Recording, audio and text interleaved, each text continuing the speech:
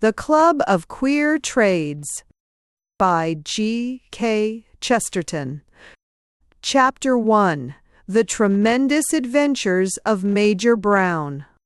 Rabelais, or his wild illustrator Gustave Doré, must have had something to do with the designing of the things called flats in England and America. There is something entirely gargantuan in the idea of economizing space by piling houses on top of each other, front doors and all.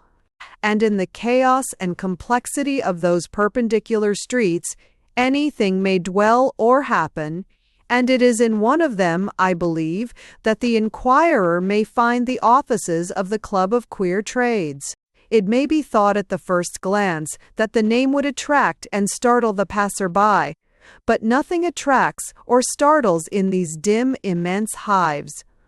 The passer-by is only looking for his own melancholy destination, the Montenegro shipping agency or the London office of the Rutland Sentinel, and passes through the twilight passages as one passes through the twilight corridors of a dream. If the thugs set up a stranger's assassination company in one of the great buildings in Norfolk Street and sent in a mild man in spectacles to answer inquiries, no inquiries would be made. And the Club of Queer Trades reigns in a great edifice hidden like a fossil in a mighty cliff of fossils. The nature of this society, such as we afterwards discovered it to be, is soon and simply told. It is an eccentric and bohemian club, of which the absolute condition of membership lies in this, that the candidate must have invented the method by which he earns his living. It must be an entirely new trade. The exact definition of this requirement is given in the two principal rules. First, it must not be a mere application or variation of an existing trade. Thus, for instance, the club would not admit an insurance agent simply because instead of insuring men's furniture against being burnt in a fire, he insured, let us say, their trousers against being torn by a mad dog. The principle, as Sir Bradcock Burnaby, Bradcock, in the extraordinarily eloquent and soaring speech to the club on the occasion of the question being raised in the Stormby Smith affair, said wittily and keenly, is the same. Secondly, the trade must be a genuine commercial source of income, the support of its inventor. Thus the club would not receive a man simply because he chose to pass his days collecting broken sardine tins, unless he could drive a roaring trade in them. Professor Chick made that quite clear, and when one remembers what Professor Chick's own new trade was, one doesn't know whether to laugh or cry. The discovery of this strange society was a curiously refreshing thing. To realize that there were 10 new trades in the world was like looking at the first ship or the first plow. It made a man feel what he should feel, that he was still in the childhood of the world, that I should have come at last upon so singular a body was, I may say, without vanity, not altogether singular, for I have a mania for belonging to as many societies as possible. I may be said to collect clubs, and I have accumulated a vast and fantastic variety of specimens ever since, in my audacious youth, I collected the Athenaeum. At some future day, perhaps, I may tell tales of some of the other bodies to which I have belonged. I will recount the doings of the Dead Man's Shoes Society, that superficially immoral but darkly justifiable communion. I will explain the curious origin of the Cat and Christian, the name of which has been so shamefully misinterpreted, and the world shall know at last why the Institute of Typewriters coalesced with the Red Tulip League. Of the 10 teacups, of course, I dare not say a word. The first of my revelations, at any rate, shall be concerned with the Club of Queer Trades, which, as I have said, was one of this class, one which I was almost bound to come across sooner or later because of my singular hobby. The wild youth of the metropolis call me facetiously the king of clubs, They also call me the Cherub, in allusion to the roseate and youthful appearance I have presented in my declining years. I only hope the spirits in the better world have as good dinners as I have. But the finding of the Club of Queer Trades has one very curious thing about it. The most curious thing about it is that it was not discovered by me. It was discovered by my friend Basil Grant, a stargazer, a mystic, and a man who scarcely stirred out of his attic. Very few people knew anything of Basil, not because he was in the least unsociable, for if a man out of the street had walked into his rooms, he would have kept him talking till morning. Few people knew him, because, like all poets, he could do without them. He welcomed a human face, as he might welcome a sudden blend of color in a sunset, but he no more felt the need of going out to parties than he felt the need of altering the sunset clouds. He lived in a queer and comfortable garret in the roofs of Lambeth. He was surrounded by a chaos of things that were in odd contrast to the slums around him: old fantastic books, swords, armor, the whole dust-hole of romanticism. But his face, amid all these quixotic relics, appeared curiously keen and modern, a powerful, legal face, and no one but I knew who he was. Long ago as it is, everyone remembers the terrible and grotesque scene that occurred when one of the most acute and forcible of the English judges suddenly went mad on the bench. I had my own view of that occurrence, but about the facts themselves there is no question at all. For some months, indeed, for some years, people had detected something curious in the judge's conduct.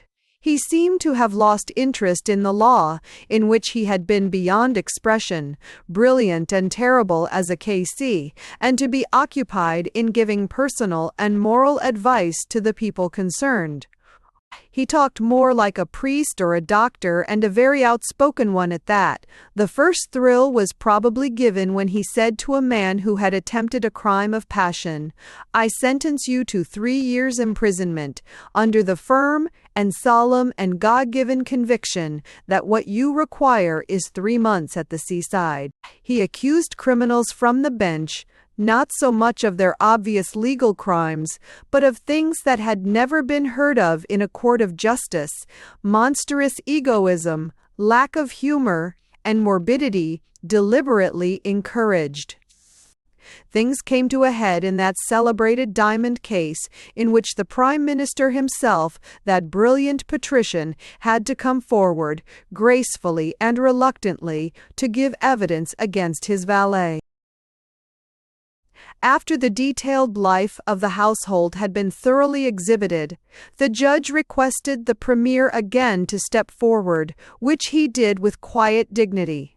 The judge then said, in a sudden grating voice, "Get a new soul. That thing's not fit for a dog.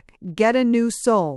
All this, of course, in the eyes of the sagacious, was premonitory of that melancholy and farcical day when his wits actually deserted him in open court.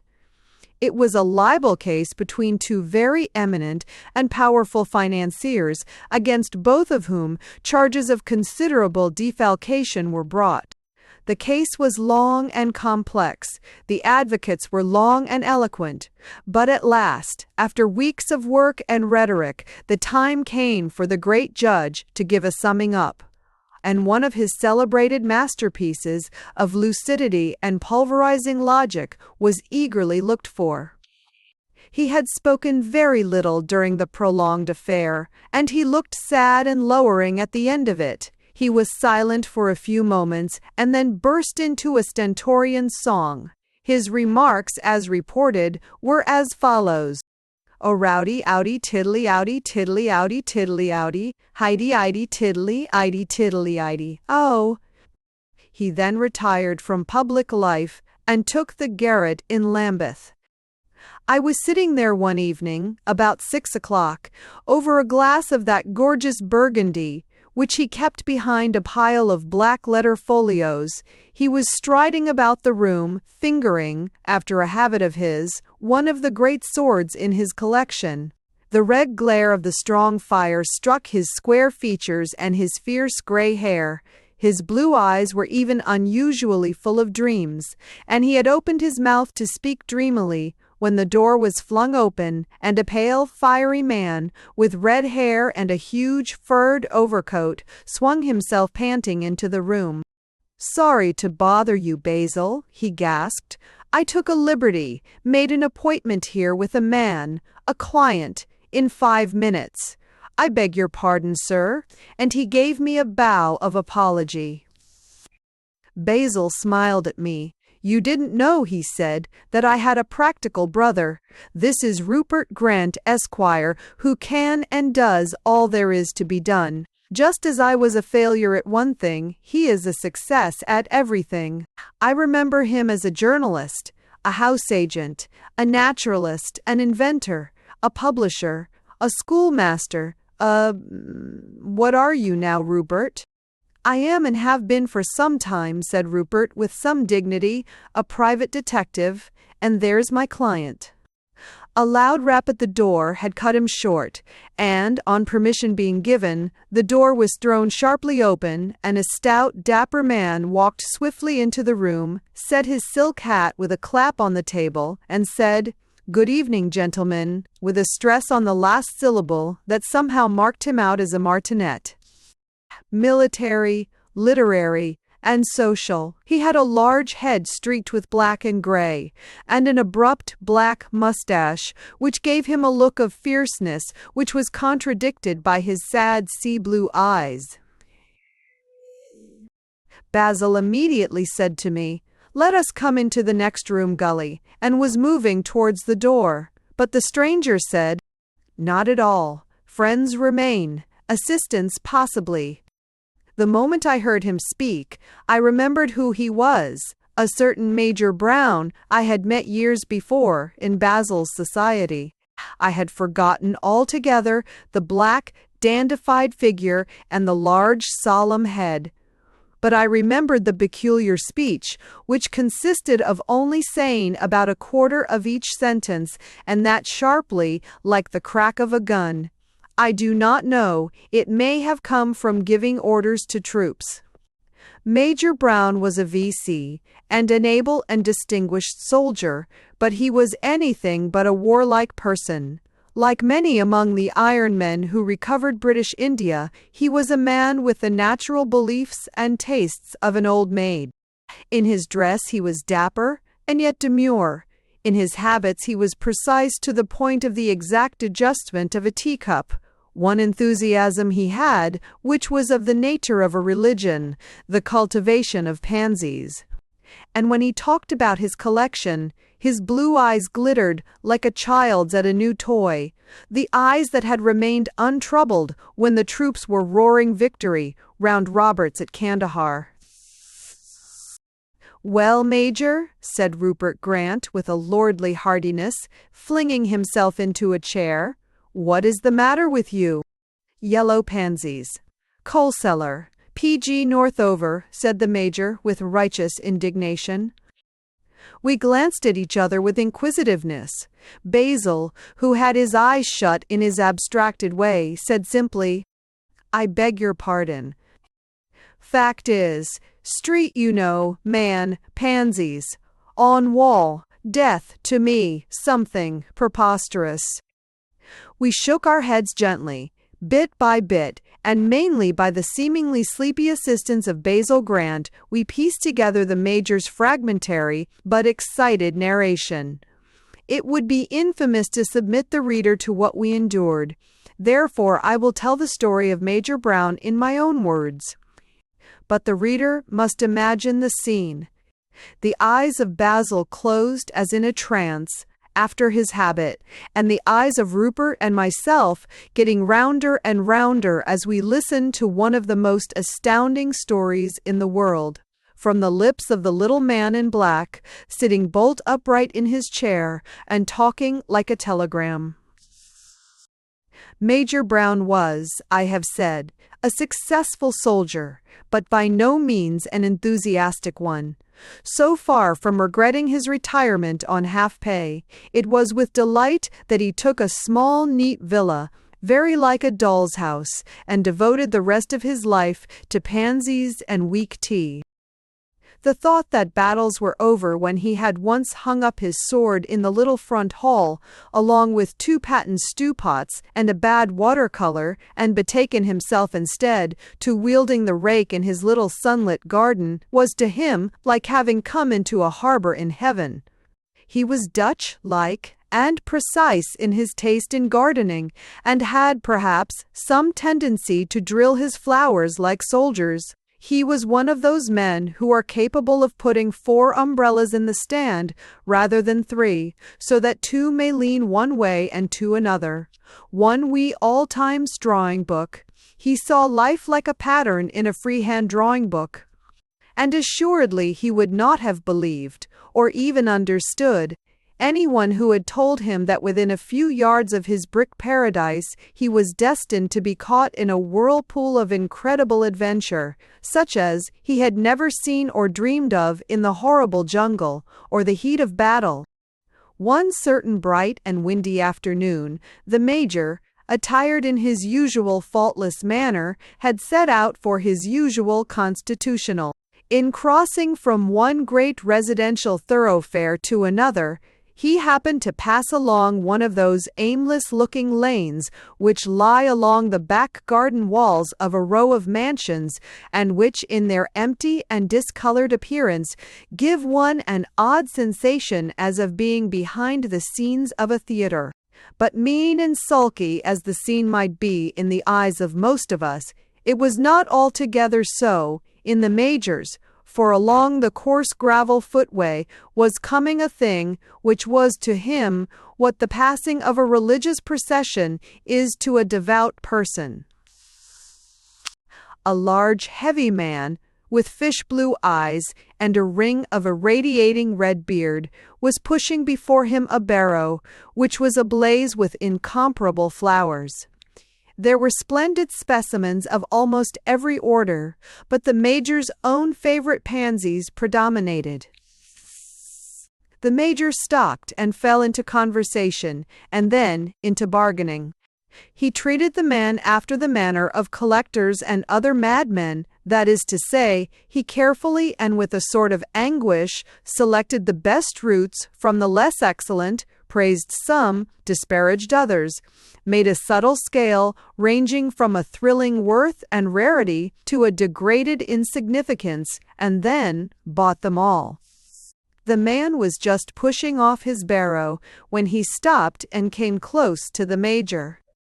"I'll tell you what, sir," he said, "if you're interested in them things, you just get on to that wall." "On the wall!"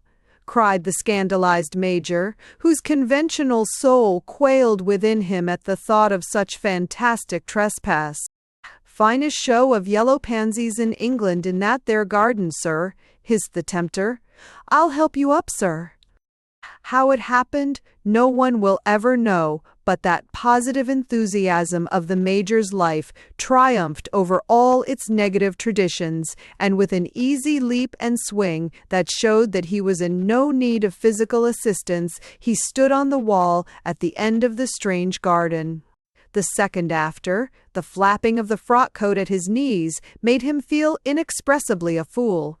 But the next instant, all such trifling sentiments were swallowed up by the most appalling shock of surprise the old soldier had ever felt in all his bold and wandering existence.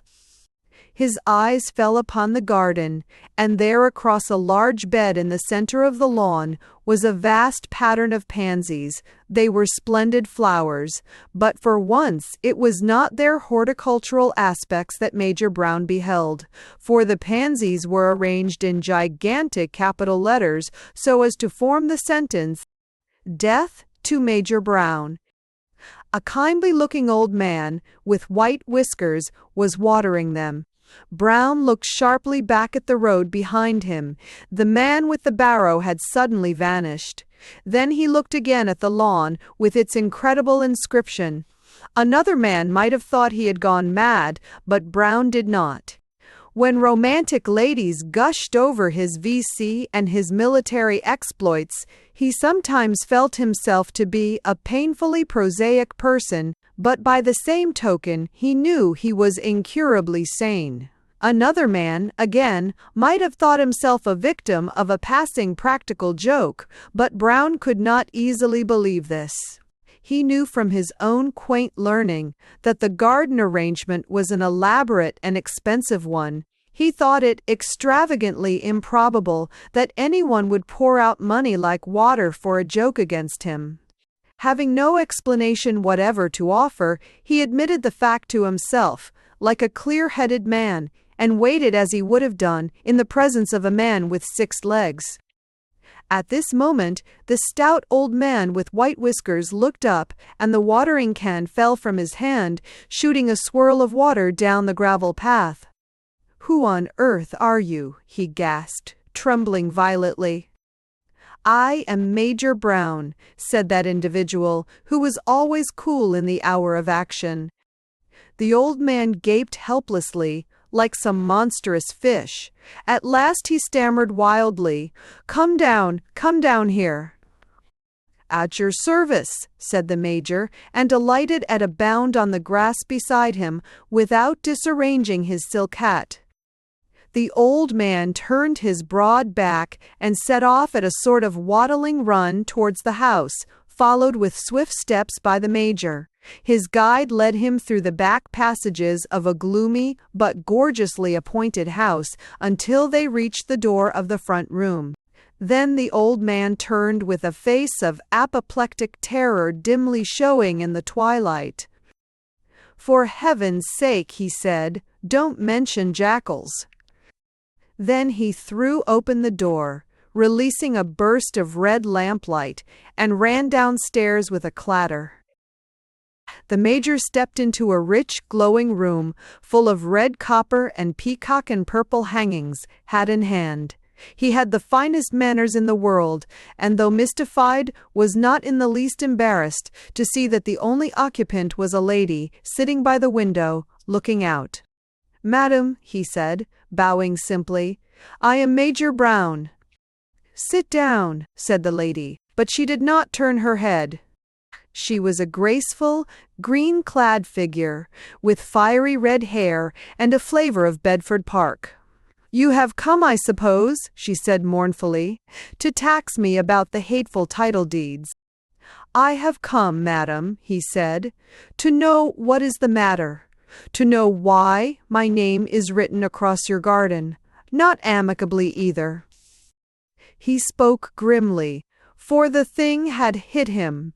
It is impossible to describe the effect produced on the mind by that quiet and sunny garden scene, the frame for a stunning and brutal personality. The evening air was still, and the grass was golden in the place where the little flowers he studied cried to heaven for his blood.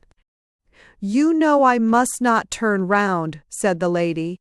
"Every afternoon till the stroke of 6 I must keep my face turned to the street." Some queer and unusual inspiration made the prosaic soldier resolute to accept these outrageous riddles without surprise.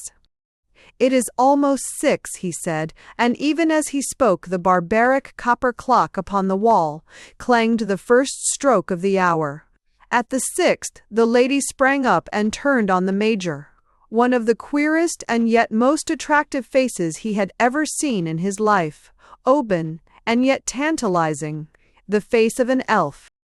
"That makes the 3rd year I have waited," she cried. "This is an anniversary. The waiting almost makes one wish the frightful thing would happen once and for all."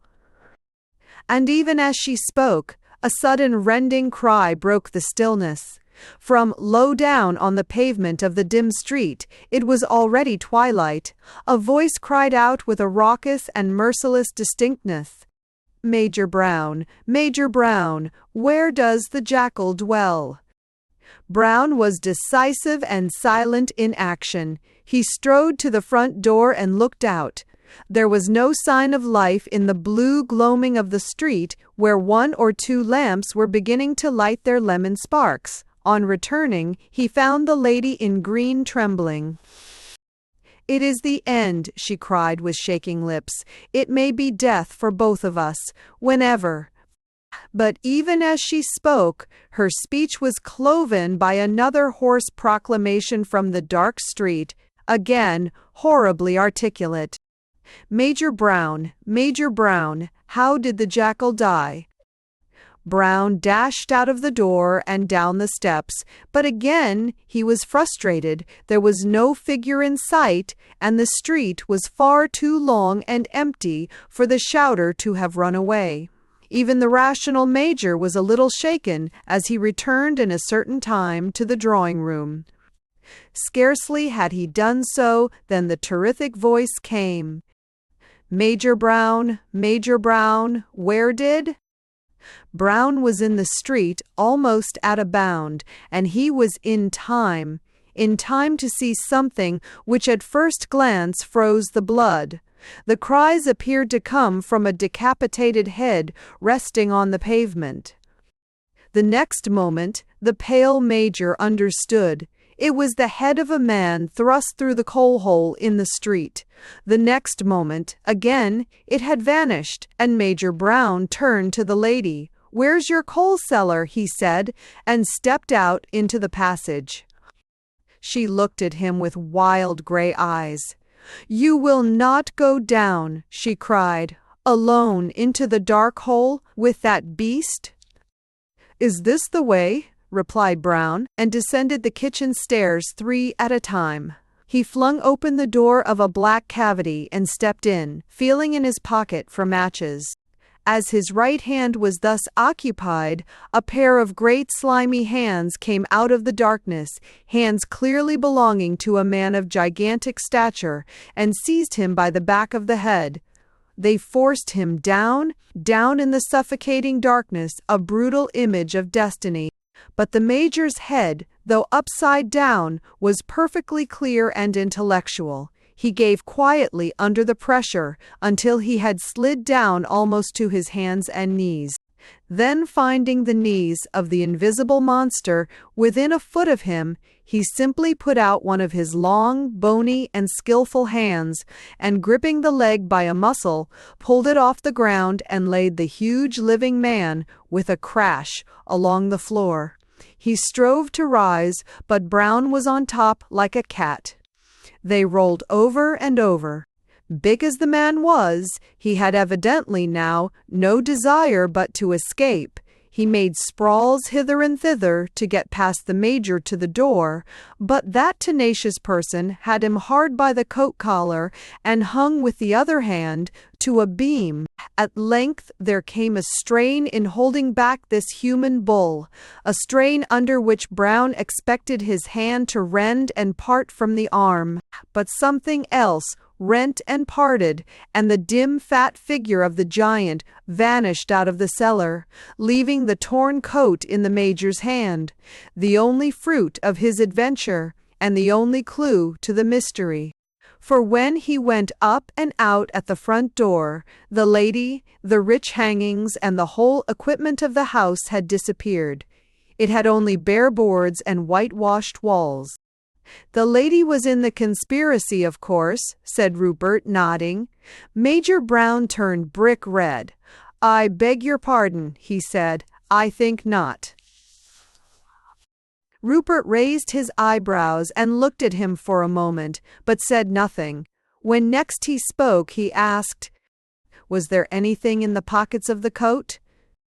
"There was 7 halfpenny in coppers and a 3-penny bit," said the Major carefully. "There was a cigarette holder, a piece of string, and this letter," and he laid it on the table. It ran as follows: "Well, dear Mr. Plover, I am annoyed to hear that some delay has occurred in the arrangements re Major Brown. Please see that he is attacked as per arrangement tomorrow. The coal cellar, of course. Yours faithfully, P.G. Northover." Rupert Grant was leaning forward, listening with hawk-like eyes. He cut in, "Ivy, Is it dated from anywhere? No, oh yes, replied Brown, glancing upon the paper. 14 Tanner's Court, North. Rupert sprang up and struck his hands together.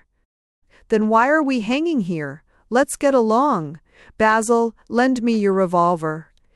Basil was staring into the embers like a man in a trance, and it was some time before he answered. I don't think you'll need it. Perhaps not, said Rupert, getting into his fur coat. One never knows, but going down a dark court to see criminals.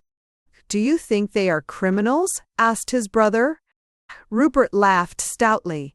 Giving orders to a subordinate to strangle a harmless stranger in a coal cellar may strike you as a very blameless experiment, but— Do you think they wanted to strangle the major? Asked Basil, in the same distant and monotonous voice. My dear fellow, you've been asleep. Look at the letter. I am looking at the letter, said the mad judge calmly, though, as a matter of fact, he was looking at the fire. I don't think it's the sort of letter one criminal would write to another.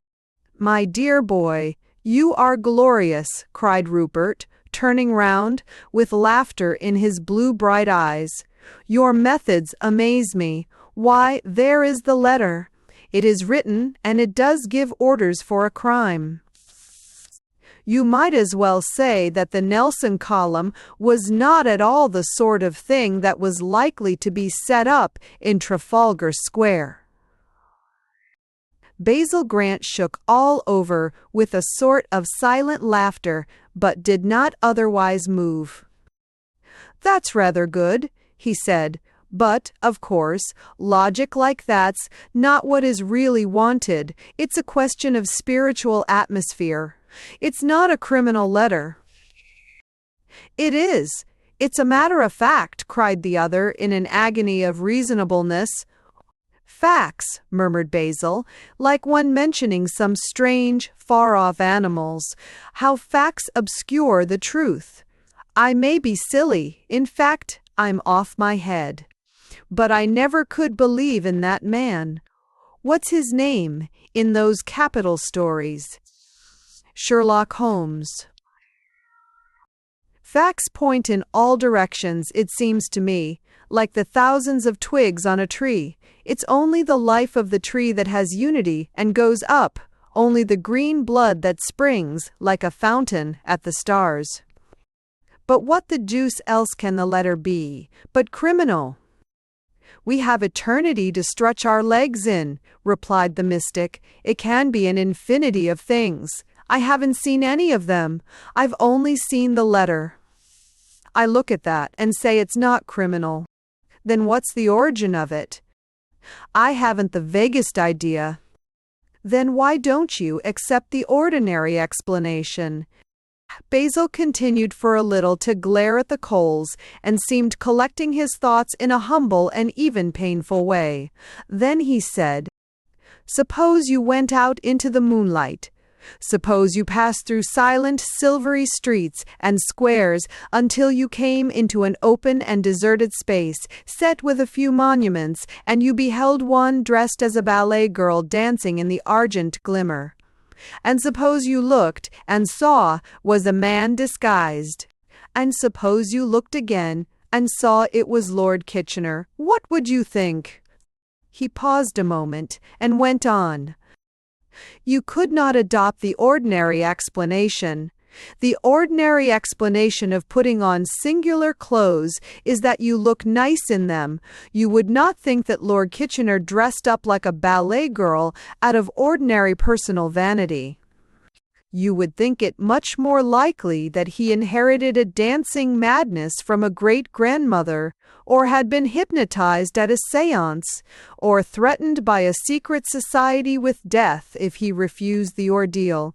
With Baden-Powell, say, it might be a bet, but not with Kitchener. I should know all that, because in my public days I knew him quite well. So I know that letter quite well, and criminals quite well. It's not a criminal's letter, it's all atmospheres. And he closed his eyes and passed his hand over his forehead. Rupert and the Major were regarding him with a mixture of respect and pity. The former said, "Well, I'm going, anyhow, and shall continue to think, until your spiritual mystery turns up, that a man who sends a note recommending a crime that is actually a crime that is actually carried out, at least tentatively, is in all probability a little casual in his moral tastes." "Certainly," said Basil, getting up, "but I am coming with you." And he flung an old cape or cloak round him and took a sword-stick from the corner. "You," said Rupert, with some surprise, "you scarcely ever leave your hole to look at anything on the face of the earth." Basil fitted on a formidable old white hat. "I scarcely ever," he said, with an unconscious and colossal arrogance, "hear of anything on the face of the earth that I do not understand at once without going to see it." And he led the way out into the purple night. We four swung along the flaring Lambeth streets, across Westminster Bridge, and along the Embankment in the direction of that part of Fleet Street which contained Tanner's Court.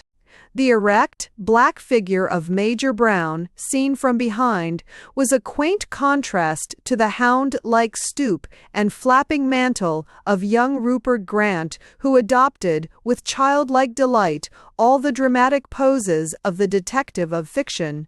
The finest among his many fine qualities was his boyish appetite for the colour and poetry of London. Basil, who walked behind, with his face turned blindly to the stars, had the look of a somnambulist. Rupert paused at the corner of Tanner's Court, with a quiver of delight at danger, and gripped Basil's revolver in his great coat pocket. "Shall we go in now?" he asked. "Not get police?" asked Major Brown, glancing sharply up and down the street. "I am not sure," answered Rupert, knitting his brows. "Of course, it's quite clear, the thing's all crooked. But there are three of us, and—" "I shouldn't get the police," said Basil in a queer voice. Rupert glanced at him and stared hard. "Basil," he cried, "you're trembling. What's the matter? Are you afraid?" "Cold, perhaps," said the Major, eyeing him. There was no doubt that he was shaking. At last, after a few moments' scrutiny, Rupert broke into a curse. "You're laughing," he cried. "I know the confounded, silent, shaky laugh of yours. What the deuce is the amusement, Basil? Here we are, all three of us, within a yard of a den of ruffians." "But I shouldn't call the police," said Basil. "We four heroes are quite equal to a host," and he continued to quake with his mysterious mirth. Rupert turned with impatience and strode swiftly down the court, the rest of us following. When he reached the door of number 14, he turned abruptly, the revolver glittering in his hand. "Stand close," he said in the voice of a commander. "The scoundrel may be attempting an escape at this moment. We must fling open the door and rush in." The four of us cowered instantly under the archway, rigid, except for the old judge and his convulsion of merriment. "Now," hissed Rupert Grant, turning his pale face and burning eyes suddenly over his shoulder, "when I say 4, follow me with a rush. If I say hold him, pin the fellows down, whoever they are. If I say stop, stop. I shall say that if there are more than 3, if they attack us, I shall empty my revolver on them. Basil, have your sword-stick ready. Now, 1, 2, 3, 4. Wow! With the sound of the word, the door burst open, and we fell into the room like an invasion, only to stop dead. Or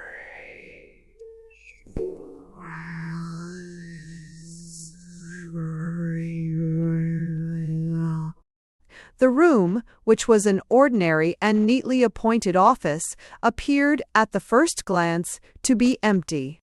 But on a second and more careful glance, we saw seated behind a very large desk with pigeonholes and drawers of bewildering multiplicity, a small man with a black waxed mustache and the air of a very average clerk, writing hard. He looked up as we came to a standstill. "Did you knock?" he asked pleasantly. "I am sorry if I did not hear. What can I do for you?"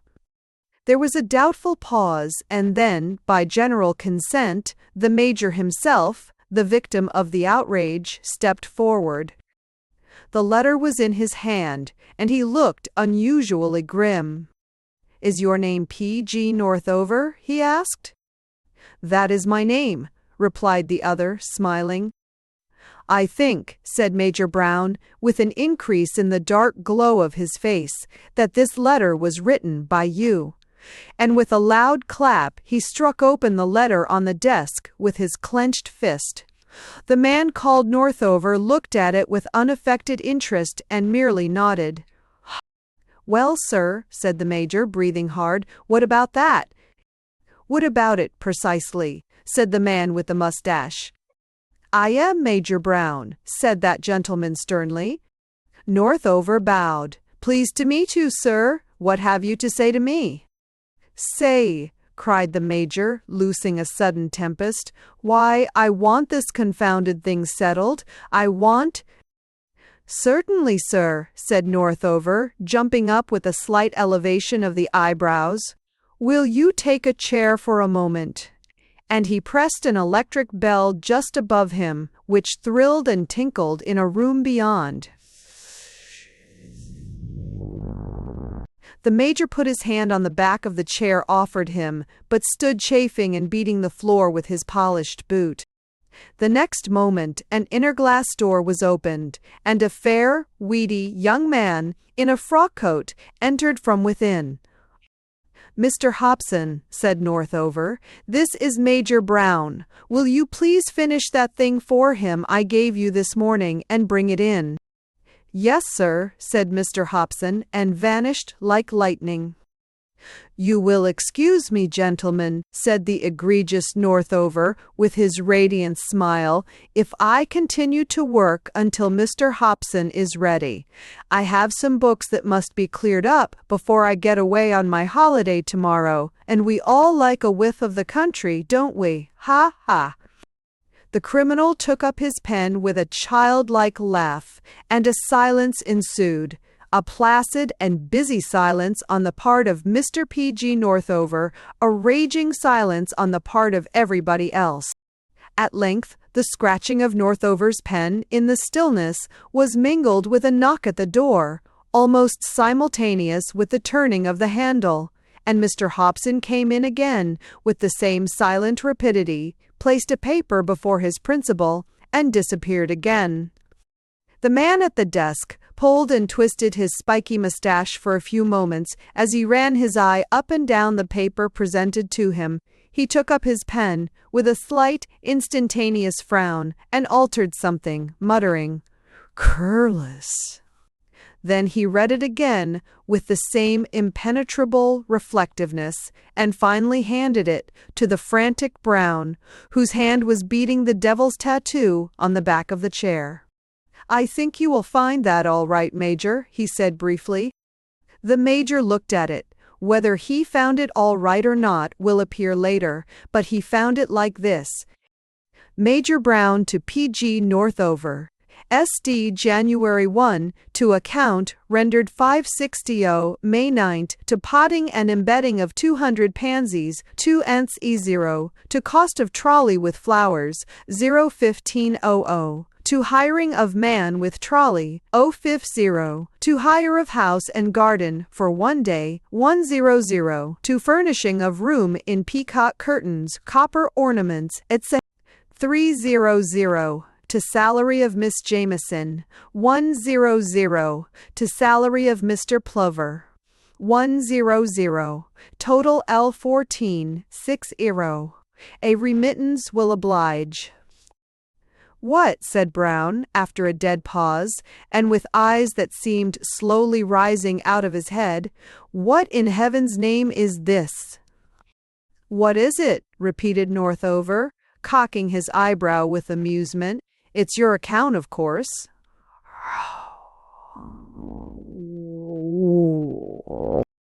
My account. The Major's ideas appeared to be in a vague stampede. My account, and what have I got to do with it? "Well," said Northover, laughing outright, "and naturally I prefer you to pay it." The Major's hand was still resting on the back of the chair as the words came. He scarcely stirred otherwise, but he lifted the chair bodily into the air with one hand and hurled it at Northover's head.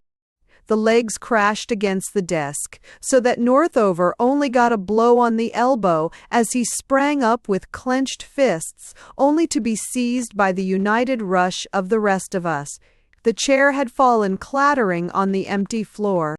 "Let me go, you scamps," he shouted. "Let me—" "Stand still," cried Rupert authoritatively. "Major Brown's action is excusable. The abominable crime you have attempted—" "A customer has a perfect right," said Northover hotly, "to question an alleged overcharge, but, confound it all, not to throw furniture."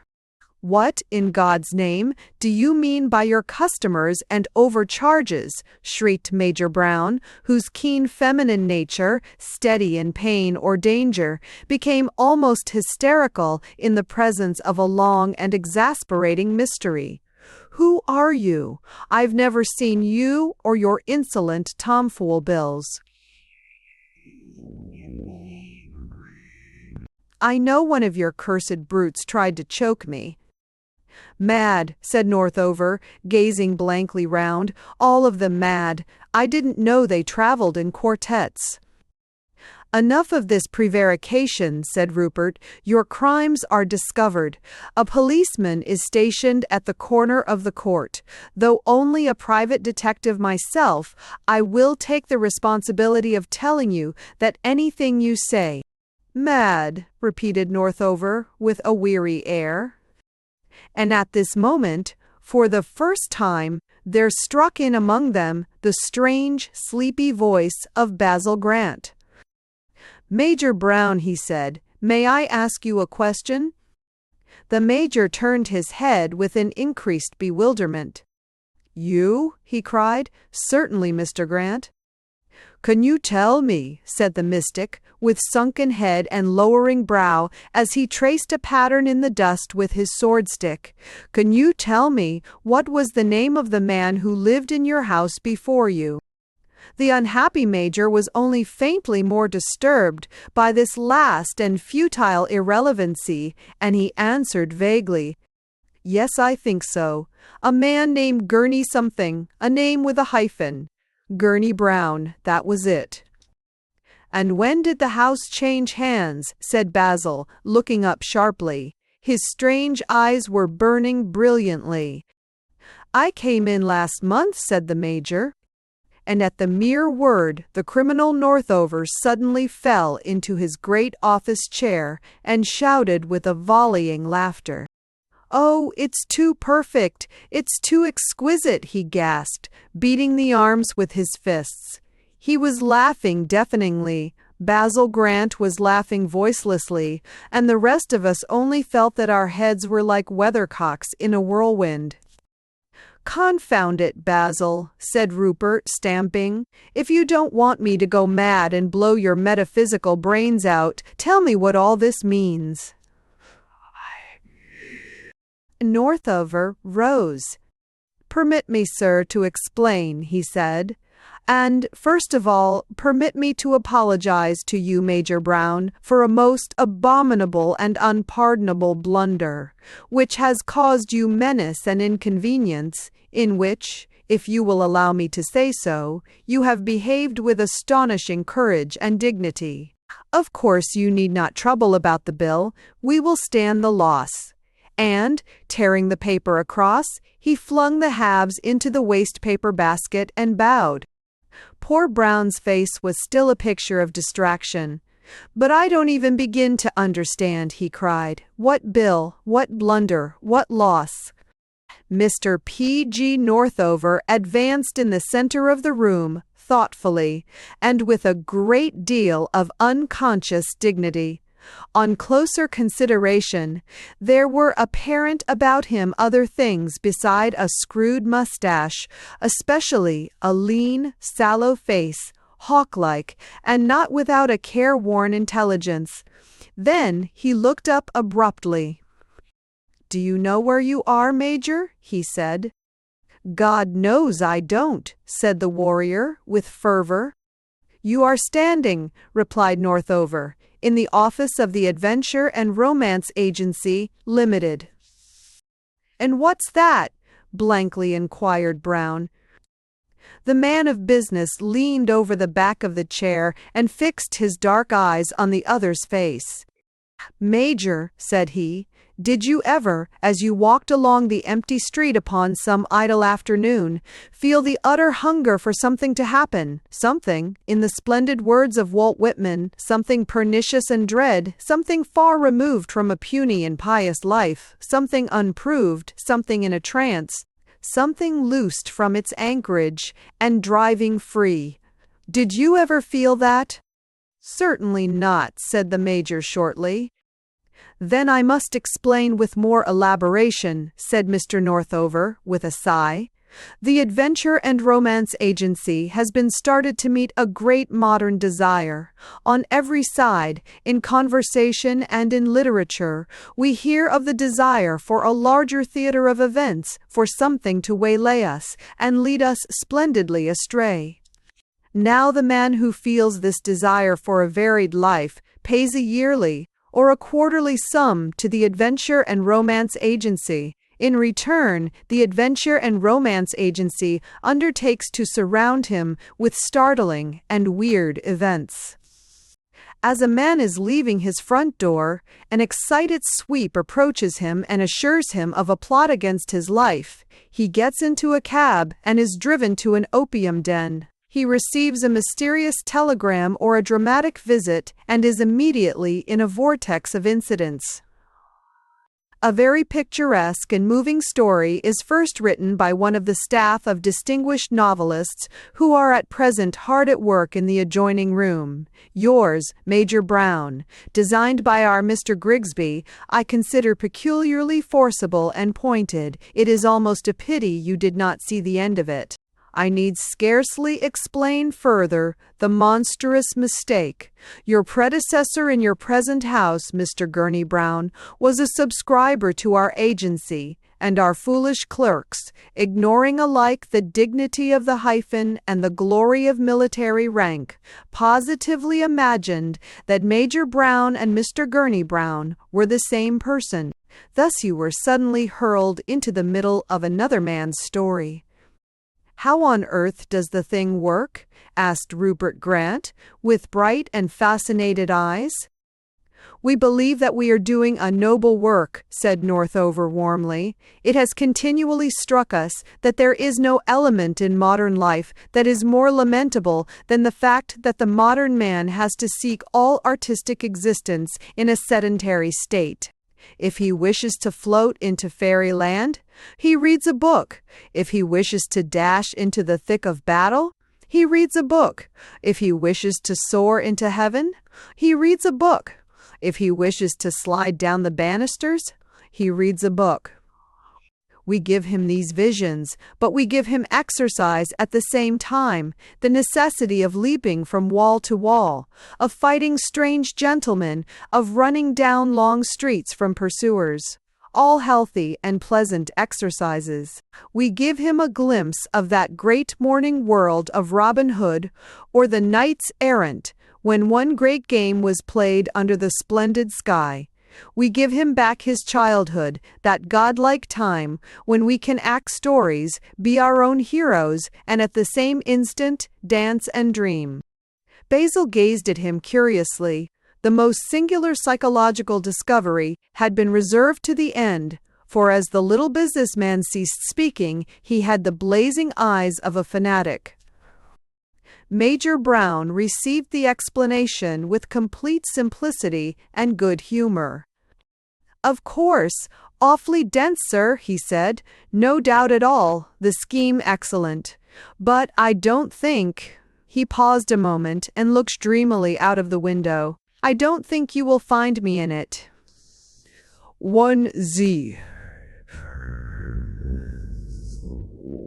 Somehow, when one's seen the thing itself, you know, blood and men screaming, one feels about having a little house and a little hobby. In the Bible, you know, there remaineth a rest. Northover bowed.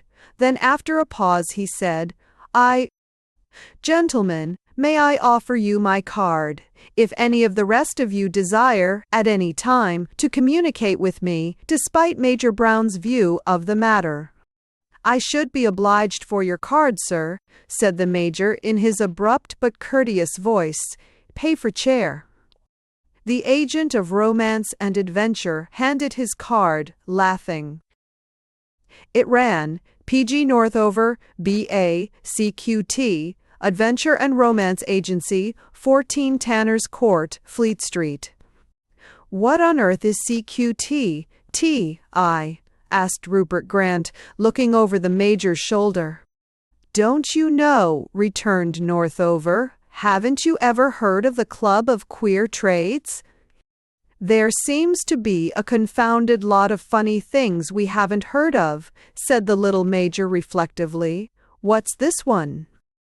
The Club of Queer Trades is a society consisting exclusively of people who have invented some new and curious way of making money. I was one of the earliest members.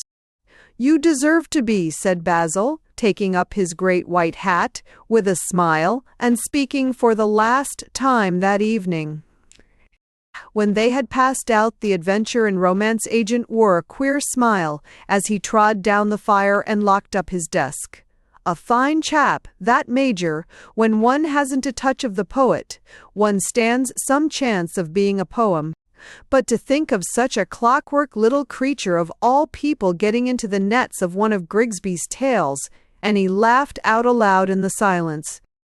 Just as the laugh echoed away, there came a sharp knock at the door. An owlish head, with dark mustaches, was thrust in, with deprecating and somewhat absurd inquiry. "What, back again, Major?" cried Northover in surprise. "What can I do for you?" The Major shuffled feverishly into the room. "It's horribly absurd," he said. "Something must have got started in me that I never knew before. But upon my soul, I feel the most desperate desire to know the end of it all." "The end of it all?" "Yes," said the Major. "Jackals and the title deeds, and death to Major Brown."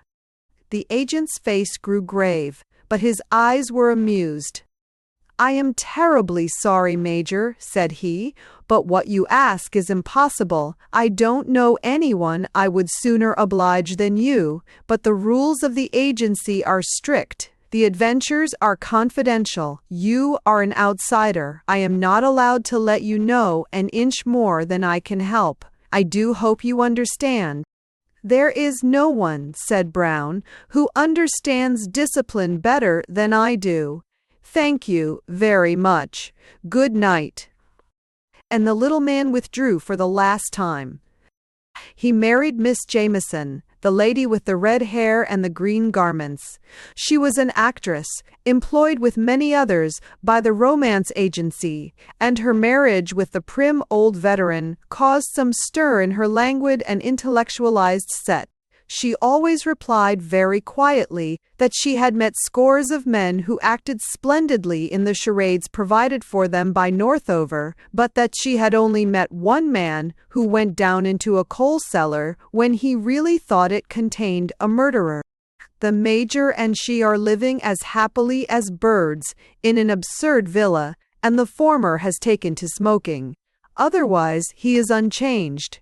Except, perhaps, there are moments when, alert and full of feminine unselfishness as the Major is by nature, he falls into a trance of abstraction.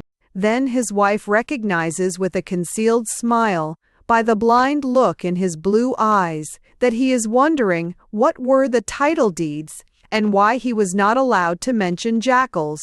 But, like so many old soldiers, Brown is religious and believes that he will realize the rest of those purple adventures in a better world. Chapter 2.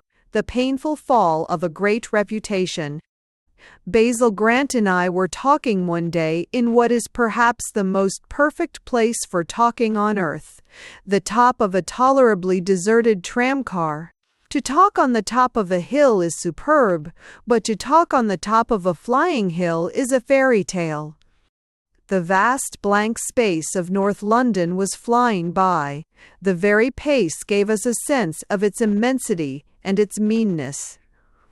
It was, as it were, a base infinitude, a squalid eternity, and we felt the real horror of the poor parts of London, the horror that is so totally missed and misrepresented by the sensational novelists who depict it as being a matter of narrow streets, filthy houses, criminals and maniacs, and dens of vice. In a narrow street, in a den of vice, you do not expect civilization. You do not expect order. But the horror of this was the fact that there was civilization, that there was order, but that civilization only showed its morbidity, and order only its monotony. No one would say, in going through a criminal slum, I see no statues, I notice no cathedrals. But here there were public buildings, and they were mostly lunatic asylums. Here there were statues, only they were mostly statues of railway engineers and philanthropists, two dingy classes of men united by their common contempt for the people. Here there were churches, only they were the churches of dim and erratic sects, Agapemonites or Irvingites. Here, above all, there were broad roads, and vast crossings, and tramway lines, and hospitals, and all the real marks of civilization. But though one never knew, in one sense, what one would see next, there was one thing we knew we should not see.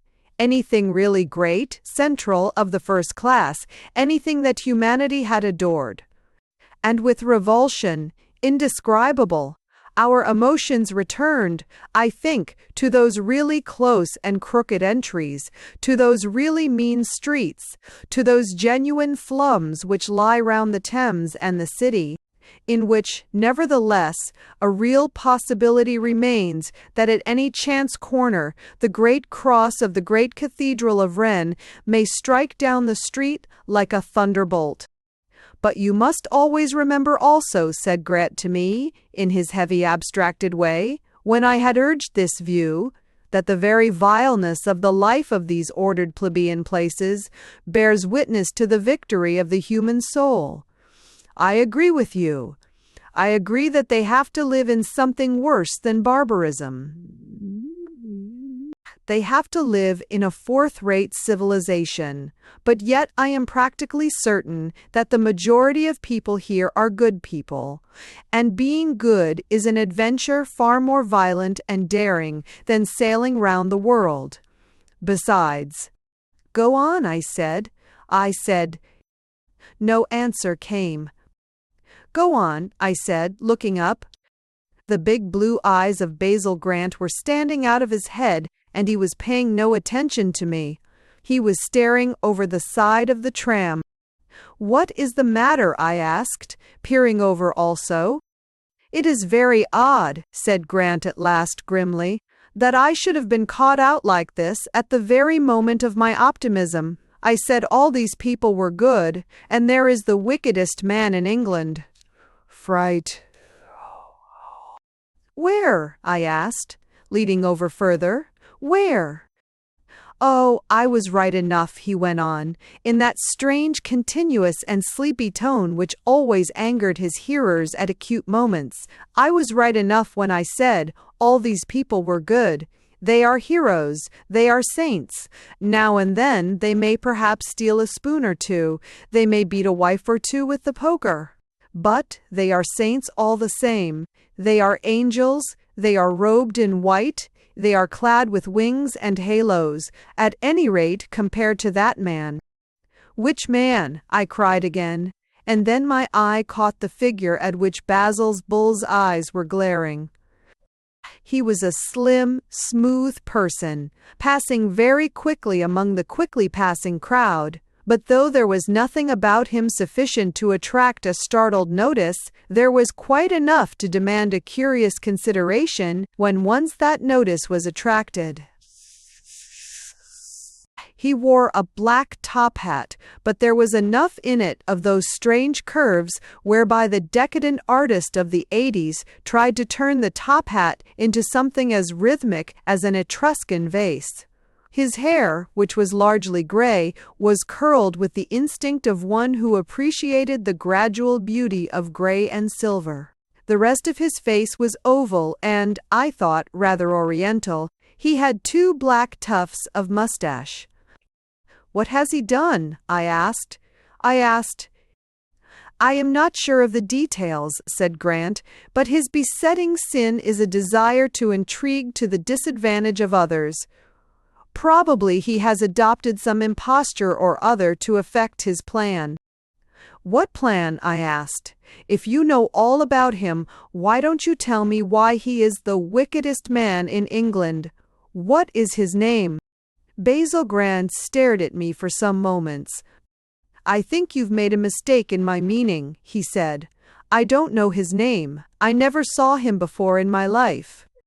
"Never saw him before?" I cried, with a kind of anger. "Then what in heaven's name do you mean by saying that he is the wickedest man in England?" "I meant what I said," said Basil Grant calmly. "The moment I saw that man, I saw all these people stricken with a sudden and splendid innocence. I saw that while all ordinary poor men in the streets were being themselves, he was not being himself. I saw that all the men in these slums, cadgers, pickpockets, hooligans, are all in the deepest sense trying to be good, and I saw that that man was trying to be evil." "But if you never saw him before," I began. "In God's name, look at his face," cried out Basil in a voice that startled the driver. "Look at the eyebrows. They mean that infernal pride which made Satan so proud that he sneered even at heaven when he was one of the first angels in it. Look at his mustaches. They are so grown as to insult humanity. In the name of the sacred heavens, look at his hair. In the name of God and the stars, look at his hat." I stirred uncomfortably. "But, after all," I said, "this is very fanciful, perfectly absurd.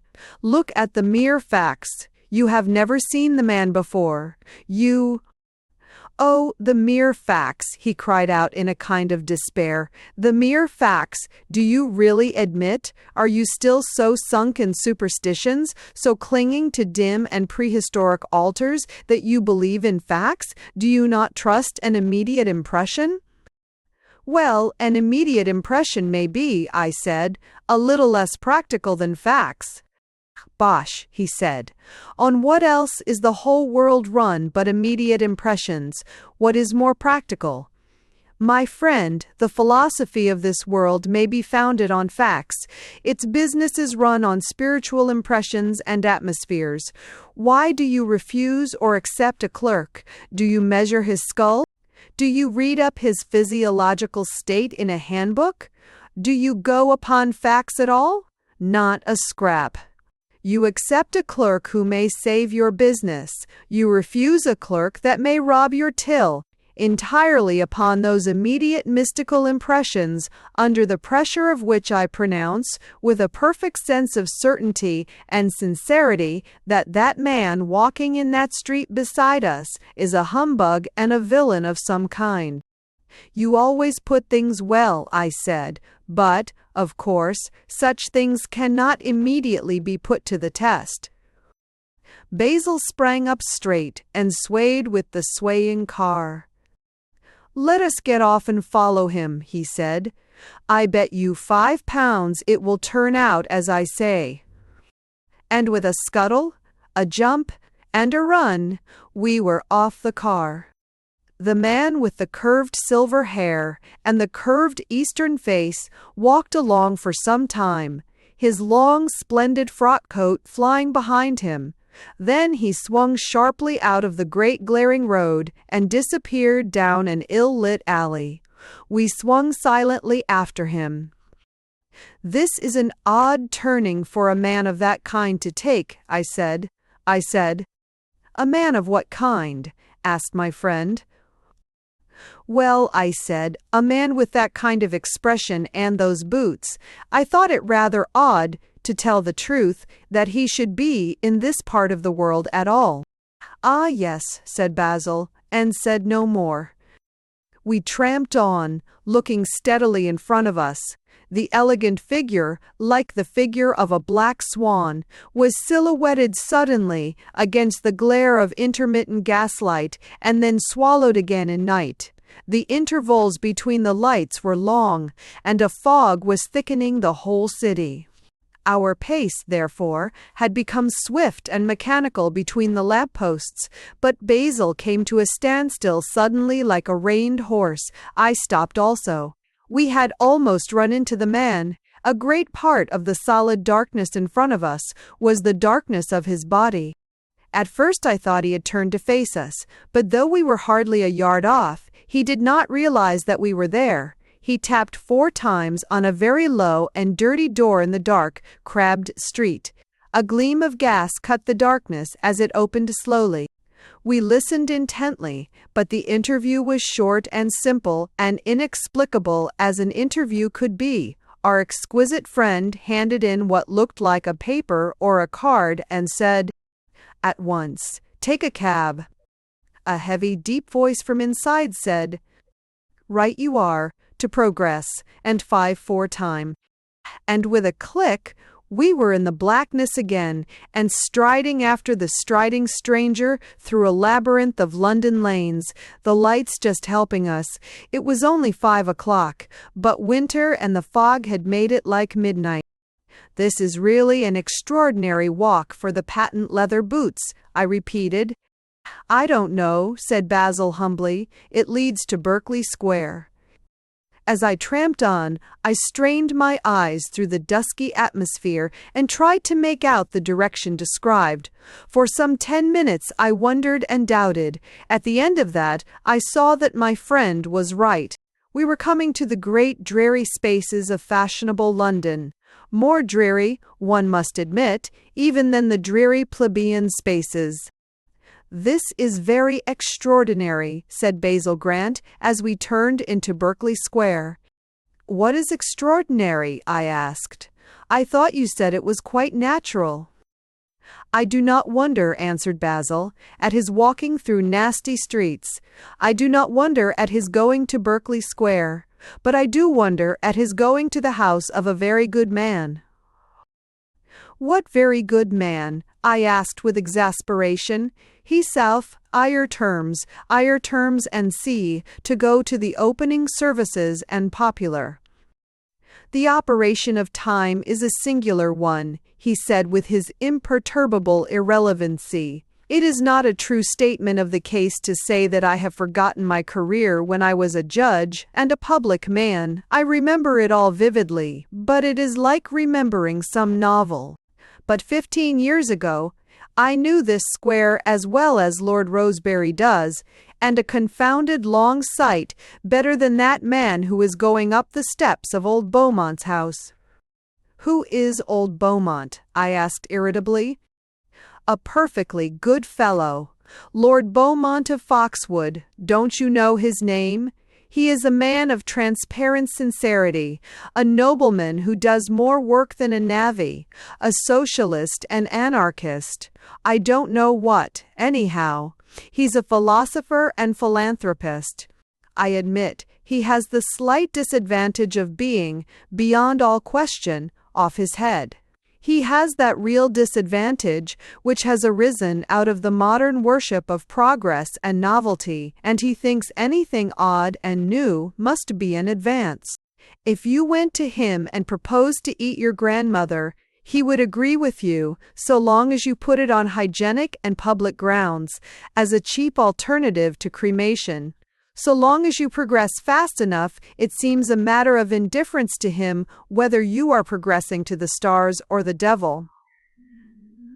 So his house is filled with an endless succession of literary and political fashions, men who wear long hair because it is romantic, men who wear short hair because it is medical, men who walk on their feet only to exercise their hands, and men who walk on their hands for fear of tiring their feet. But though the inhabitants of his salons are generally fools, like himself, they are almost always, like himself, good men. I am really surprised to see a criminal enter there. My good fellow, I said firmly, striking my foot on the pavement, the truth of this affair is very simple. To use your own eloquent language, you have the slight disadvantage of being off your head. You see a total stranger in a public street. You choose to start certain theories about his eyebrows. You then treat him as a burglar because he enters an honest man's door. The thing is too monstrous. Admit that it is, Basil, and come home with me. Though these people are still having tea, yet with the distance we have to go, we shall be late for dinner. Basil's eyes were shining in the twilight like lamps. I thought, he said, that I had outlived vanity. What do you want now? I cried. I want, he cried out, what a girl wants when she wears her new frock. I want what a boy wants when he goes in for a clanging match with a monitor. I want to show somebody what a fine fellow I am. I am as right about that, man, as I am about your having a hat on your head. You say it cannot be tested. I say it can. I will take you to see my old friend Beaumont. He is a delightful man to know. Do you really mean? I began. I will apologize, he said calmly, for our not being dressed for a call, and walking across the vast misty square, he walked up the dark stone steps and rang at the bell.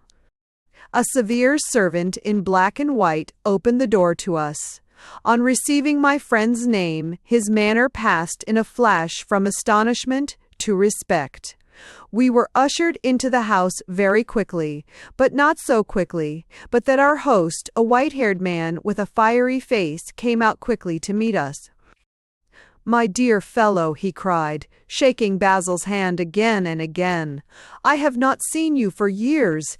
Have you been, he said, rather wildly, have you been in the country? Not for all that time, answered Basil, smiling. I have long given up my official position, my dear Philip, and have been living in a deliberate retirement. I hope I do not come at an inopportune moment. An inopportune moment, cried the ardent gentleman. You come at the most opportune moment I could imagine. Do you know who is here? I do not, answered Grant with gravity.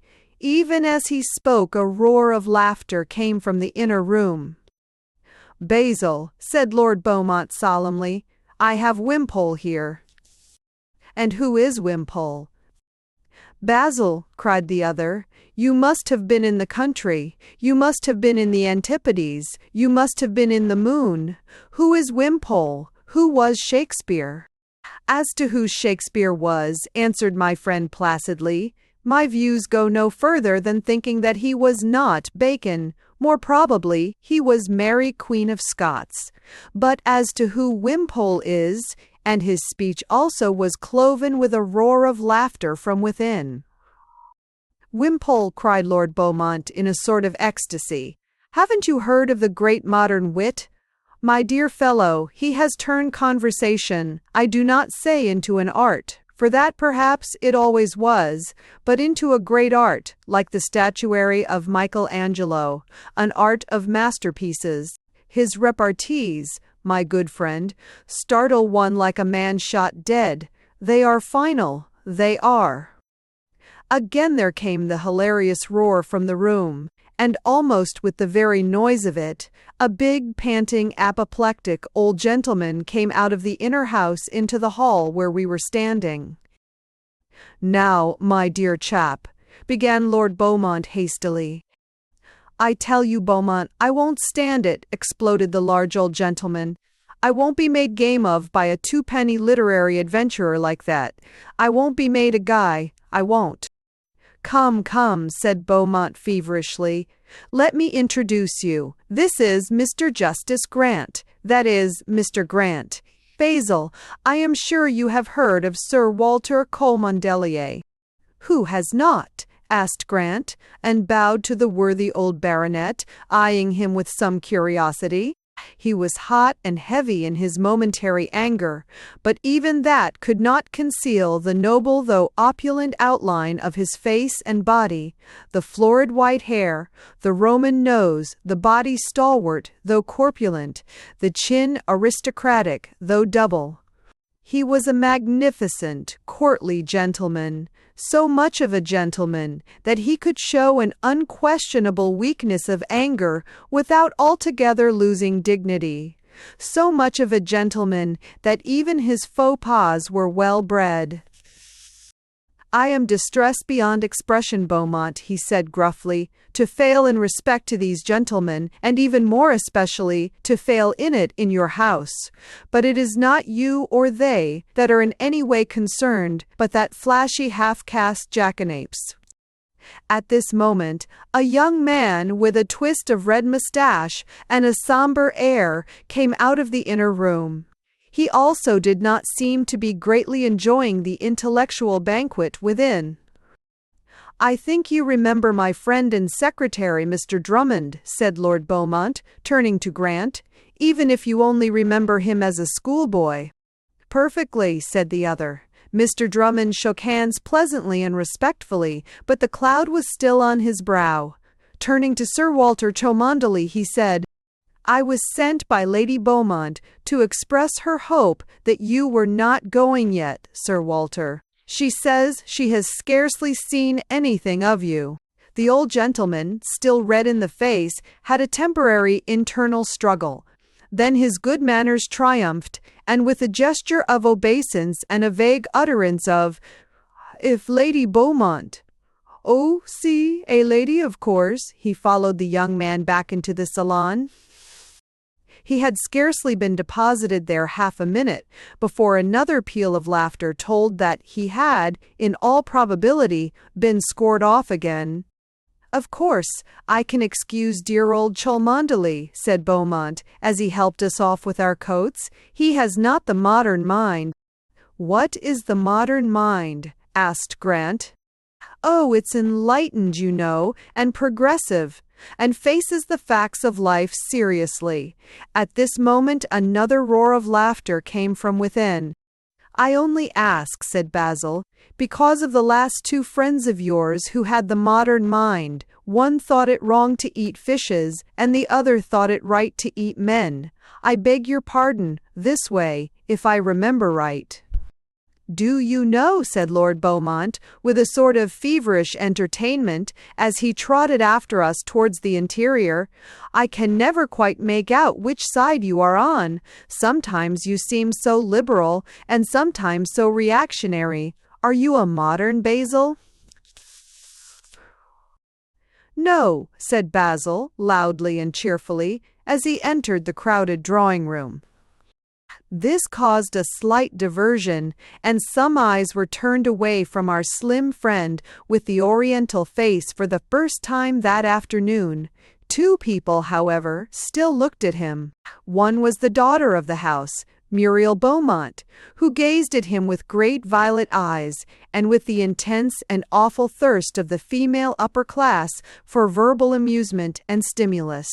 The other was Sir Walter Cholmondeley, who looked at him with a still and sullen but unmistakable desire to throw him out of the window. He sat there, coiled rather than seated on the easy-chair. Everything from the curves of his smooth limbs to the coils of his silvered hair, suggesting the circles of a serpent more than the straight limbs of a man. The unmistakable, splendid serpentine gentleman we had seen walking in North London, his eyes shining with repeated victory. "What I can't understand, Mr. Wimpole," said Muriel Beaumont eagerly, is how you contrive to treat all this so easily. You say things quite philosophical, and yet so wildly funny. If I thought of such things, I'm sure I should laugh outright when the thought first came." "I agree with Miss Beaumont," said Sir Walter, suddenly exploding with indignation. "If I had thought of anything so futile, I should find it difficult to keep my countenance." "Difficult to keep your countenance," cried Mr. Wimpole, with an air of alarm. "Oh, do keep your countenance. Keep it in the British Museum." Everyone laughed uproariously, as they always do at an already admitted readiness, and Sir Walter, turning suddenly purple, shouted out, "Do you know who you are talking to, with your confounded tomfooleries?" "I never talk tomfooleries," said the other, "without first knowing my audience." Grant walked across the room and tapped the red-mustached secretary on the shoulder. That gentleman was leaning against the wall, regarding the whole scene with a great deal of gloom, but, I fancied, with very particular gloom when his eyes fell on the young lady of the house rapturously listening to Wimpole. "May I have a word with you outside, Drummond?" asked Grant. "It is about business. Lady Beaumont will excuse us." I followed my friend, at his own request, greatly wondering, to this strange external interview. We passed abruptly into a kind of side room out of the hall. "Drummond," said Basil sharply, "there are a great many good people, and a great many sane people here this afternoon. Unfortunately, by a kind of coincidence, all the good people are mad, and all the sane people are wicked. You are the only person I know of here who is honest and has also some common sense. What do you make of Wimpole?" Mr. Secretary Drummond had a pale face and red hair, but at this his face became suddenly as red as his mustache. "I am not a fair judge of him," he said. "Why not?" asked Grant. "Because I hate him like hell," said the other, after a long pause and violently. Neither Grant nor I needed to ask the reason. His glances towards Miss Beaumont and the stranger were sufficiently illuminating. Grant said quietly, "But before you came to hate him, what did you really think of him?" "I am in a terrible difficulty," said the young man, and his voice told us, like a clear bell, that he was an honest man. "If I spoke about him as I feel about him now, I could not trust myself, and I should like to be able to say that when I first saw him I thought he was charming. But again, the fact is, I didn't. I hate him. That is my private affair. But I also disapprove of him. Really, I do believe I disapprove of him quite apart from my private feelings. When first he came, I admit he was much quieter, but I did not like, so to speak, the moral swell of him. Then that jolly old Sir Walter Cholmondeley got introduced to us, and this fellow, with his cheap jack-wit, began to score off the old man in the way he does now. Then I felt that he must be a bad lot. It must be bad to fight the old and the kindly. And he fights the poor old chap savagely, unceasingly, as if he hated old age and kindliness. Take, if you wanted, the evidence of a prejudiced witness. I admit that I hate the man, because a certain person admires him. But I believe that apart from that, I should hate the man, because old Sir Walter hates him." This speech affected me with a genuine sense of esteem and pity for the young man, that is, of pity for him because of his obviously hopeless worship of Miss Beaumont, and of esteem for him because of the direct realistic account of the history of Wimpole which he had given. Still, I was sorry that he seemed so steadily set against the man, and could not help referring it to an instinct of his personal relations, however nobly disguised from himself. In the middle of these meditations, Grant whispered in my ear what was perhaps the most startling of all interruptions.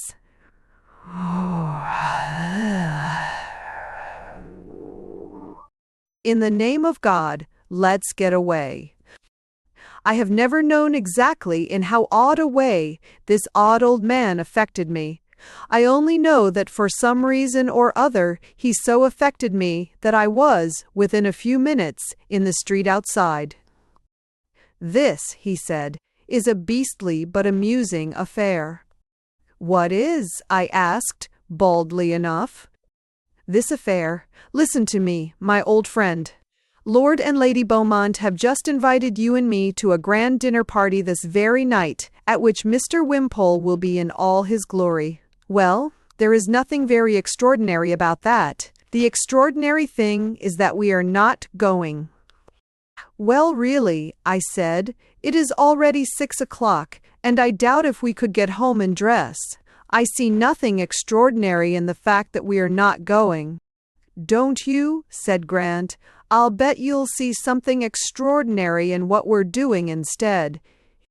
I looked at him blankly. "Doing instead?" I asked. "What are we doing instead?" "Why," said he, "we are waiting for 1 or 2 hours outside this house on a winter evening. You must forgive me. It is all my vanity. It is only to show you that I am right. Can you, with the assistance of this cigar, wait until both Sir Walter Cholmondeley and the mystic Wimpole have left this house?" "Certainly," I said, "but I do not know which is likely to leave first. Have you any notion?" "No," he said, "Sir Walter may leave first in a glow of rage, or again Mr. Wimpole may leave first, feeling that his last epigram is a thing to be flung behind him like a firework. And Sir Walter may remain some time to analyze Mr. Wimpole's character. But they will both have to leave within reasonable time, for they will both have to get dressed and come back to dinner here tonight." As he spoke, the shrill double whistle from the porch of the great house drew a dark cab to the dark portal. And then a thing happened that we really had not expected. Mr. Wimpole and Sir Walter Cholmondeley came out at the same moment. They paused for a second or two opposite each other in a natural doubt, then a certain geniality, fundamental perhaps in both of them, made Sir Walter smile and say, "The night is foggy, pray take my cab." Before I could count 20, the cab had gone rattling up the street with both of them, and before I could count 23 Grant had hissed in my ear, "Although, run after the cab, run as if you were running from a mad dog, run." We pelted on steadily, keeping the cab in sight, through dark, mazy streets. God only, I thought, knows why we are running at all, but we are running hard. Fortunately, we did not run far. The cab pulled up at the fork of 2 streets, and Sir Walter paid the cabman, who drove away rejoicing, having just come in contact with the more generous among the rich. Then the 2 men talked together as men do. Talk together after giving and receiving great insults, the talk which leads either to forgiveness or a duel. At least so it seemed as we watched it from 10 yards off. Then the 2 men shook hands heartily, and one went down one fork of the road and one down another. Basil, with one of his rare gestures, flung his arms forward. "Run after that scoundrel," he cried. "Let us catch him now." We dashed across the open space and reached the juncture of 2 paths. "Stop!" I shouted wildly to Grant. "That's the wrong turning." He ran on. "Idiot!" I howled. "Sir Walter's gone down there. Wimpole has slipped us. He's half a mile down the other road." "You're wrong. Are you deaf?" "You're wrong." "I don't think I am," he panted, and ran on. "But I saw him," I cried. "Look in front of you. Is that Wimpole? It's the old man. What are you doing? What are we to do?" "Keep running," said Grant. Running soon brought us up to the broad back of the pompous old baronet, whose white whiskers shone silver in the fitful lamplight. My brain was utterly bewildered. I grasped nothing. "Charlie," said Basil hoarsely, "can you believe in my common sense for 4 minutes?" "Of course," I said, panting. "Then help me to catch that man in front and hold him down. Do it at once when I say now, now." We sprang on Sir Walter Cholmondeley and rolled that portly old gentleman on his back. He fought with a commendable valor, but we got him tight. I had not the remotest notion why.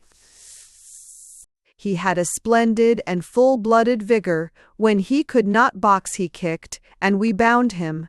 When he could not kick, he shouted, and we gagged him. Then, by Basil's arrangement, we dragged him into a small court by the street side and waited. As I say, I had no notion why. "I am sorry to incommode you," said Basil calmly out of the darkness, "but I have made an appointment here." "An appointment," I said blankly. "Yes," he said, glancing calmly at the apoplectic old aristocrat gagged on the ground, whose eyes were starting impotently from his head. "I have made an appointment here with a thoroughly nice young fellow, an old friend. Jasper Drummond his name is. You may have met him this afternoon at the Beaumonts. He can scarcely come, though, till the Beaumonts' dinner is over." For I do not know how many hours we stood there calmly in the darkness. By the time those hours were over, I had thoroughly made up my mind that the same thing had happened which had happened long ago on the bench of a British court of justice. Basil Grant had gone mad. I could imagine no other explanation of the facts, with the portly, purple-faced old country gentleman flung there strangled on the floor like a bundle of wood. After about 4 hours, a lean figure in evening dress rushed into the court. A glimpse of gaslight showed the red moustache and white face of Jasper Drummond. "Mr. Grant," he said blankly, "the thing is incredible. You were right, but what did you mean? All through this dinner party, where dukes and duchesses and editors of quarterlies had come especially to hear him, that extraordinary Wimpole kept perfectly silent. He didn't say a funny thing. He didn't say anything at all. What does it mean?" Grant pointed to the portly old gentleman on the ground. "That is what it means," he said. Drummond, on observing a fat gentleman lying so calmly about the place, jumped back, as from a mouse. "What?" he said weakly. "What? What?" Basil bent suddenly down and tore a paper out of Sir Walter's breast pocket, a paper which the baronet, even in his hampered state, seemed to make some effort to retain. It was a large, loose piece of white wrapping paper, which Mr. Jasper Drummond read with a vacant eye and undisguised astonishment. As far as he could make out, it consisted of a series of questions and answers, or at least of remarks and replies, arranged in the manner of a catechism. The greater part of the document had been torn and obliterated in the struggle, but the termination remained. It ran as follows: "C. says, it. keep countenance. W. keep. W. British Museum. C. know whom talk. Thy m. absurdities. W. never talk absurdities without. I. C. Cda. C. C. C. C. C. Cda. C. is large travel." "What is it?" cried Drummond, flinging the paper down in a sort of final fury. "What is it?" replied Grant, his voice rising into a kind of splendid chant. "What is it? It is a great new profession, a great new trade, a trifle immoral, I admit, but still great, like piracy." "A new profession," said the young man with the red moustache vaguely. "A new trade." "A new trade," repeated Grant with a strange exultation. "A new profession. What a pity it is immoral." "But what the deuce is it?" cried Drummond and I in a breath of blasphemy. "It is," said Grant calmly, "the great new trade of the organizer of repartee. This fat old gentleman lying on the ground strikes you, as I have no doubt, as very stupid and very rich. Let me clear his character. He is, like ourselves, very clever and very poor. He is also not really at all fat, all that is stuffing. He is not particularly old, and his name is not Cholmondeley. He is a swindler, and a swindler of a perfectly delightful and novel kind. He hires himself out at dinner parties to lead up to other people's repartees,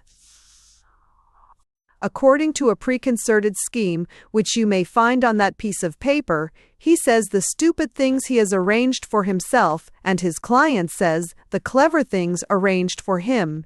In short, he allows himself to be scored off for a guinea a night." "And this fellow Wimpole?" began Drummond with indignation. "This fellow Wimpole," said Basil Grant, smiling, "will not be an intellectual rival in the future. He had some fine things, elegance and silvered hair, and so on. But the intellect is with our friend on the floor." "That fellow," cried Drummond furiously, "that fellow ought to be in Gaol." "Not at all," said Basil indulgently. "He ought to be in the Club of Queer Trades." Chapter 3. The Awful Reason of the Vicar's Visit. The revolt of matter against man, which I believe to exist, has now been reduced to a singular condition. It is the small things, rather than the large things, which make war against us and, I may add, beat us. The bones of the last mammoth have long ago decayed, a mighty wreck. The tempests no longer devour our navies, nor the mountains with hearts of fire heap hell over our cities. But we are engaged in a bitter and eternal war with small things, chiefly with microbes and with collar studs.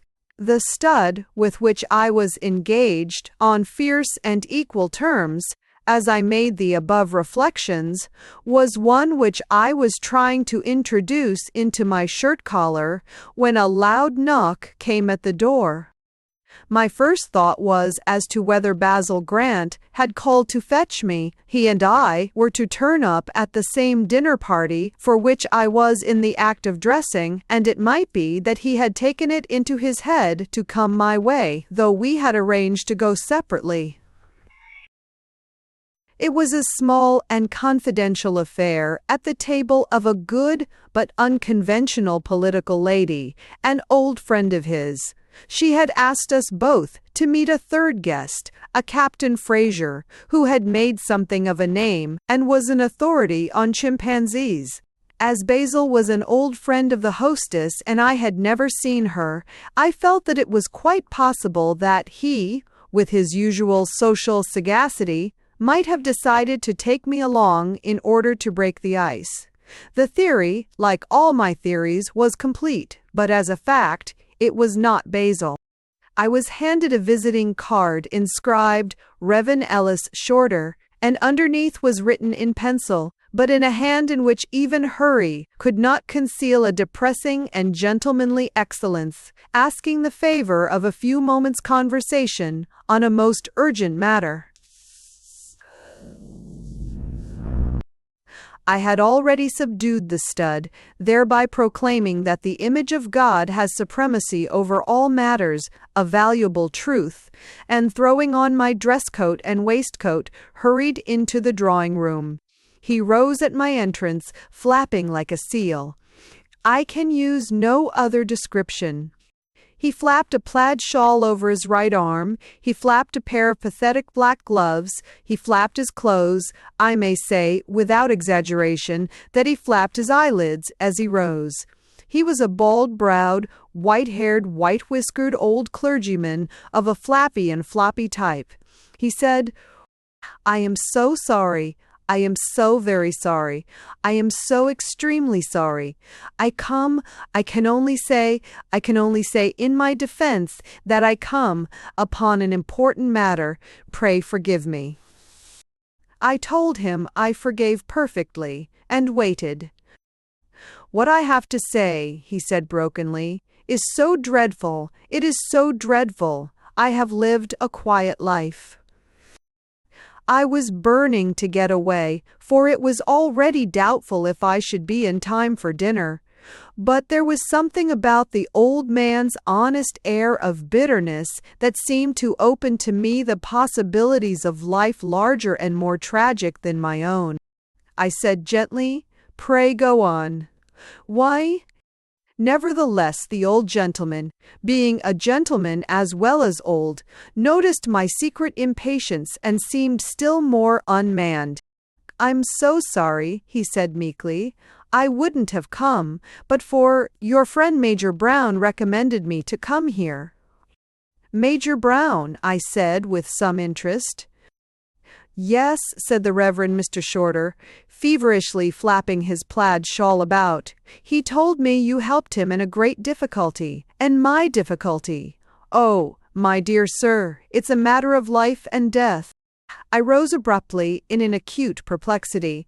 "Will it take long, Mr. Shorter?" I asked. "I have to go out to dinner almost at once."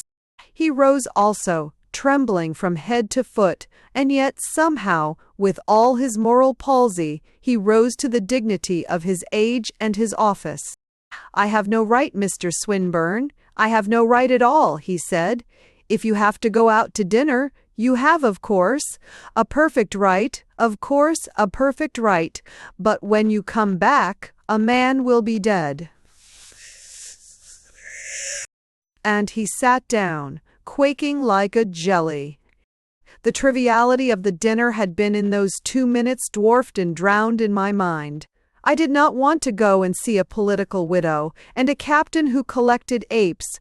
I wanted to hear what had brought this dear, doddering old vicar into relation with immediate perils. "Will you have a cigar?" I said. "No, thank you," he said, with indescribable embarrassment, as if not smoking cigars was a social disgrace. "A glass of wine?" I said. Water was in every four. "No, thank you, not just now," he repeated, with that hysterical eagerness with which people who do not drink at all often try to convey that on any other night of the week they would sit up all night drinking rum punch. "Not just now, thank you." "Nothing else I can get for you?" I said, feeling genuinely sorry for the well-mannered old donkey. "A cup of tea?" I saw a struggle in his eye, and I conquered. When the cup of tea came, he drank it like a dipsomaniac gulping brandy. Then he fell back and said, "I have had such a time, Mr. Swinburne. I am not used to these excitements."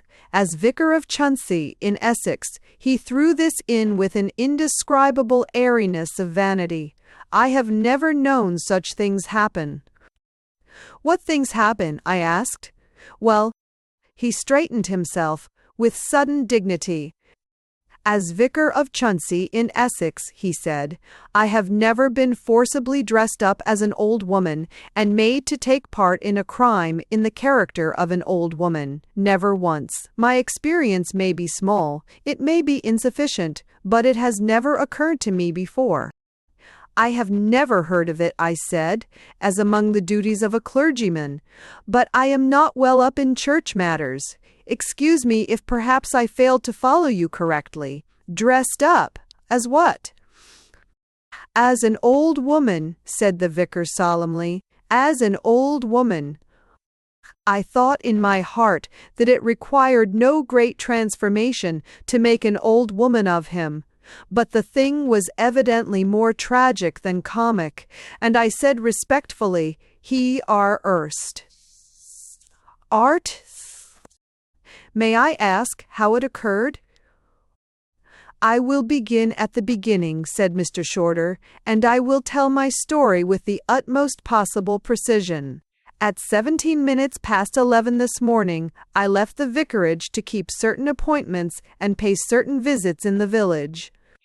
My first visit was to Mr. Jervis, the treasurer of our League of Christian Amusements, with whom I concluded some business touching the claim made by Parks, the gardener, in the matter of the rolling of our tennis lawn. I then visited Mrs. Arnett, a very earnest churchwoman, but permanently bedridden. She is the author of several small works of devotion and of a book of verse, entitled, Unless My Memory Misleads Me, Eglantine. He uttered all this not only with deliberation, but with something that can only be called, by a contradictory phrase, eager deliberation.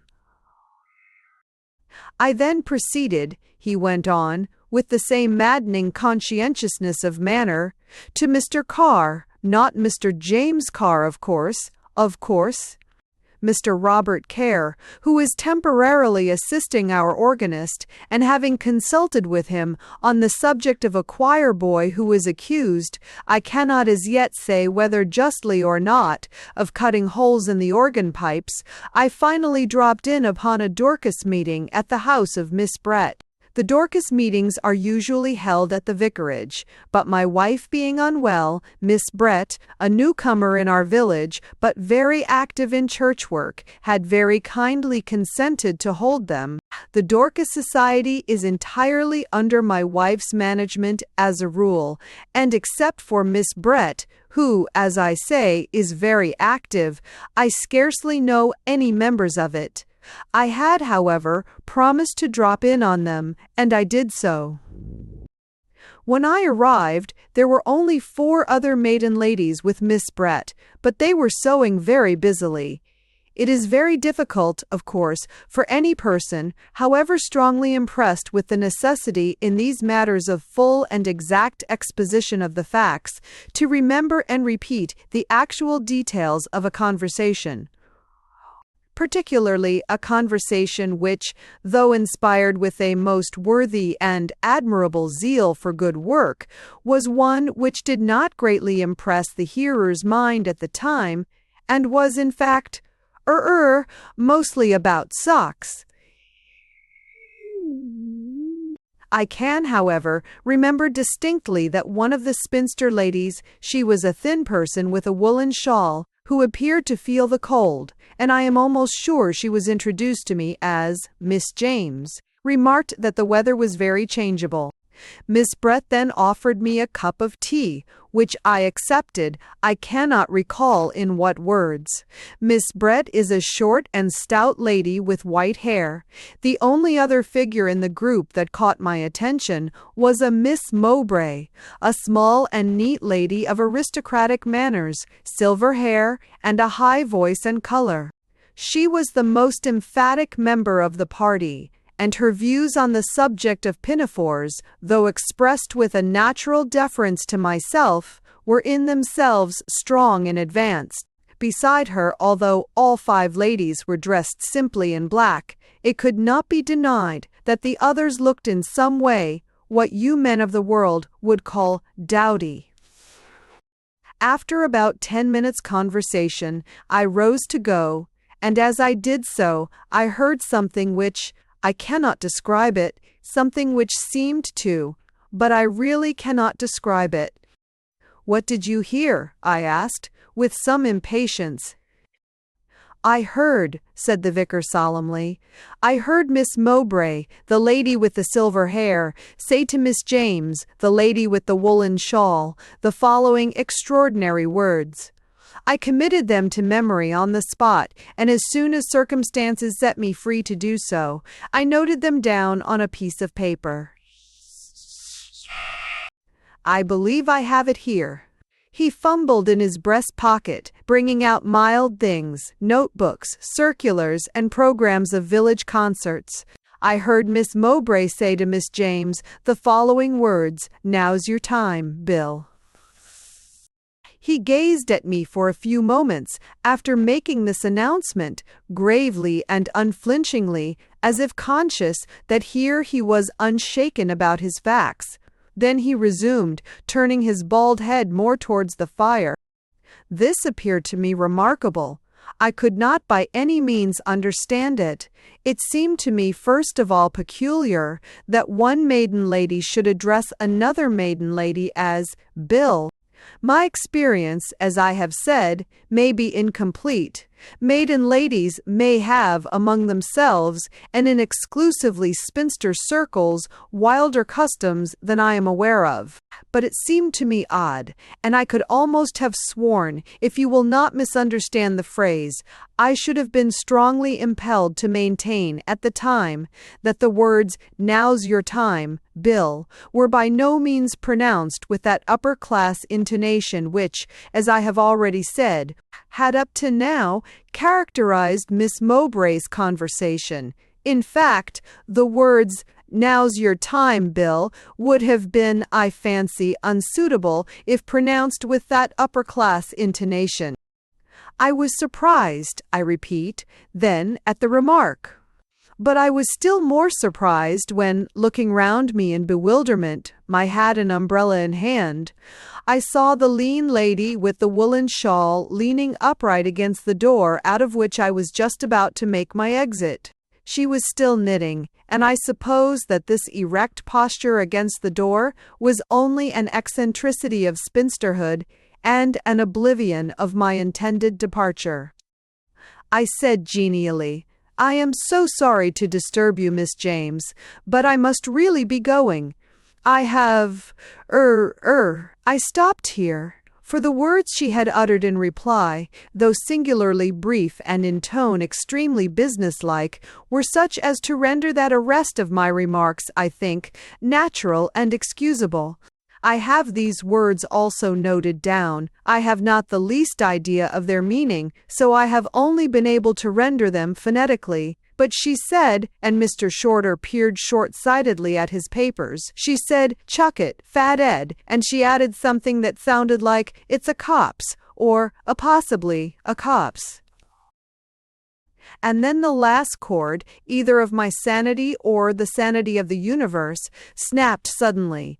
My esteemed friend and helper, Miss Brett, standing by the mantelpiece, said, "Put is old Ed in a bag, Sam, and tie him up before you start jawin'.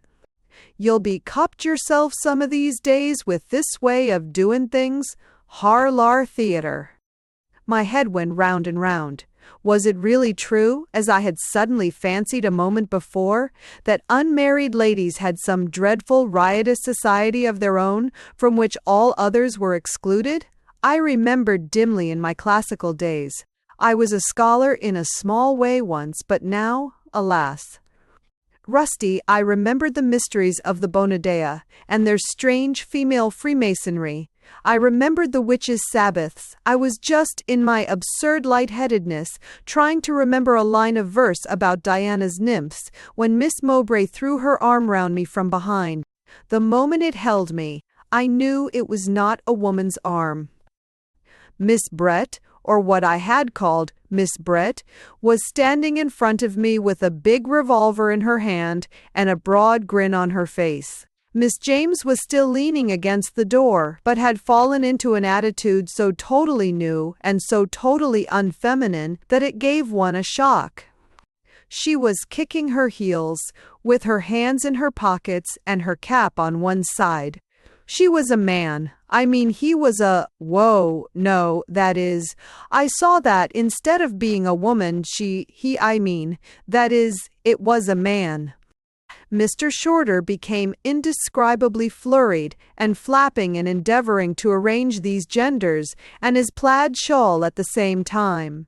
He resumed with a higher fever of nervousness. As for Miss Mowbray, he held me in a ring of iron. He had her arm. That is, she had his arm round her neck, my neck, I mean, and I could not cry out, "Miss Brett," that is, Mr. Brett, at least Mr. Something who was not Miss Brett. He had the revolver pointed at me. The other two ladies, or gentlemen, were rummaging in some bag in the background. It was all clear at last. They were criminals dressed up as women, to kidnap me, to kidnap the Vicar of Chuntsey, in Essex. But why? Was it to be nonconformists?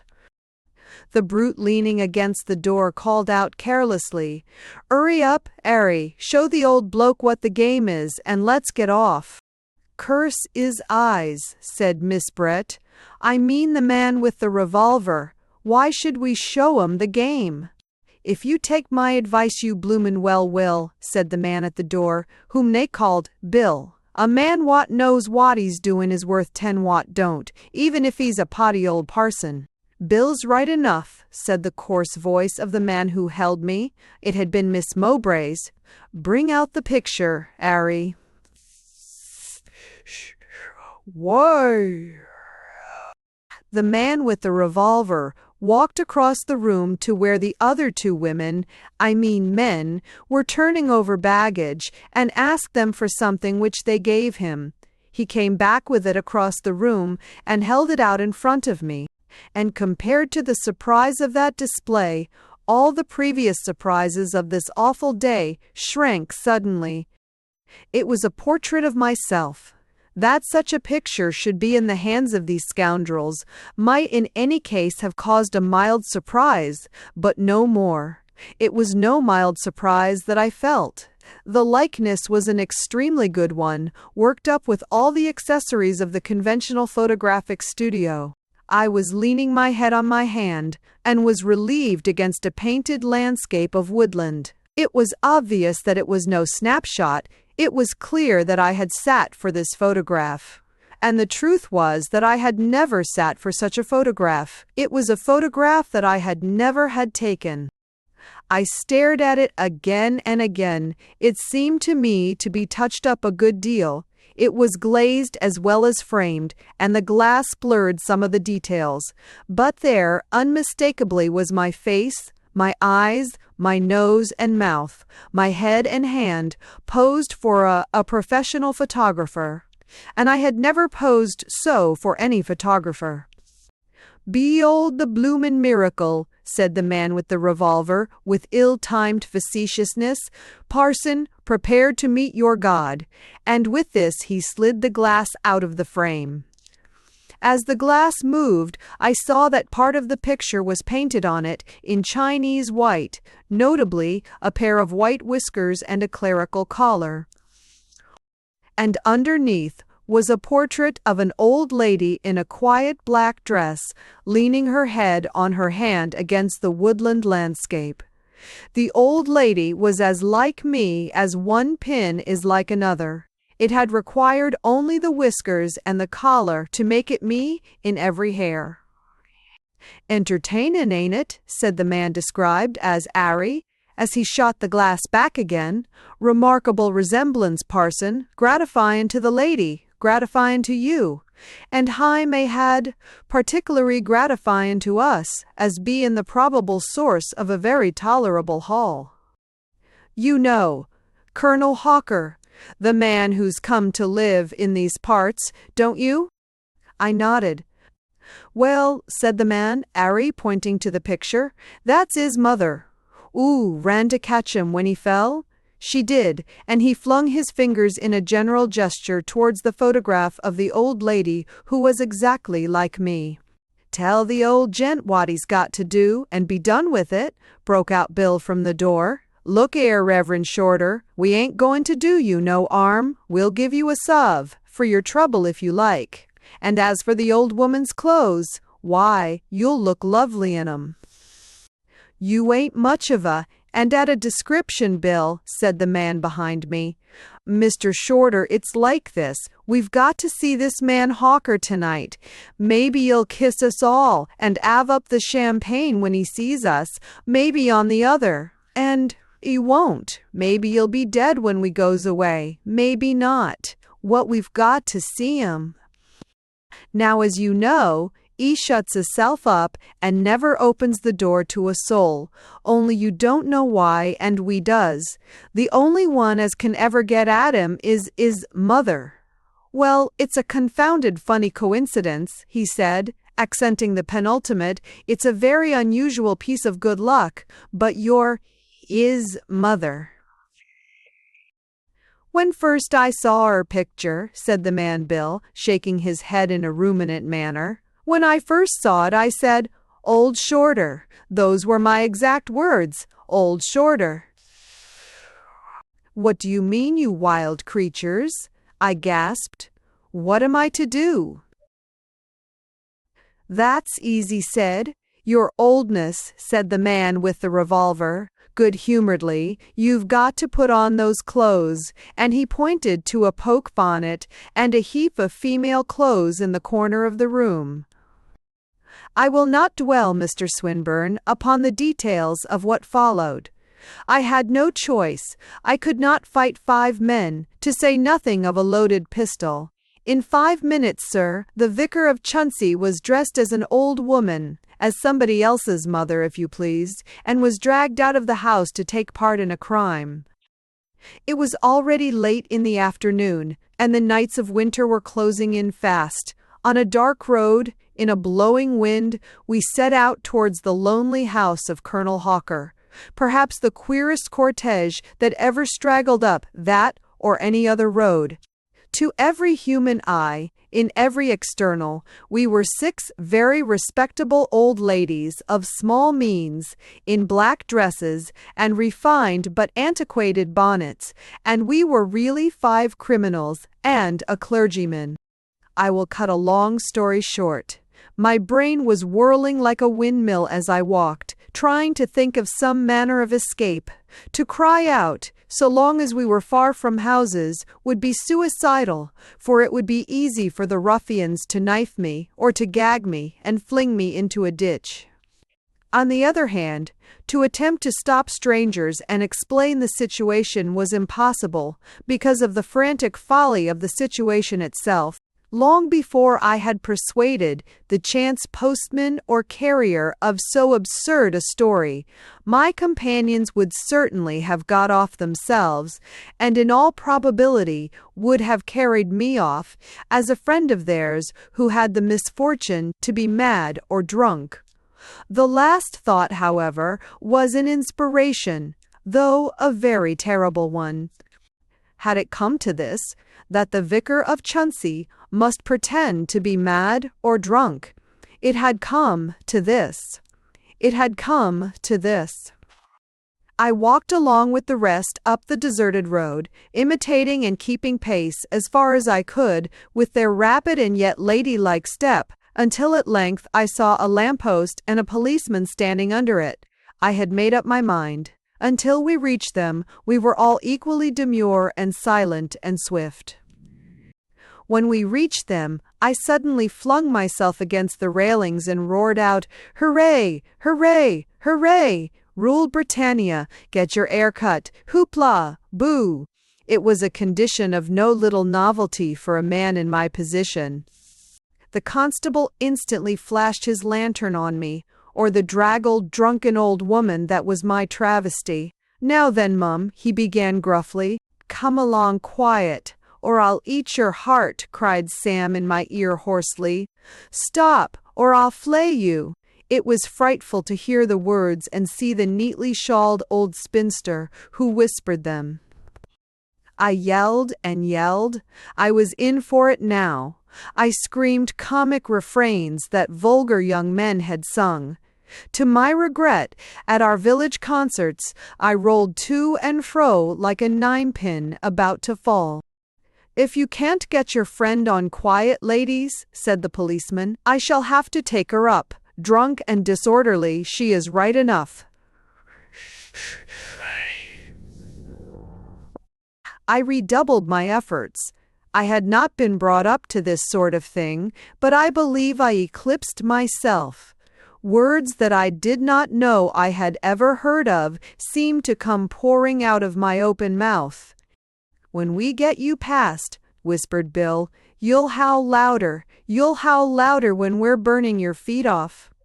I screamed in my terror, those awful songs of joy.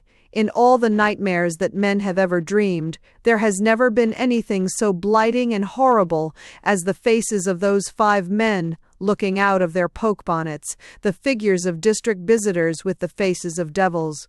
I cannot think there is anything so heartbreaking in hell.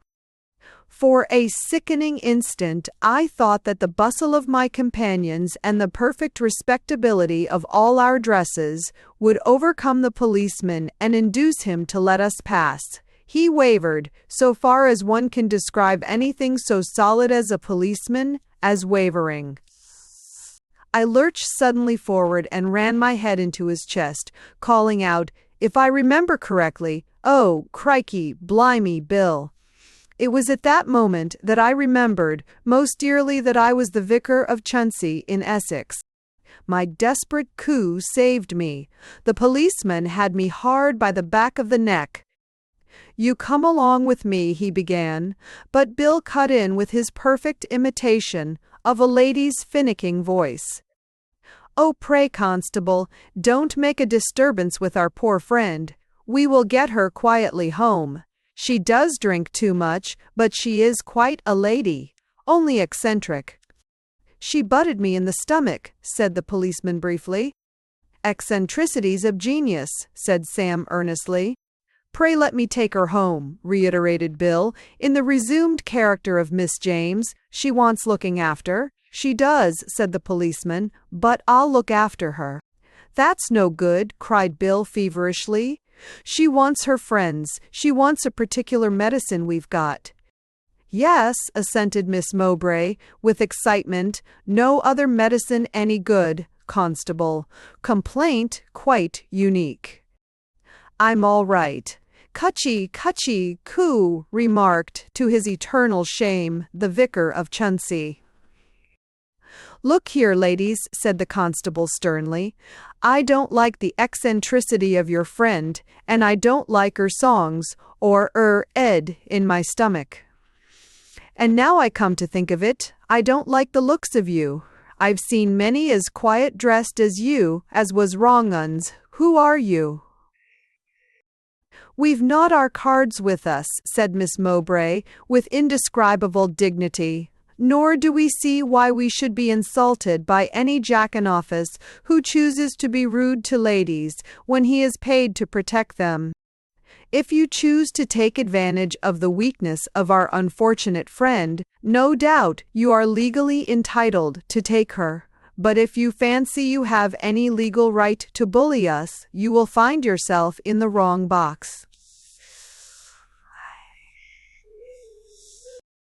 The truth and dignity of this staggered the policemen for a moment.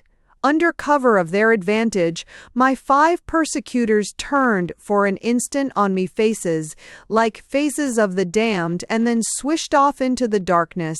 When the constable first turned his lantern and his suspicions onto them, I had seen the telegraphic look flash from face to face, saying that only retreat was possible now. By this time, I was sinking slowly to the pavement, in a state of acute reflection. So long as the ruffians were with me, I dared not quit the role of drunkard. For if I had begun to talk reasonably and explain the real case, the officer would merely have thought that I was slightly recovered and would have put me in charge of my friends. Now, however, if I liked, I might safely undeceive him. But I confess I did not like. The chances of life are many, and it may doubtless sometimes lie in the narrow path of duty for a clergyman of the Church of England to pretend to be a drunken old woman, but such necessities are, I imagine, sufficiently rare to appear to many improbable. Suppose the story got about that I had pretended to be drunk. Suppose people did not all think it was pretense. I lurched up, the policeman half lifting me. I went along weakly and quietly for about 100 yards. The officer evidently thought that I was too sleepy and feeble to effect an escape, and so held me lightly and easily enough. Past 1 turning, 2 turnings, 3 turnings, 4 turnings, he trailed me with him, a limp and slow and reluctant figure. At the 4th turning, I suddenly broke from his hand and tore down the street like a maddened stag. He was unprepared, he was heavy, and it was dark. I ran and ran and ran, and in 5 minutes running, found I was gaining. In half an hour, I was out in the fields under the holy and blessed stars, where I tore off my accursed shawl and bonnet and buried them in clean earth.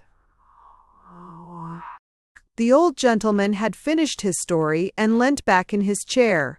Both the matter and the manner of his narration had, as time went on, impressed me favorably.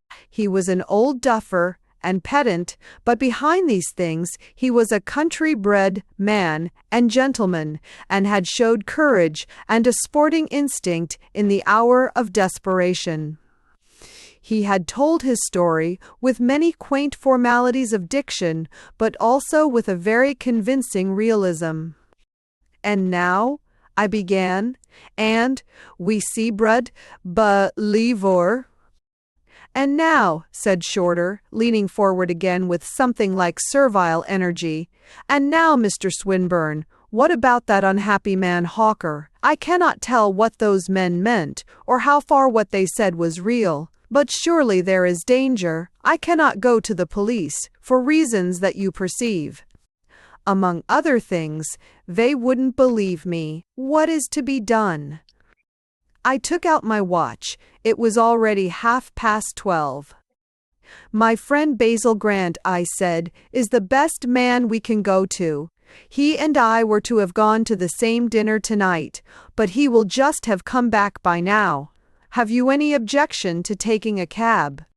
"Not at all," he replied, rising politely and gathering up his absurd plaid shawl.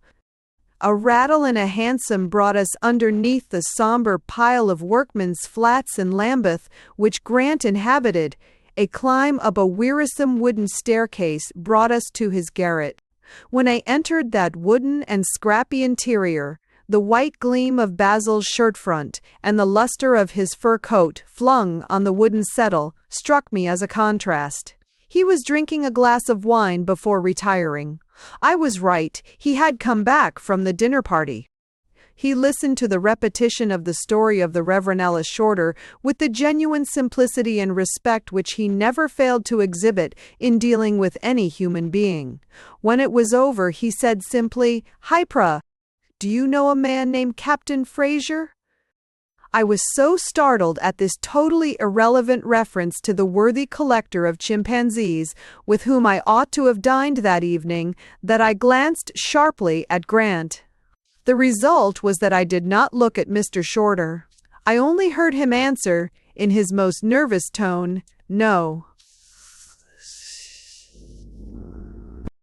Basil, however, seemed to find something very curious about his answer, or his demeanor generally, for he kept his big blue eyes fixed on the old clergyman, and though the eyes were quite quiet, they stood out more and more from his head. "You are quite sure, Mr. Shorter," he repeated, "that you don't know Captain Fraser?" "Quite," answered the vicar, and I was certainly puzzled to find him returning so much to the timidity, not to say the demoralization, of his tone when he first entered my presence. Basil sprang smartly to his feet. "Then our course is clear," he said. "You have not even begun your investigation, my dear Mr. Shorter. The first thing for us to do is to go together to see Captain Fraser." "When?" asked the clergyman, stammering. "Now," said Basil, putting one arm in his fur coat. The old clergyman rose to his feet, quaking all over. "I really do not think that it is necessary," he said. Basil took his arm out of the fur coat, threw it over the chair again, and put his hands in his pockets. "Oh," he said with emphasis, "oh, you don't think it necessary then," and he added the words with great clearness and deliberation. "Then, Mr. Ellis Shorter, I can only say that I would like to see you without your whiskers." And at these words I also rose to my feet, for the great tragedy of my life had come. Splendid and exciting as life was, in continual contact with an intellect like Basil's, I had always the feeling that that splendor and excitement were on the borderland of sanity.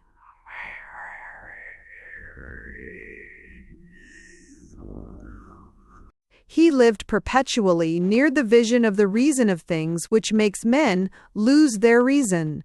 And I felt of his insanity as men feel of the death of friends with heart disease. It might come anywhere, in a field, in a hansom cab, looking at a sunset, smoking a cigarette. It had come now, at the very moment of delivering a judgment for the salvation of a fellow creature. Basil Grant had gone mad. "Your whiskers?" he cried, advancing with blazing eyes. "Give me your whiskers, and your bald head." The old vicar naturally retreated a step or two. I stepped between. "Shh. Sit down, Basil," I implored. "You're a little excited. Finish your wine." "Whiskers," he answered sternly. "Whiskers." And with that he made a dash at the old gentleman, who made a dash for the door, but was intercepted. And then, before I knew where I was, the quiet room was turned into something between a pantomime and a pandemonium by those two. Chairs were flung over with a crash, tables were vaulted with a noise like thunder, screens were smashed, crockery scattered in smithereens, and still Basil Grant bounded and bellowed after the Reverend Ellis Shorter. And now I began to perceive something else, which added the last half-witted touch to my mystification.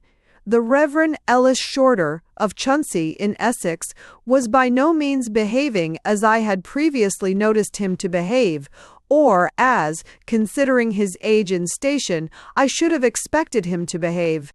His power of dodging, leaping, and fighting would have been amazing in a lad of 17, and in this doddering old vicar looked like a sort of farcical fairy tale.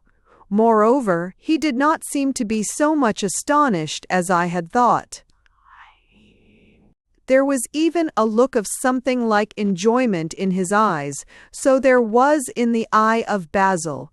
In fact, the unintelligible truth must be told. They were both laughing.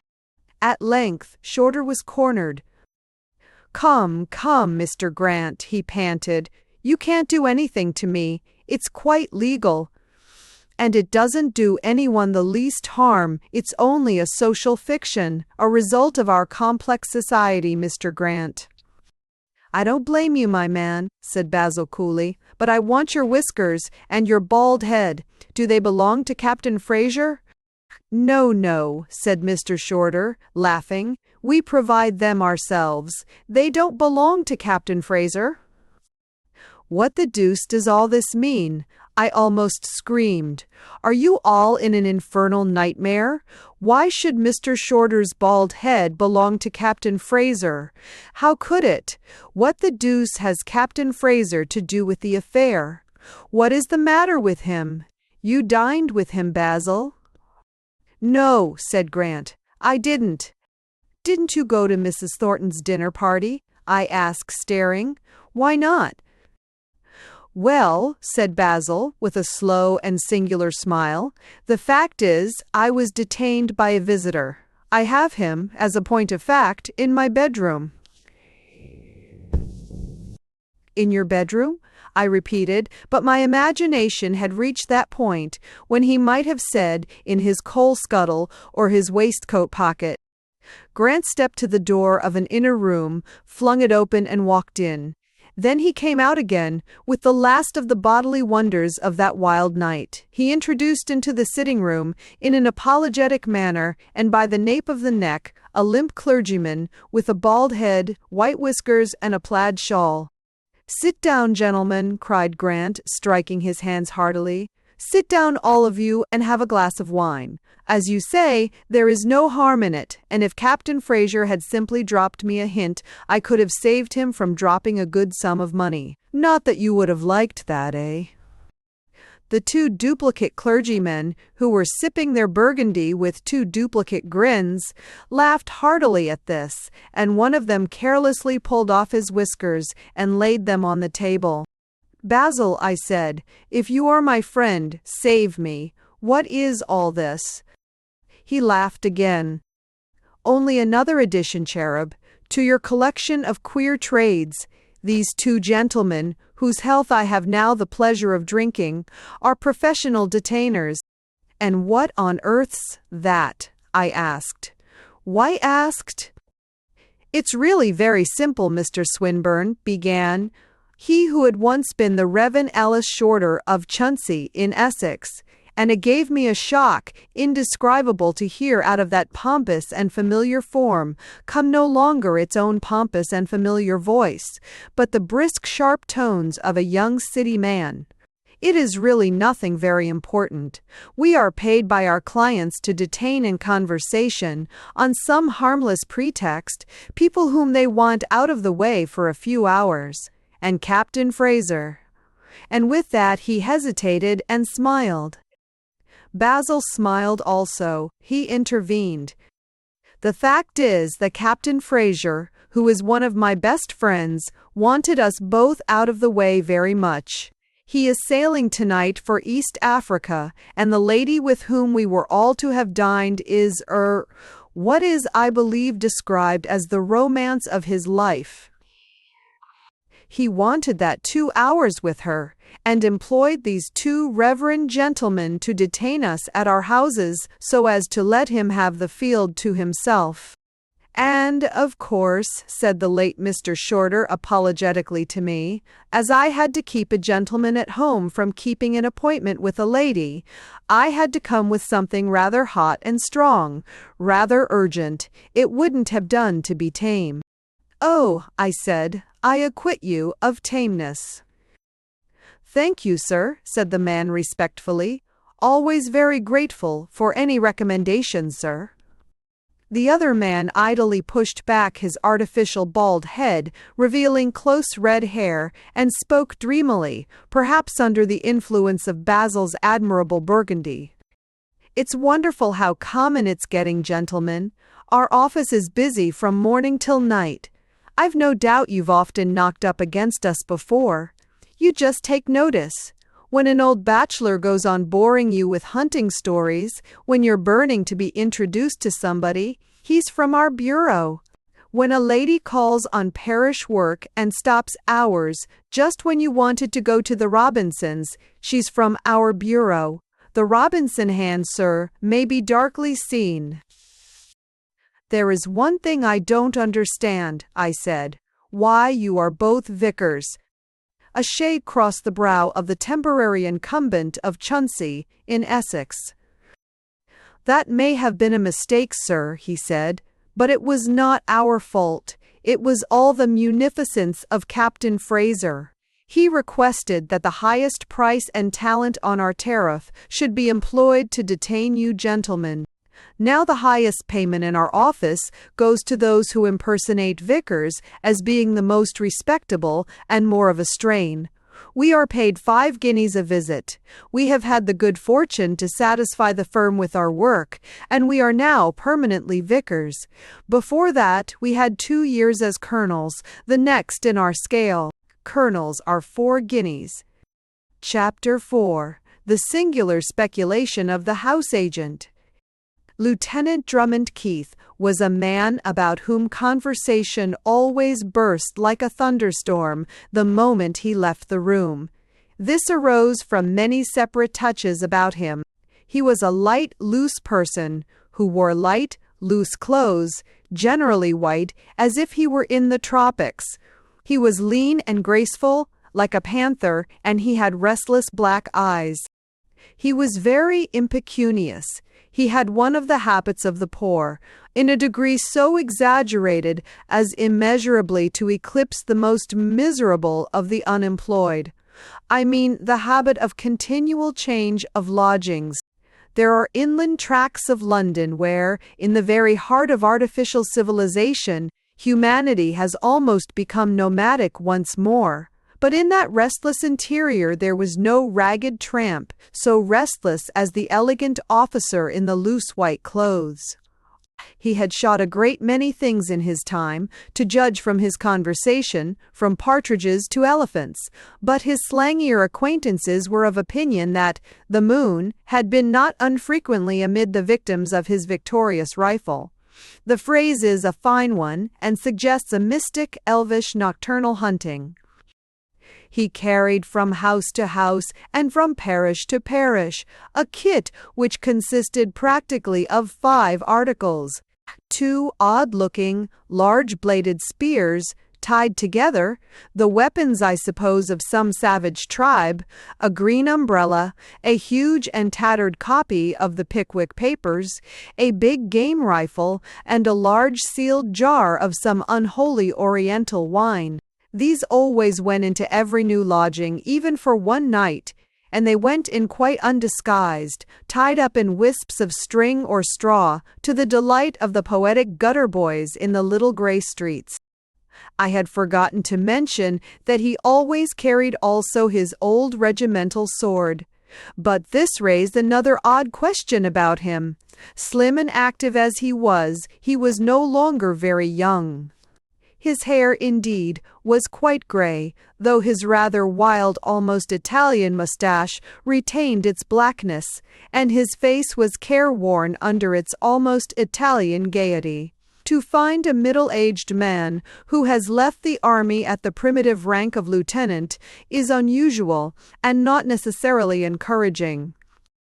With the more cautious and solid this fact, like his endless flitting, did the mysterious gentleman no good.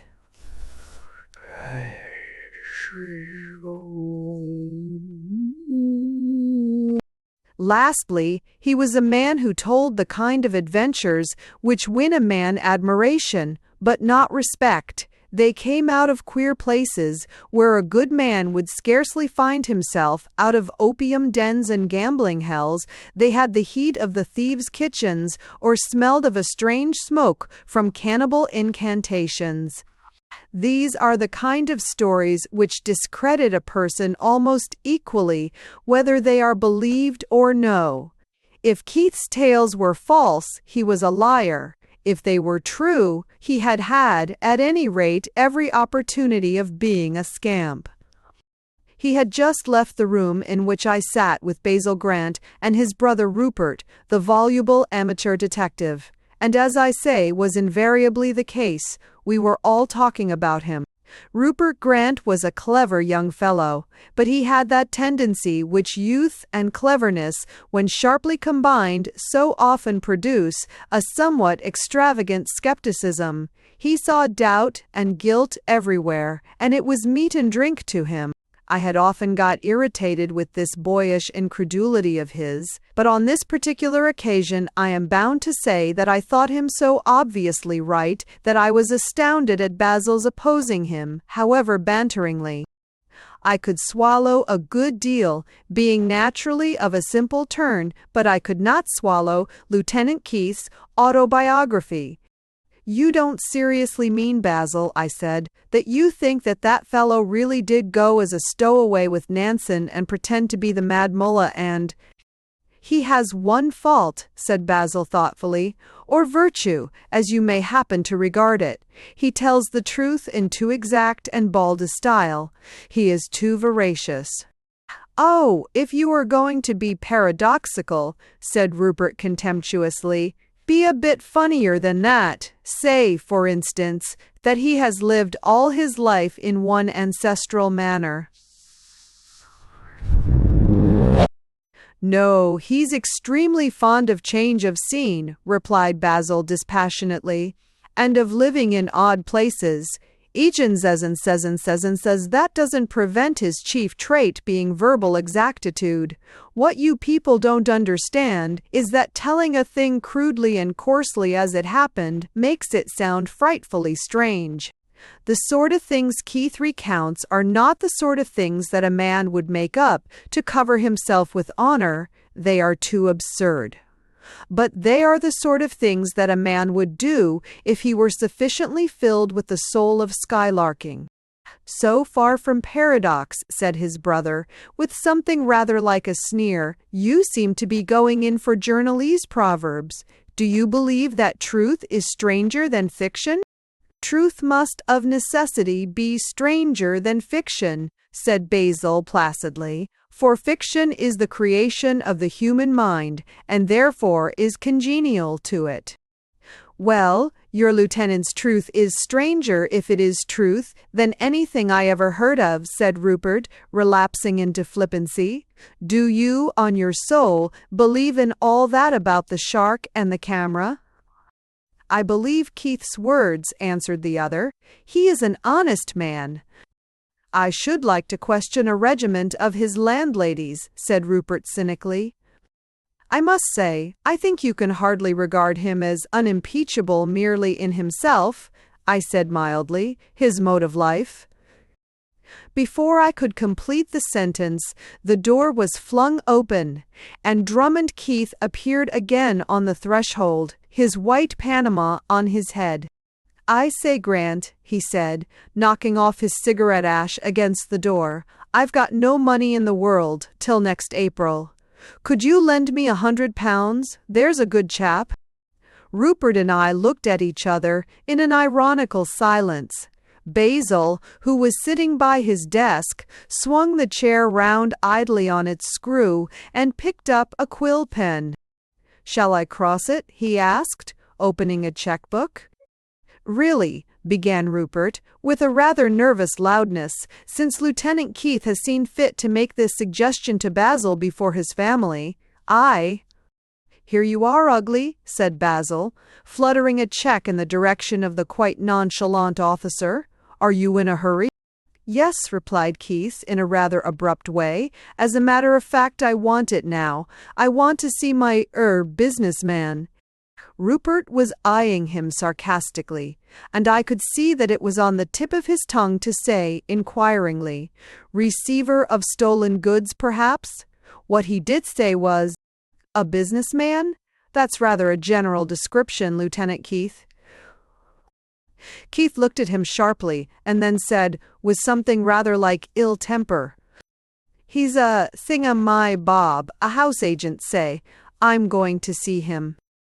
Oh, you're going to see a house agent, are you? Said Rupert Grant grimly. Do you know, Mr. Keith, I think I should very much like to go with you. Basil shook with his soundless laughter. Lieutenant Keith started a little, his brow blackened sharply. I beg your pardon, he said. What did you say? Rupert's face had been growing from stage to stage of ferocious irony, and he answered, I was saying that I wondered whether you would mind our strolling along with you to this house agent's. The visitor swung his stick with a sudden whirling violence. Oh, in God's name, come to my house agent's, come to my bedroom, look under my bed, examine my dustbin. Come along. And with a furious energy which took away our breath, he banged his way out of the room. Rupert Grant, his restless blue eyes dancing with his detective excitement, soon shouldered alongside him, talking to him with that transparent camaraderie which he imagined to be appropriate from the disguised policeman to the disguised criminal. His interpretation was certainly corroborated by one particular detail: the unmistakable unrest, annoyance, and nervousness of the man with whom he walked. Basil and I tramped behind, and it was not necessary for us to tell each other that we had both noticed this. Lieutenant Drummond Keith led us through very extraordinary and unpromising neighborhoods in the search for his remarkable house agent. Neither of the brothers Grant failed to notice this fact. As the streets grew closer and more crooked, and the roofs lower and the gutters grosser with mud, a darker curiosity deepened on the brows of Basil, and the figure of Rupert seen from behind seemed to fill the street with a gigantic swagger of success. At length, at the end of the fourth or fifth lean grey street in that sterile district, we came suddenly to a halt, the mysterious lieutenant looking once more about him with a sort of sulky desperation. Above a row of shutters and a door, all indescribably dingy in appearance and in size, scarce sufficient even for a penny toy shop, ran the inscription, E. Montmorency, House Agent. "This is the office of which I spoke," said Keith in a cutting voice. "Will you wait here a moment, or does your astonishing tenderness about my welfare lead you to wish to overhear everything I have to say to my business adviser?" Rupert's face was white and shaking with excitement. Nothing on earth would have induced him now to have abandoned his prey. "If you will excuse me," he said, clenching his hands behind his back, "I think I should feel myself justified in—" "Oh, come along in," exploded the lieutenant. He made the same gesture of savage surrender, and he slammed into the office, the rest of us at his heels. Fee, Montmorency, house agent, was a solitary old gentleman sitting behind a bare brown counter. He had an egg-like head, frog-like jaws, and a grey, hairy fringe of aureole round the lower part of his face, the whole combined with a reddish, aquiline nose. He wore a shabby black frock coat, a sort of semi-clerical tie, worn at a very unclerical angle, and looked, generally speaking, about as unlike a house agent as anything could look, short of something like a sandwich man or a Scotch Highlander. We stood inside the room for fully 40 seconds, and the odd old gentleman did not look at us. Neither, to tell the truth, odd as he was, did we look at him. Our eyes were fixed, where his were fixed, upon something that was crawling about on the counter in front of him. It was a ferret. The silence was broken by Rupert Grant. He spoke in that sweet and steely voice which he reserved for great occasions and practiced for hours together in his bedroom. He said, "Mr. Montmorency, I think? The old gentleman started, lifted his eyes with a bland bewilderment, picked up the ferret by the neck, stuffed it alive into his trousers pocket, smiled apologetically, and said, "Sir, you are a house agent, are you not?" asked Rupert. To the delight of that criminal investigator, Mr. Montmorency's eyes wandered unquietly towards Lieutenant Keith, the only man present that he knew. "A house agent," cried Rupert again, bringing out the word as if it were burglar. "Yes, oh yes," said the man, with a quavering and almost coquettish smile. "I am a house agent. Oh yes." "Well, I think," said Rupert with a sardonic sleekness, "that Lieutenant Keith wants to speak to you. We have come in by his request." Lieutenant Keith was lowering gloomily, and now he spoke. "I have come, Mr. Montmorency, about that house of mine." "Yes, sir," said Montmorency, spreading his fingers on the flat counter. "It's all ready, sir. I've attended to all your suggestions, sir, about the my—" "Right," cried Keith, cutting the word short with the startling neatness of a gunshot. "We needn't bother about all that. If you've done what I told you, all right." And he turned sharply towards the door.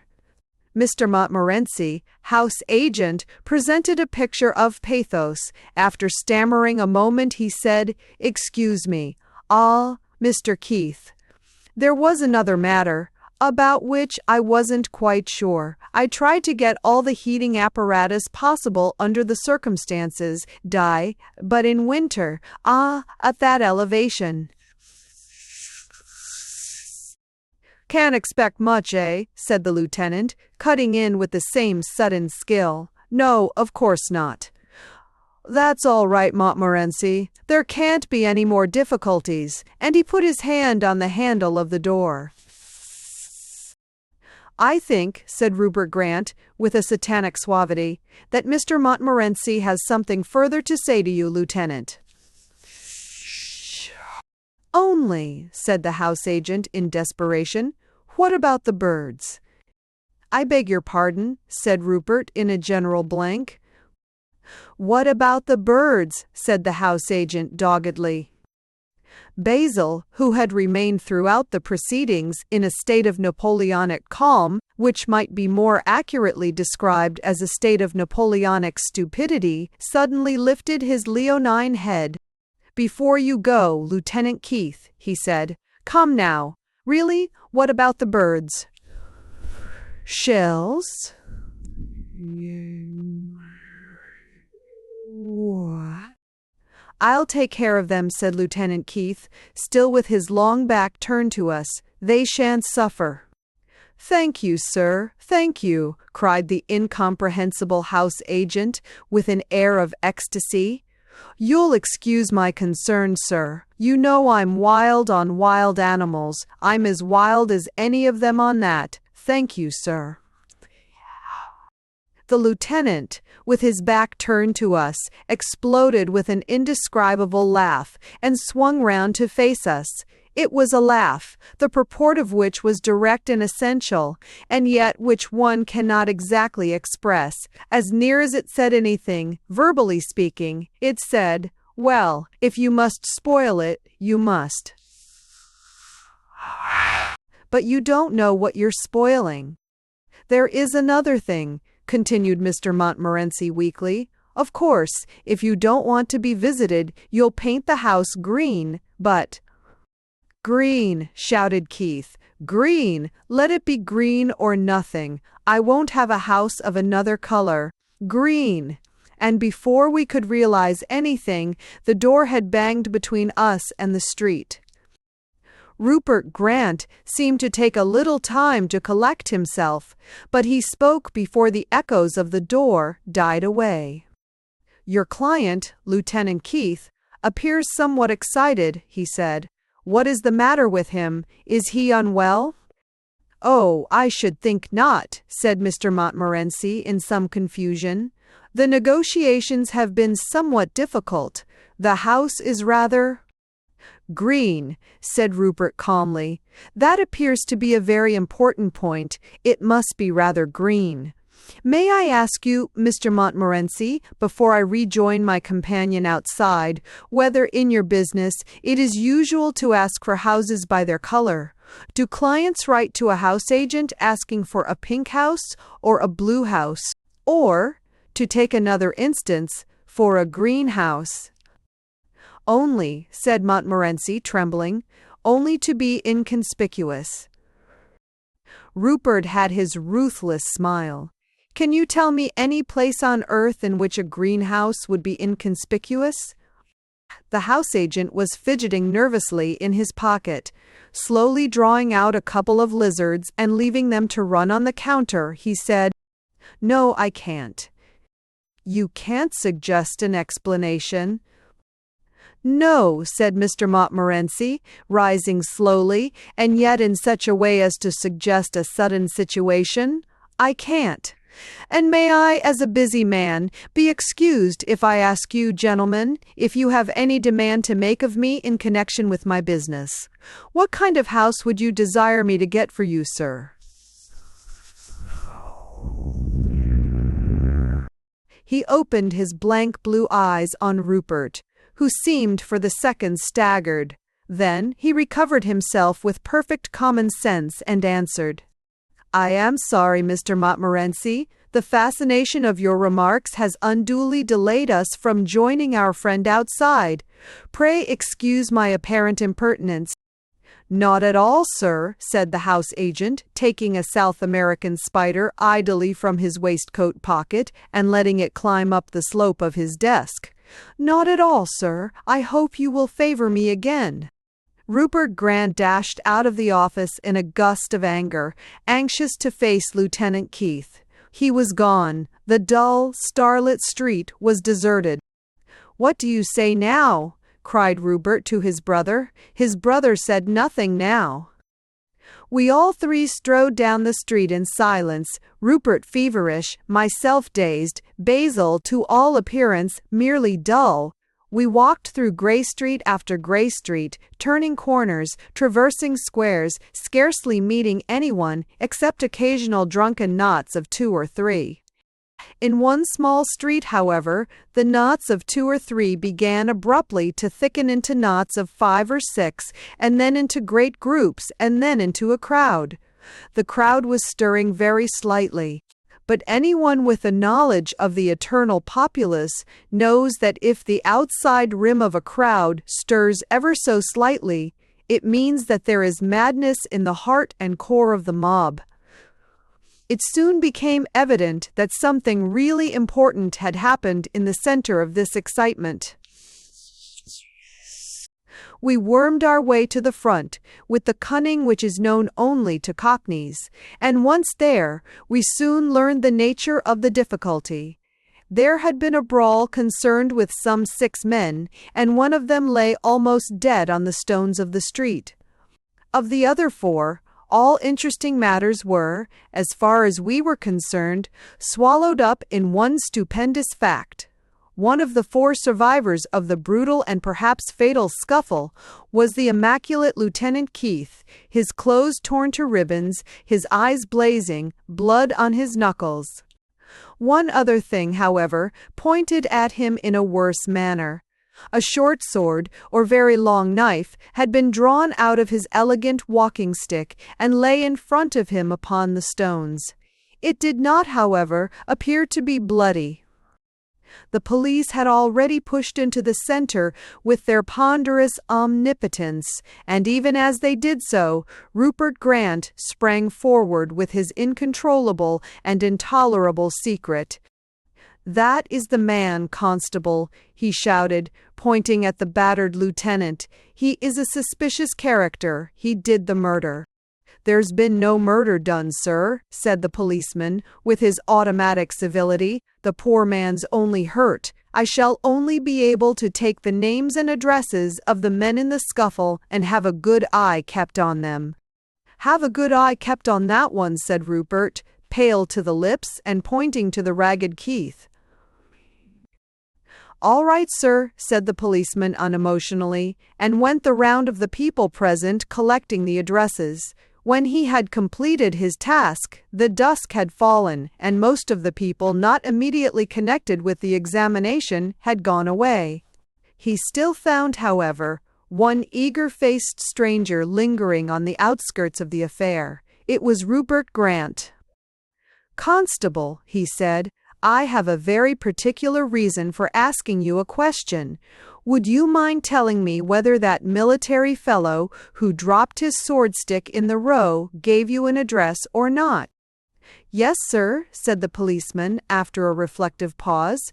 "Yes, he gave me his address." "My name is Rupert Grant," said that individual with some pomp. "I have assisted the police on more than one occasion. I wonder whether you would tell me, as a special favor, what address?" The constable looked at him. "Well, they BSS and—" "Yes," he said slowly, "if you like. His address is The Elms, Buxton Common, near Purley, Surrey." "Thank you," said Rupert, and ran home through the gathering night as fast as his legs could carry him, repeating the address to himself. Rupert Grant generally came down late, in a rather lordly way, to breakfast. He contrived, I don't know how, to achieve always the attitude of the indulged younger brother. Next morning, however, when Basil and I came down, we found him ready and restless. "Well," he said sharply to his brother, almost before we sat down to the meal, "what do you think of your Drummond Keith now?" "What do I think of him?" inquired Basil slowly. "I don't think anything of him." "I'm glad to hear it," said Rupert, buttering his toast with an energy that was somewhat exultant. "I thought you'd come round to my view, but I own I was startled at your not seeing it from the beginning. The man is a translucent liar and knave." "I think," said Basil, in the same heavy monotone as before, "that I did not make myself clear. When I said that I thought nothing of him, I meant grammatically what I said. I meant that I did not think about him, that he did not occupy my mind. You, however, seem to me to think a lot of him, since you think him a knave. I should say he was glaringly good myself. I sometimes think you talk paradox for its own sake, said Rupert, breaking an egg with unnecessary sharpness. What the deuce is the sense of it? Here's a man whose original position was, by our common agreement, dubious. He's a wanderer, a teller of tall tales, a man who doesn't conceal his acquaintance with all the blackest and bloodiest scenes on earth. We take the trouble to follow him to one of his appointments, and if ever two human beings were plotting together and lying to everyone else, he and that impossible house agent were doing it. We followed him home, and the very same night he is in the thick of a fatal, or nearly fatal, brawl, in which he is the only man armed. Really, if this is being glaringly good, I must confess that the glare does not dazzle me. Basil was quite unmoved. I admit his moral goodness is of a certain kind, a quaint, perhaps a casual kind. He is very fond of change and experiment. But all the points you so ingeniously make against him are mere coincidence or special pleading. It's true, he didn't want to talk about his house business in front of us. No man would. It's true that he carries a sword stick. Any man might. It's true he drew it in the shock of a street fight. Any man would. But there's nothing really dubious in all this. There's nothing to confirm. As he spoke, a knock came at the door. "If you please, sir," said the landlady, with an alarmed air, "there's a policeman wants to see you." "Show him in," said Basil, amid the blank silence. The heavy, handsome constable, who appeared at the door, spoke almost as soon as he appeared there. "I think one of you gentlemen," he said, curtly but respectfully, "was present at the affair in Copper Street last night, and drew my attention very strongly to a particular man." Rupert half rose from his chair, with eyes like diamonds, but the constable went on calmly, referring to a paper. "A young man with grey hair, had light grey clothes, very good, but torn in the struggle, gave his name as Drummond Keith." "This is amusing," said Basil, laughing. "I was in the very act of clearing that poor officer's character of rather fanciful aspersions. What about him?" "Well, sir," said the constable, "I took all the men's addresses and had them all watched. It wasn't serious enough to do more than that. All the other addresses are all right, but this man, Keith, gave a false address. The place doesn't exist." The breakfast table was nearly flung over as Rupert sprang up, slapping both his thighs. "Well, by all that's good," he cried, "this is a sign from heaven." "It's certainly very extraordinary," said Basil quietly, with knitted brows. "It's odd the fellow should have given a false address, considering he was perfectly innocent in the—" "Oh, you jolly old early Christian duffer," cried Rupert, in a sort of rapture. "I don't wonder you couldn't be a judge. You think everyone as good as yourself. Isn't the thing plain enough now? A doubtful acquaintance, rowdy stories, a most suspicious conversation, mean streets, a concealed knife, a man nearly killed, and, finally, a false address. That's what we call glaring goodness." "It's certainly very extraordinary," repeated Basil, and he strolled moodily about the room. Then he said, "You are quite sure, Constable, that there's no mistake? You got the address right, and the police have really gone to it and found it was a fraud?"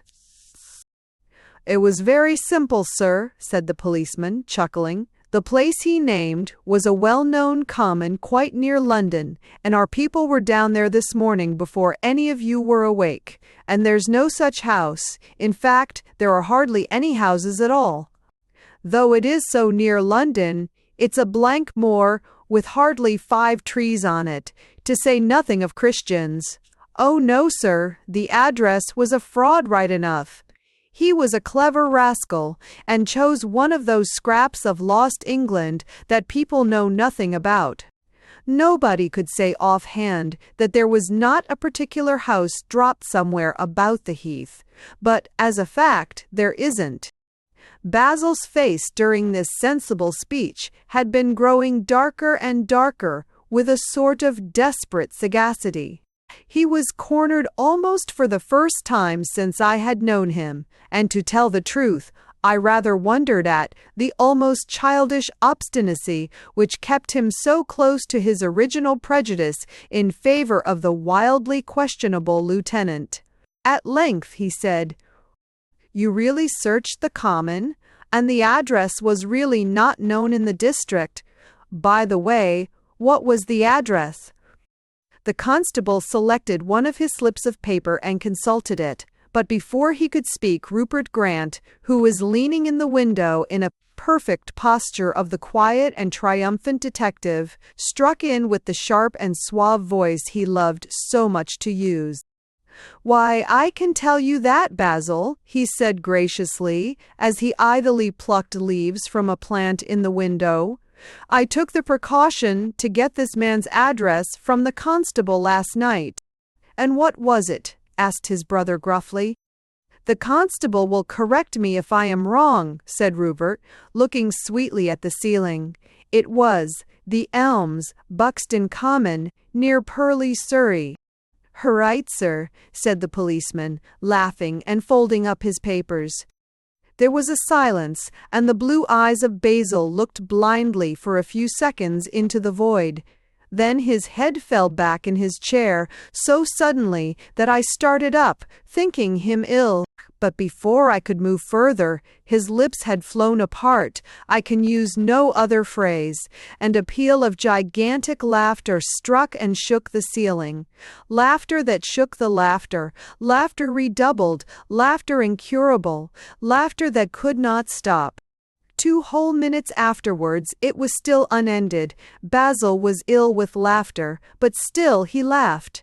The rest of us were by this time ill almost with terror. Excuse me," said the insane creature, getting at last to his feet. "I am awfully sorry. It is horribly rude, and stupid too, and also unpractical, because we have not much time to lose if we're to get down to that place. The train service is confoundedly bad, as I happen to know.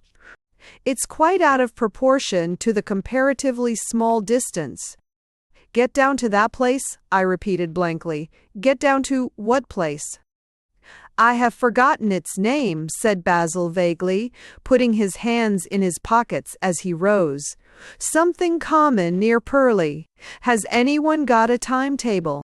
"You don't seriously mean," cried Rupert, who had been staring in a sort of confusion of emotions.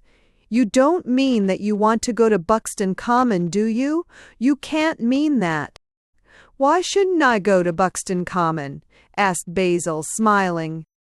"Why should you?" said his brother, catching hold again restlessly of the plant in the window and staring at the speaker. "To find our friend, the lieutenant, of course," said Basil Grant.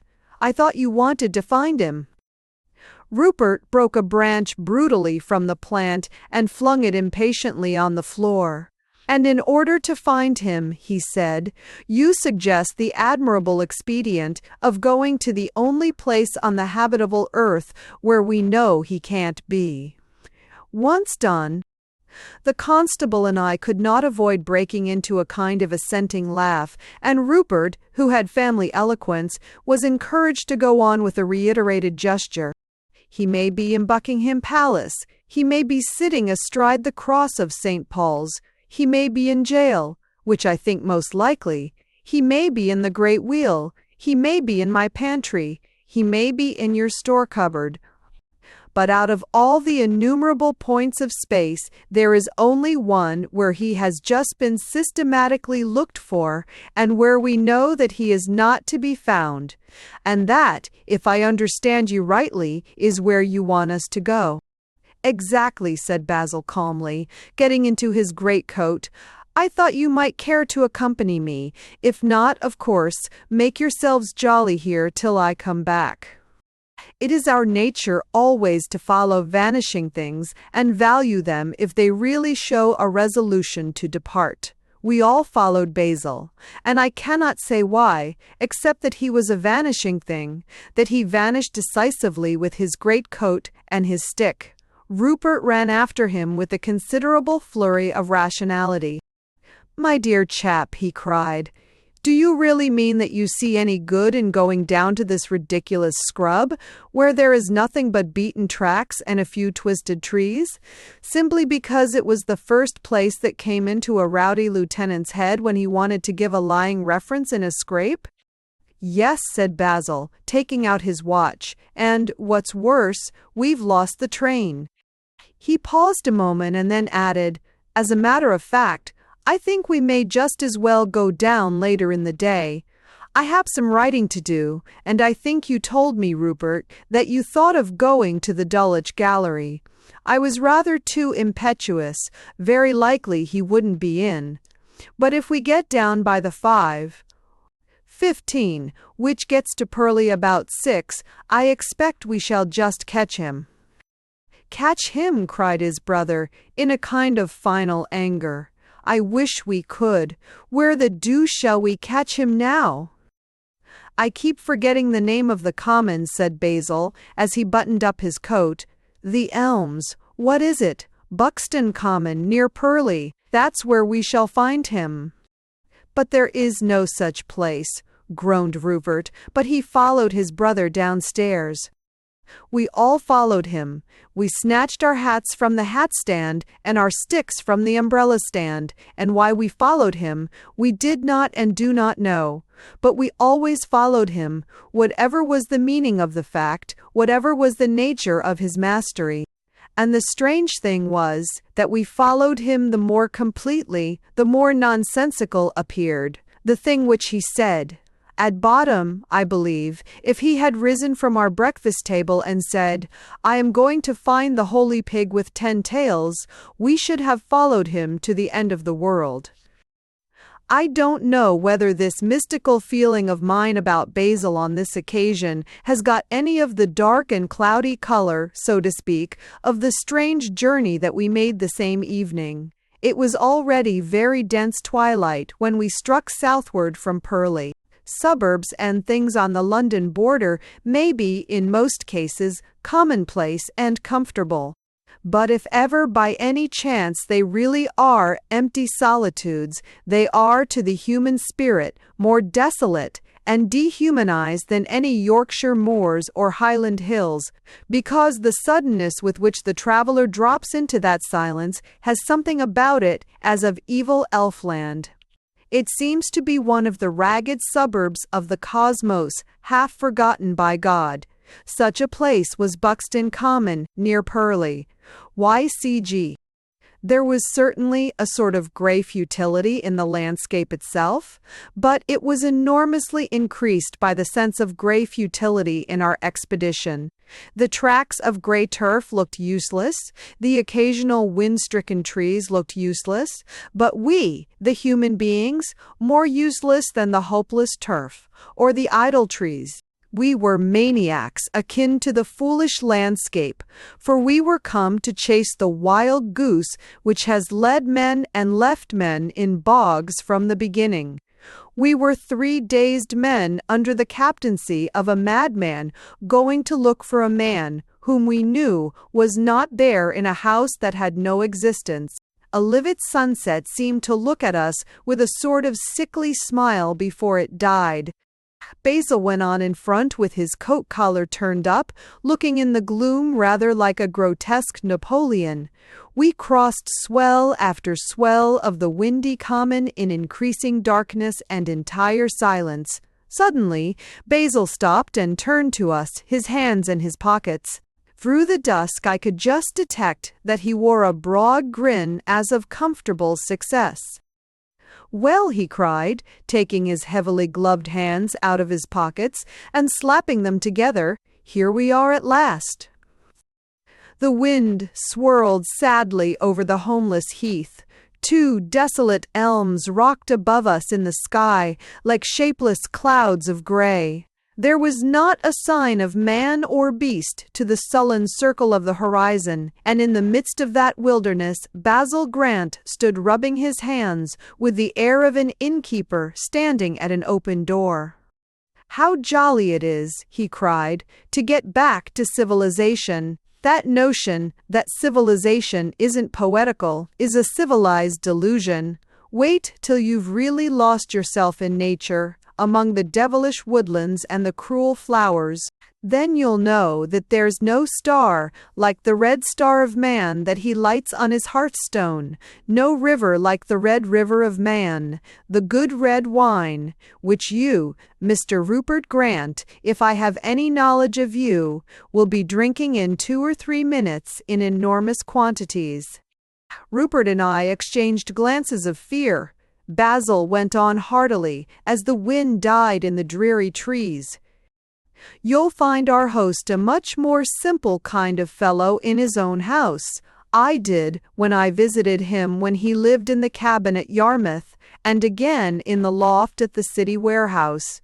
He's really a very good fellow. But his greatest virtue remains what I said originally."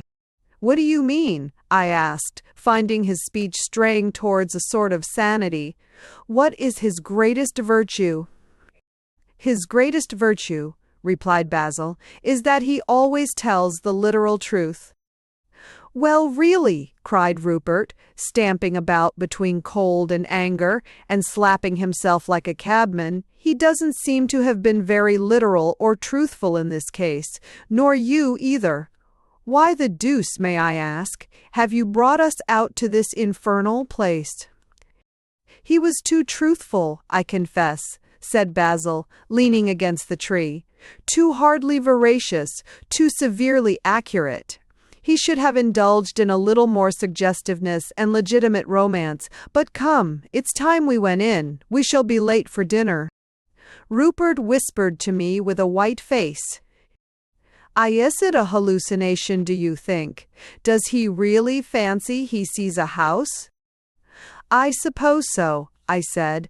Then I added aloud, in what was meant to be a cheery and sensible voice, but which sounded in my ears almost as strange as the wind, "Come, come, Basil, my dear fellow, where do you want us to go?"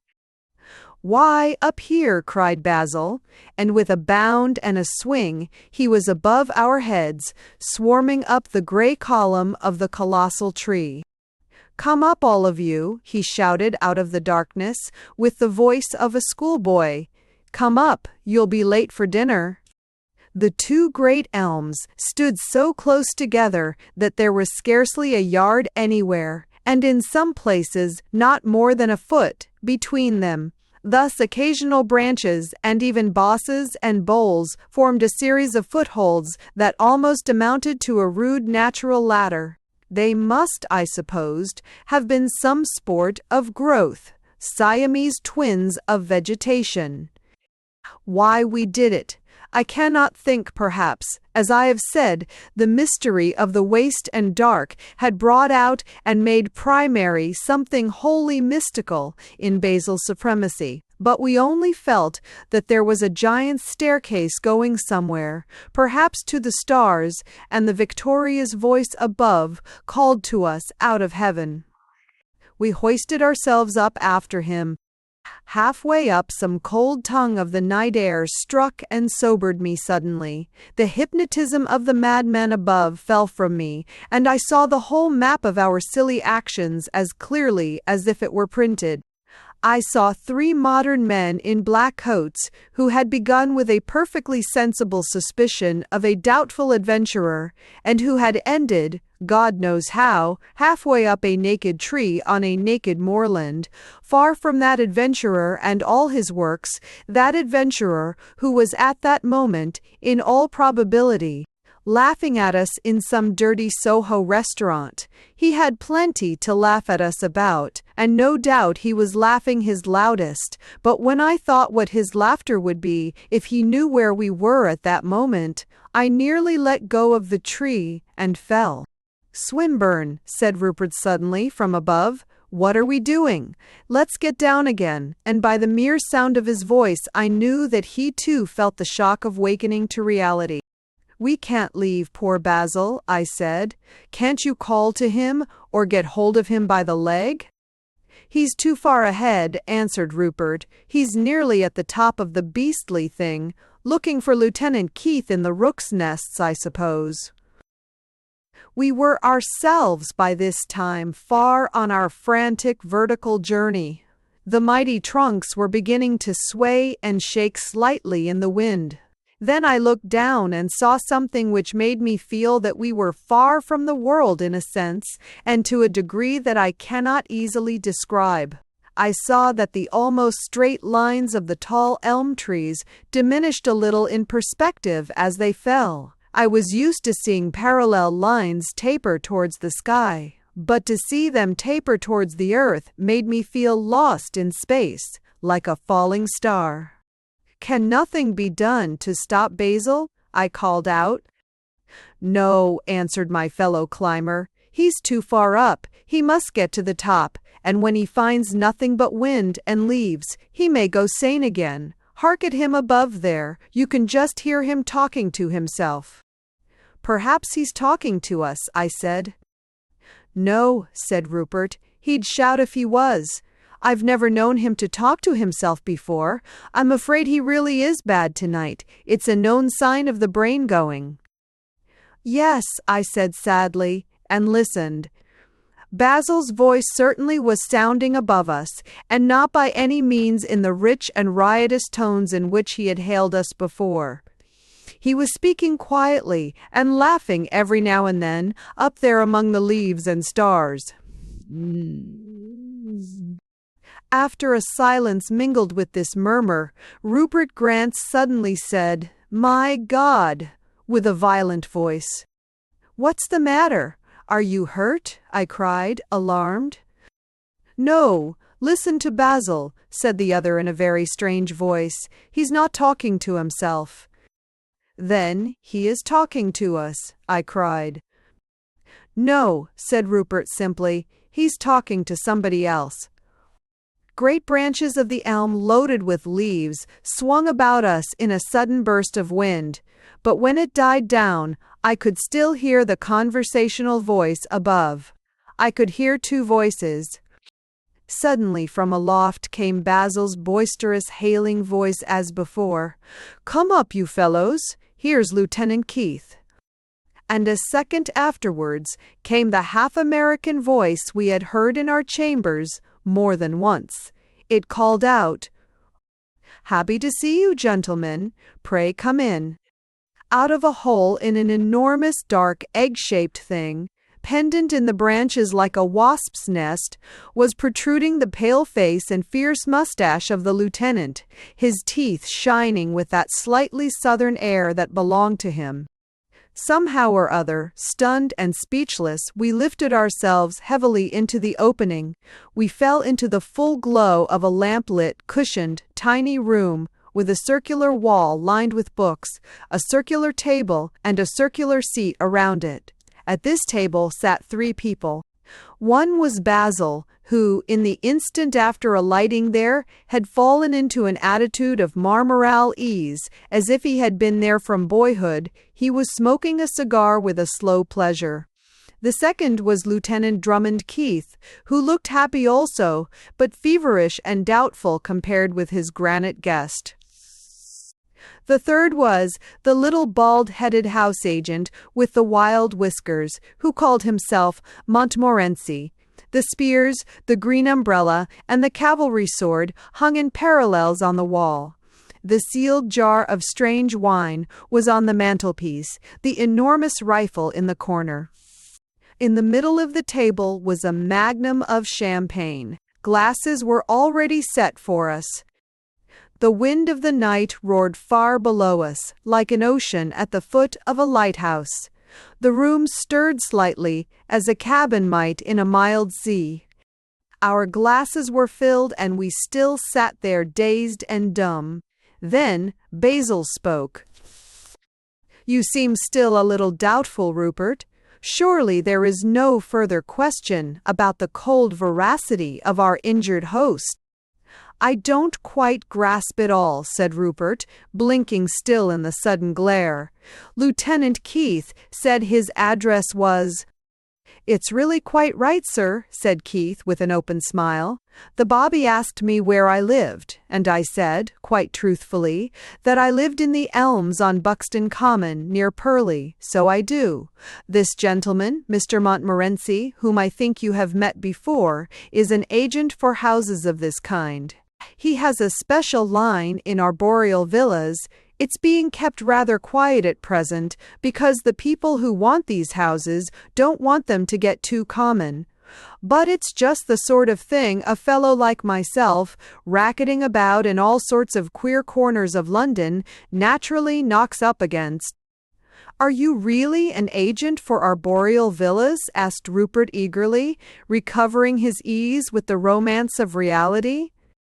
Mr. Montmorency, in his embarrassment, fingered one of his pockets and nervously pulled out a snake, which crawled about the table.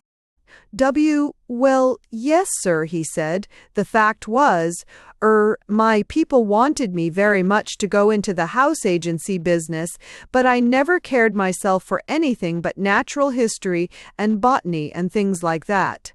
My poor parents have been dead some years now, but, naturally, I like to respect their wishes. And I thought somehow that an arboreal villa agency was a sort of compromise between being a botanist and being a house agent."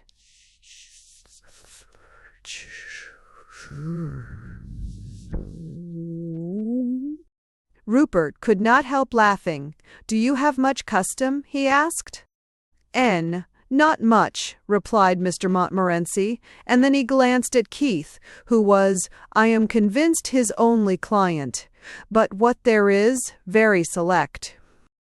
"My dear friends," said Basil, puffing his cigar, "always remember two facts.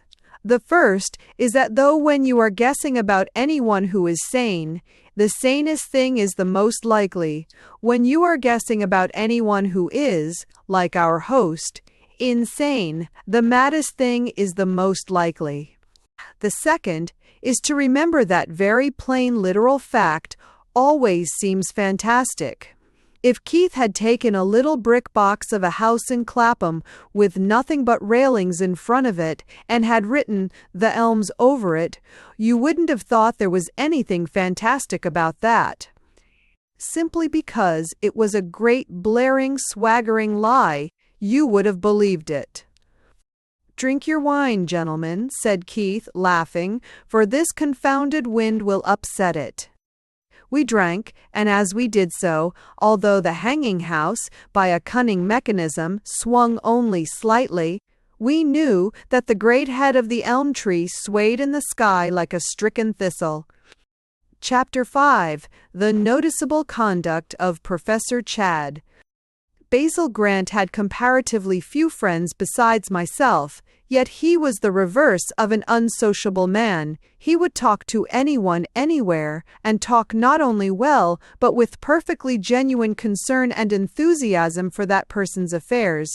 He went through the world, as it were, as if he were always on the top of an omnibus or waiting for a train. Most of these chance acquaintances, of course, vanished into darkness out of his life. A few here and there got hooked onto him, so to speak, and became his lifelong intimates. But there was an accidental look about all of them, as if they were windfalls, samples taken at random, goods fallen from a goods train, or presents fished out of a bran pie. One would be, let us say, a veterinary surgeon with the appearance of a jockey; another, a mild prebendary with a white beard and vague views; another, a young captain in the Lancers, seemingly exactly like other captains in the Lancers; another, a small dentist from Fulham, in all reasonable certainty, precisely like every other dentist from Fulham. Major Brown, small, dry, and dapper, was one of these. Basil had made his acquaintance over a discussion in a hotel cloakroom about the right hat, a discussion which reduced the little Major almost to a kind of masculine hysterics, the compound of the selfishness of an old bachelor and the scrupulosity of an old maid. They had gone home in a cab together, and then dined with each other twice a week, until they died. I myself was another. I had met Grant while he was still a judge on the balcony of the National Liberal Club, and exchanged a few words about the weather. Then we had talked for about an hour, about politics and God, for men always talk about the most important things to total strangers. It is because in the total stranger we perceive man himself. The image of God is not disguised by resemblances to an uncle or doubts of the wisdom of a moustache. One of the most interesting of Basil's motley group of acquaintances was Professor Chadd. He was known to the ethnological world, which is a very interesting world, but a long way off this one, as the second greatest, if not the greatest authority on the relations of savages to language. He was known to the neighborhood of Hart Street, Bloomsbury, as a bearded man with a bald head, spectacles, and a patient face, the face of an unaccountable nonconformist who had forgotten how to be angry. He went to and fro between the British Museum and a selection of blameless tea shops, with an armful of books and a poor but honest umbrella. He was never seen without the books and the umbrella, and was supposed by the lighter wits of the Persian Mizines room to go to bed with them in his little brick villa in the neighborhood of Shepherd's Bush. There he lived with 3 sisters, ladies of solid goodness but sinister demeanor. His life was happy, as are almost all the lives of methodical students, but one would not have called it exhilarating. His only hours of exhilaration occurred when his friend, Basil Grant, came into the house, late at night, a tornado of conversation. Basil, though close on 60, had moods of boisterous babyishness, and these seemed for some reason or other to descend upon him, particularly in the house of his studious and almost dingy friend. I can remember vividly, for I was acquainted with both parties and often dined with them, the gaiety of Grant on that particular evening when the strange calamity fell upon the professor. Professor Chadd was, like most of his particular class and type, the class that is at once academic and middle class, a radical of a solemn and old-fashioned type. Grant was a radical himself, but he was that more discriminating and not uncommon type of radical, who passes most of his time in abusing the radical party. Chadd had just contributed to a magazine an article called Zulu Interests and the New Makango Frontier, in which a precise scientific report of his study of the customs of the people of T'Chaka was reinforced by a severe protest against certain interferences with these customs, both by the British and the Germans. He was sitting with the magazine in front of him, the lamplight shining on his spectacles, a wrinkle in his forehead, not of anger, but of perplexity, as Basil Grant strode up and down the room, shaking it with his voice, with his high spirits and his heavy tread. "It's not your opinions that I object to, my esteemed Chadd," he was saying. "It's you. You are quite right to champion the Zulus, but for all that you do not sympathize with them. No doubt you know the Zulu way of cooking tomatoes and the Zulu prayer before blowing one's nose, but for all that you don't understand them as well as I do, who don't know an assegai from an alligator. You are more learned, Chadd, but I am more Zulu. Why is it that the jolly old barbarians of this earth are always championed by people who are their antithesis? Why is it? You are sagacious, you are benevolent, you are well-informed, but, Chad, you are not savage. Live no longer under that rosy illusion. Look in the glass, ask your sisters. Consult the librarian of the British Museum. Look at this umbrella. And he held up that sad but still respectable article. Look at it. One saver. For 10 mortal years, to my certain knowledge, you have carried that object under your arm, and I have no sort of doubt that you carried it at the age of 8 months, and it never occurred to you to give one wild yell and hurl it like a javelin, thus. And he sent the umbrella whizzing past the professor's bald head, so that it knocked over a pile of books with a crash and left a vase rocking. Professor Chad appeared totally unmoved, with his face still lifted to the lamp and the wrinkle cut in his forehead. Your mental processes, he said, always go a little too fast, and they are stated without method. There is no kind of inconsistency, and no words can convey the time he took to get to the end of the word, between valuing the right of the Aborigines to adhere to their stage in the evolutionary process so long as they find it congenial and requisite to do so. There is, I say, no inconsistency between this concession which I have just described to you and the view that the evolutionary stage in question is, nevertheless, so far as we can form any estimate of values in the variety of cosmic processes, definable in some degree as an inferior evolutionary stage. Nothing but his lips had moved as he spoke, and his glasses still shone like 2 pallid moons. Grant was shaking with laughter as he watched him.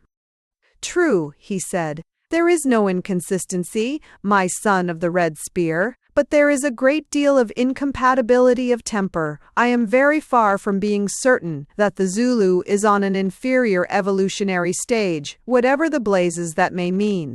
I do not think there is anything stupid or ignorant about howling at the moon or being afraid of devils in the dark.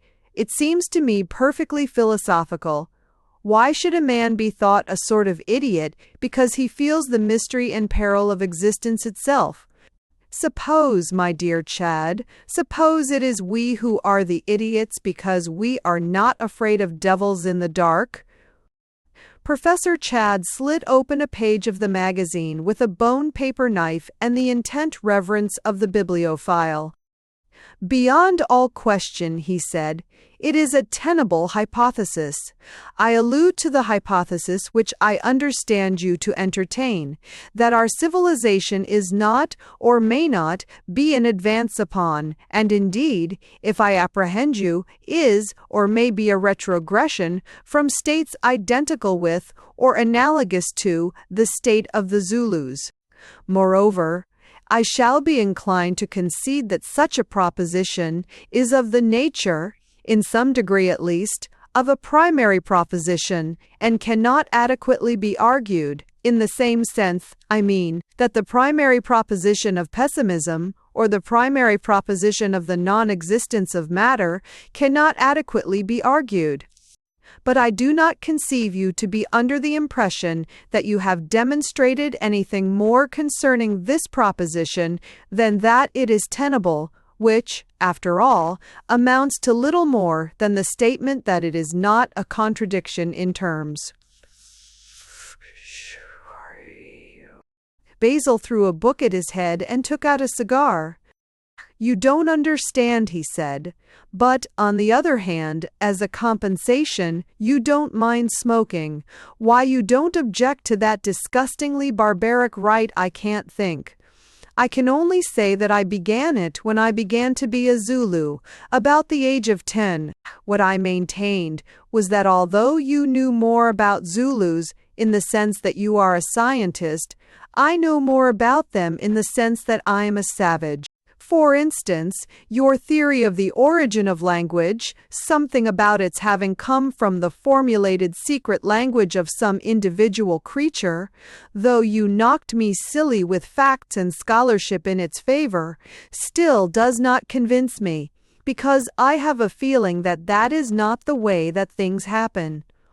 If you ask me why I think so, I can only answer that I am a Zulu, and if you ask me, as you most certainly will, what is my definition of a Zulu, I can answer that also. He is one who has climbed a Sussex apple tree at 7 and been afraid of a ghost in an English lane.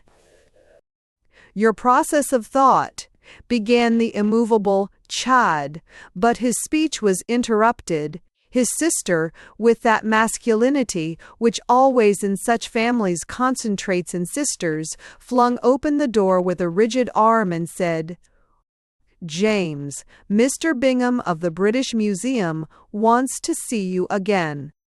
The philosopher rose with a dazed look, which always indicates in such men the fact that they regard philosophy as a familiar thing, but practical life as a weird and unnerving vision, and walked dubiously out of the room. "I hope you do not mind my being aware of it, Miss Chad," said Basil Grant.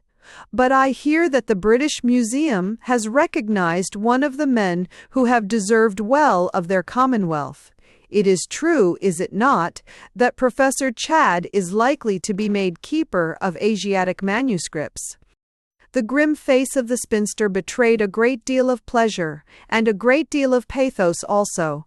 "I believe it's true," she said. "If it is, it will not only be great glory which women, I assure you, feel a great deal, but great relief, which they feel more, relief from worry, from a lot of things.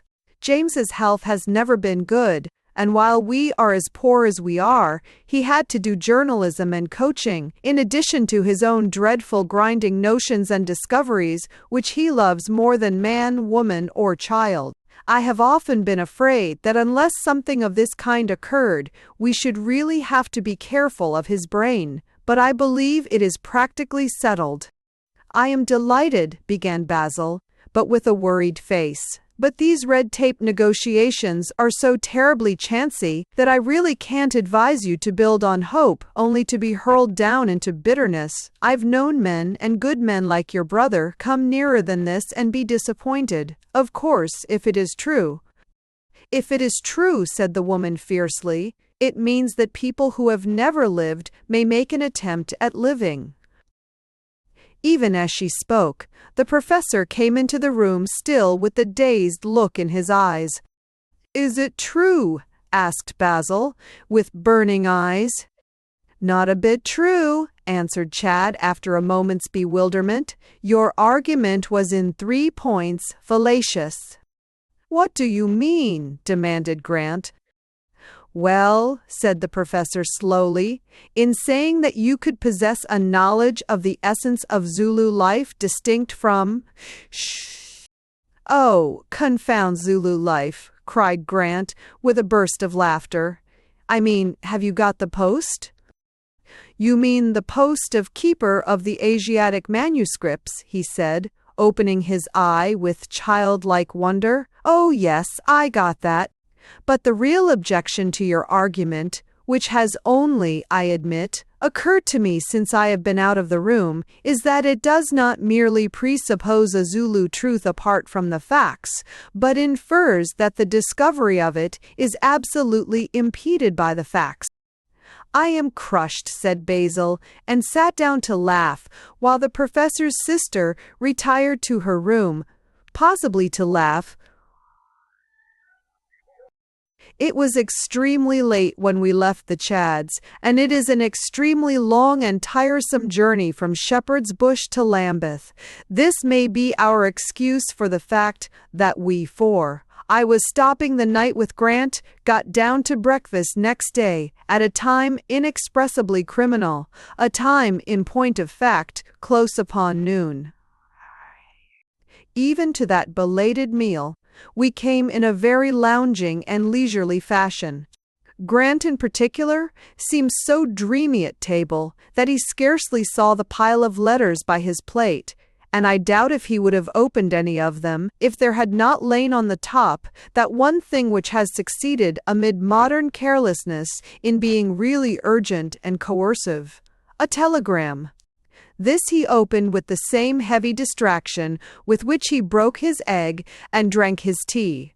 When he read it, he did not stir a hair or say a word, but something, I know not what, made me feel that the motionless figure had been pulled together suddenly, as strings are tightened on a slack guitar.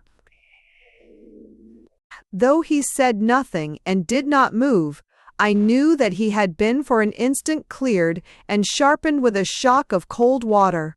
It was scarcely any surprise to me when a man who had drifted sullenly to his seat and fallen into it, kicked it away like a cur from under him and came round to me in 2 strides. "What do you make of that?" he said, and flattened out the wire in front of me. It ran, "Please come at once. James's mental state dangerous. Chad."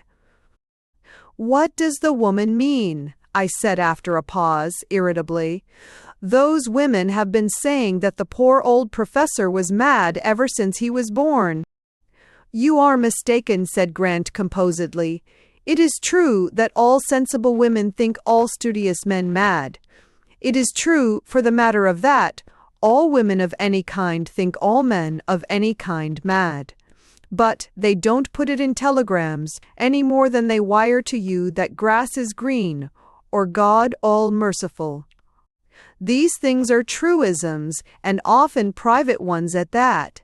If Miss Chad has written down under the eye of a strange woman in a post office that her brother is off his head, you may be perfectly certain that she did it because it was a matter of life and death, and she can think of no other way of forcing us to come promptly." "It will force us, of course," I said, smiling. "Oh yes," he replied. "There is a cab rank near."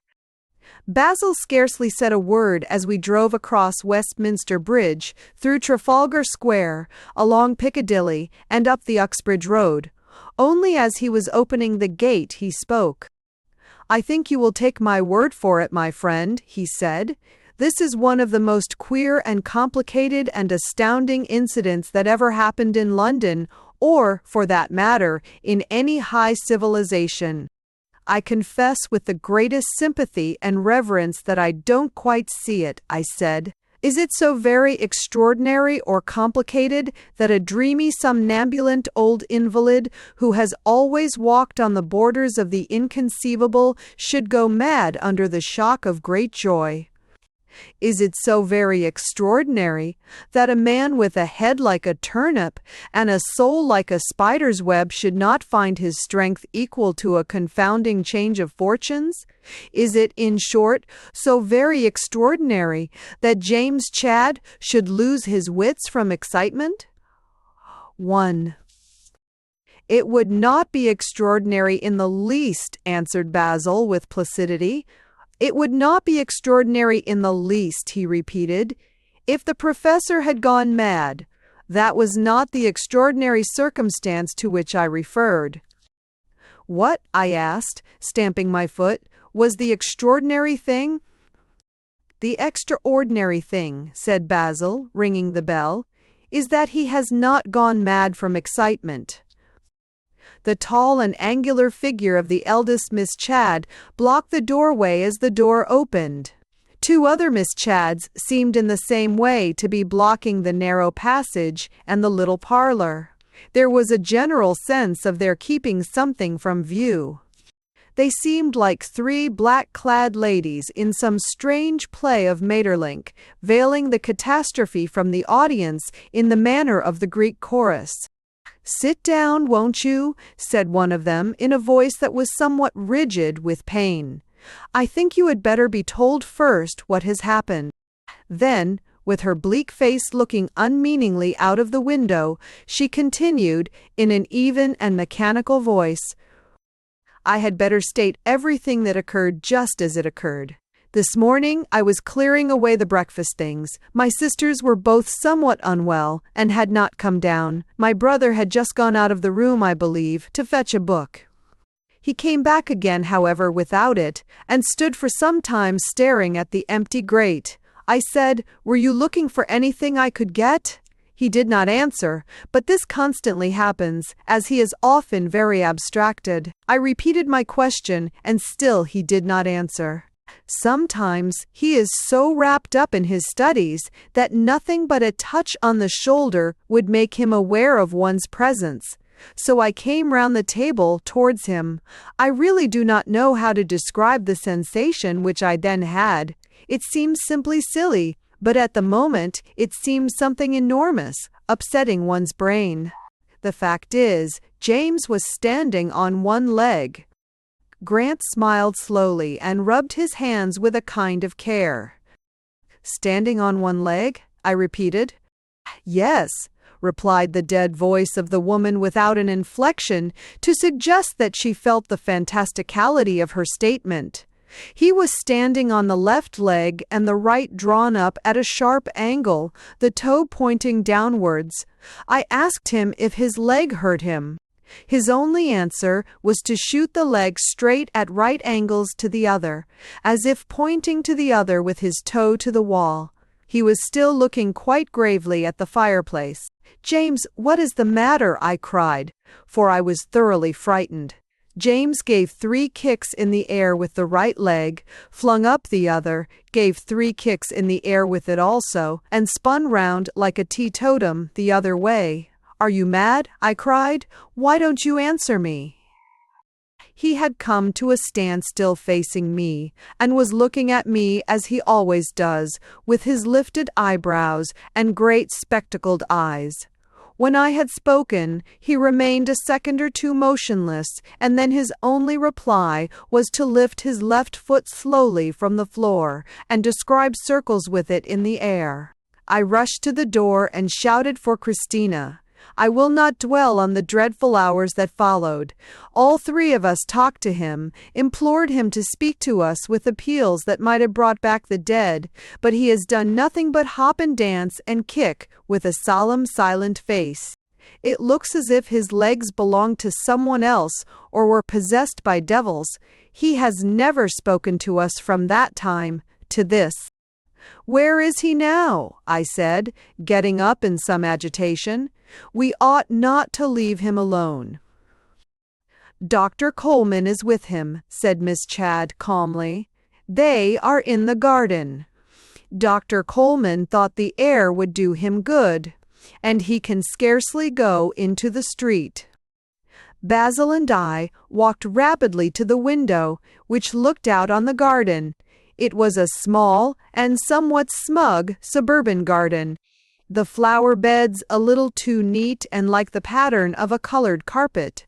But on this shining and opulent summer day, even they had the exuberance of something natural. I had almost said tropical.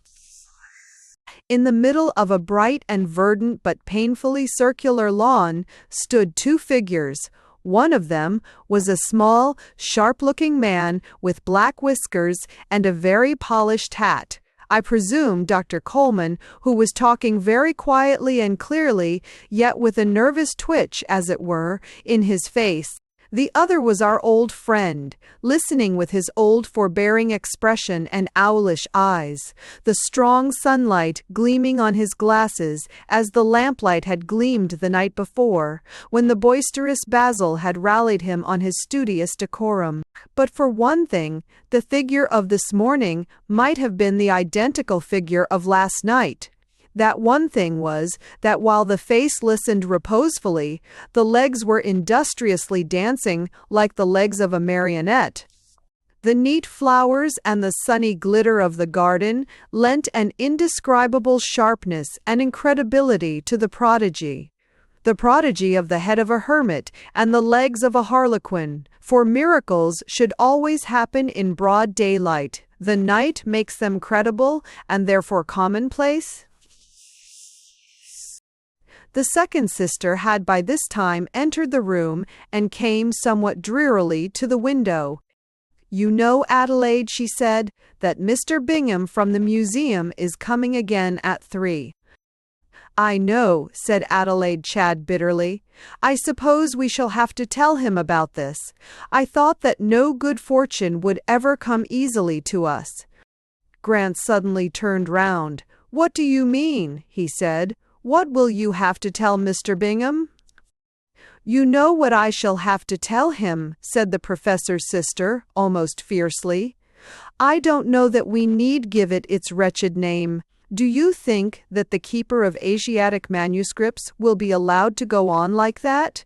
And she pointed for an instant at the figure in the garden, the shining, listening face, and the unresting feet.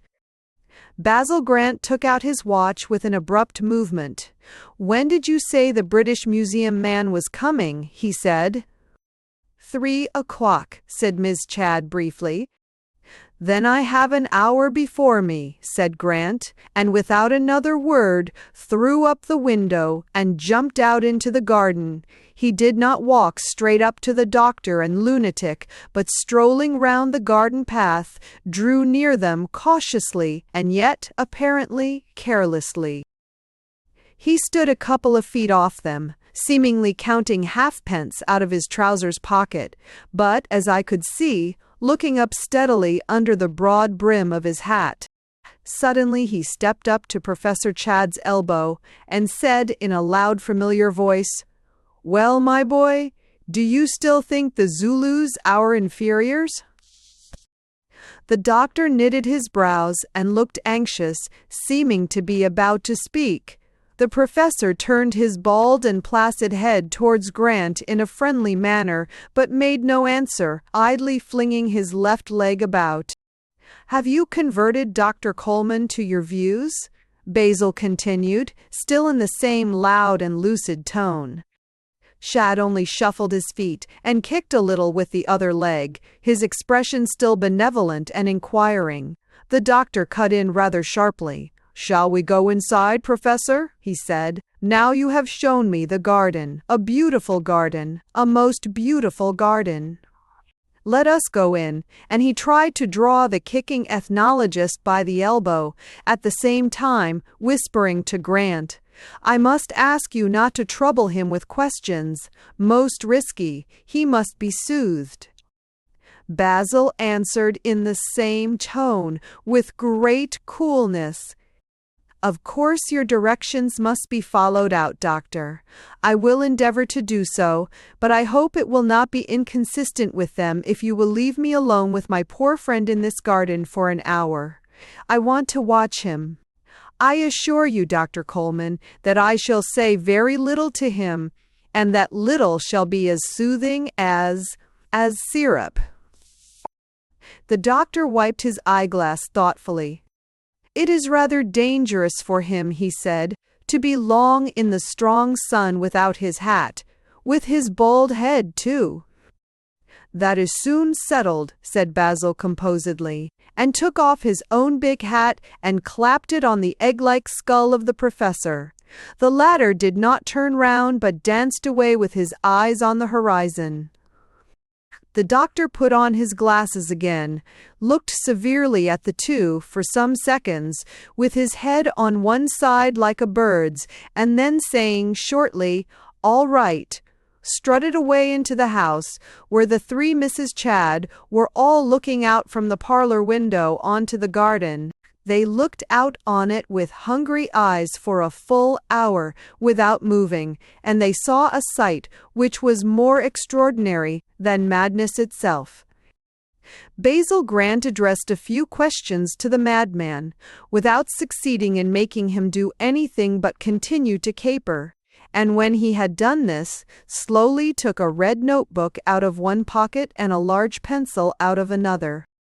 He began hurriedly to scribble notes. When the lunatic skipped away from him, he would walk a few yards in pursuit, stop, and make notes again. Thus they followed each other round and round the foolish circle of turf, the one writing in pencil with the face of a man working out a problem, the other leaping and playing like a child. After about 3/4 of an hour of this imbecile scene, Grant put the pencil in his pocket, but kept the notebook open in his hand, and walking round the mad professor, planted himself directly in front of him. Then occurred something that even those already used to that wild morning had not anticipated or dreamed. The professor, on finding Basil in front of him, stared with a blank benignity for a few seconds, and then drew up his left leg and hung it bent in the attitude that his sister had described as being the first of all his antics. And the moment he had done it, Basil Grant lifted his own leg and held it out rigid before him, confronting Chad with the flat sole of his boot. The professor dropped his bent leg and, swinging his weight onto it, kicked out the other behind, like a man swimming. Basil crossed his feet like a saltire cross, and then flung them apart again, giving a leap into the air. Then, before any of the spectators could say a word or even entertain a thought about the matter, both of them were dancing a sort of jig or hornpipe opposite each other, and the sun shone down on two madmen instead of one. They were so stricken with the deafness and blindness of monomania that they did not see the eldest Miss Chad come out feverishly into the garden with gestures of entreaty, a gentleman following her. Professor Chad was in the wildest posture of a pas de quatre. Basil Grant seemed about to turn a cartwheel, when they were frozen in their follies by the steely voice of Adelaide Chad saying, "Mr. Bingham of the British Museum." Mr. Bingham was a slim, well-clad gentleman with a pointed and slightly effeminate grey beard, unimpeachable gloves, and formal but agreeable manners. He was the type of the over-civilized, as Professor Chad was of the uncivilized pedant. His formality and agreeableness did him some credit under the circumstances. He had a vast experience of books and a considerable experience of the more dilettante fashionable salons. But neither branch of knowledge had accustomed him to the spectacle of two gray-haired middle-class gentlemen in modern costume throwing themselves about like acrobats as a substitute for an after-dinner nap. The professor continued his antics with perfect placidity, but Grant stopped abruptly. The doctor had reappeared on the scene, and his shiny black eyes, under his shiny black hat, moved restlessly from one of them to the other. "Dr. Coleman," said Basil, turning to him, "will you entertain Professor Chad again for a little while? I am sure that he needs you. Mr. Bingham, might I have the pleasure of a few moments' private conversation? My name is Grant." Mr. Bingham, of the British Museum, bowed in a manner that was respectful, but a trifle bewildered. "Miss Chad will excuse me," continued Basil easily, "if I know my way about the house," and he led the dazed librarian rapidly through the back door into the parlor. "Mr. Bingham," said Basil, setting a chair for him, "I imagine that Miss Chad has told you of this distressing occurrence." "She has, Mr. Grant," said Bingham, looking at the table with a sort of compassionate nervousness. "I am more pained than I can say by this dreadful calamity. It seems quite heartrending that the thing should have happened just as we have decided to give your eminent friend a position which falls far short of his merits. As it is, of course, really, I don't know what to say. Professor Chad may, of course, retain. I sincerely trust he will, his extraordinarily valuable intellect, but I am really afraid, that it would not do to have the curator of the Asiatic manuscripts, dancing about." "I have a suggestion to make," said Basil, and sat down abruptly in his chair, drawing it up to the table. "I am delighted, of course," said the gentleman from the British Museum, coughing and drawing up his chair also. The clock on the mantelpiece ticked for just the moments required for Basil to clear his throat and collect his words, and then he said, "My proposal is this. I do not know that in the strict use of words you could altogether call it a compromise, still it has something of that character. My proposal is that the government, acting, as I presume, through your museum, should pay Professor Chad $800 a year until he stops dancing." 800 a year, said Mr. Bingham, and for the first time lifted his mild blue eyes to those of his interlocutor, and he raised them with a mild blue stare. I think I have not quite understood you.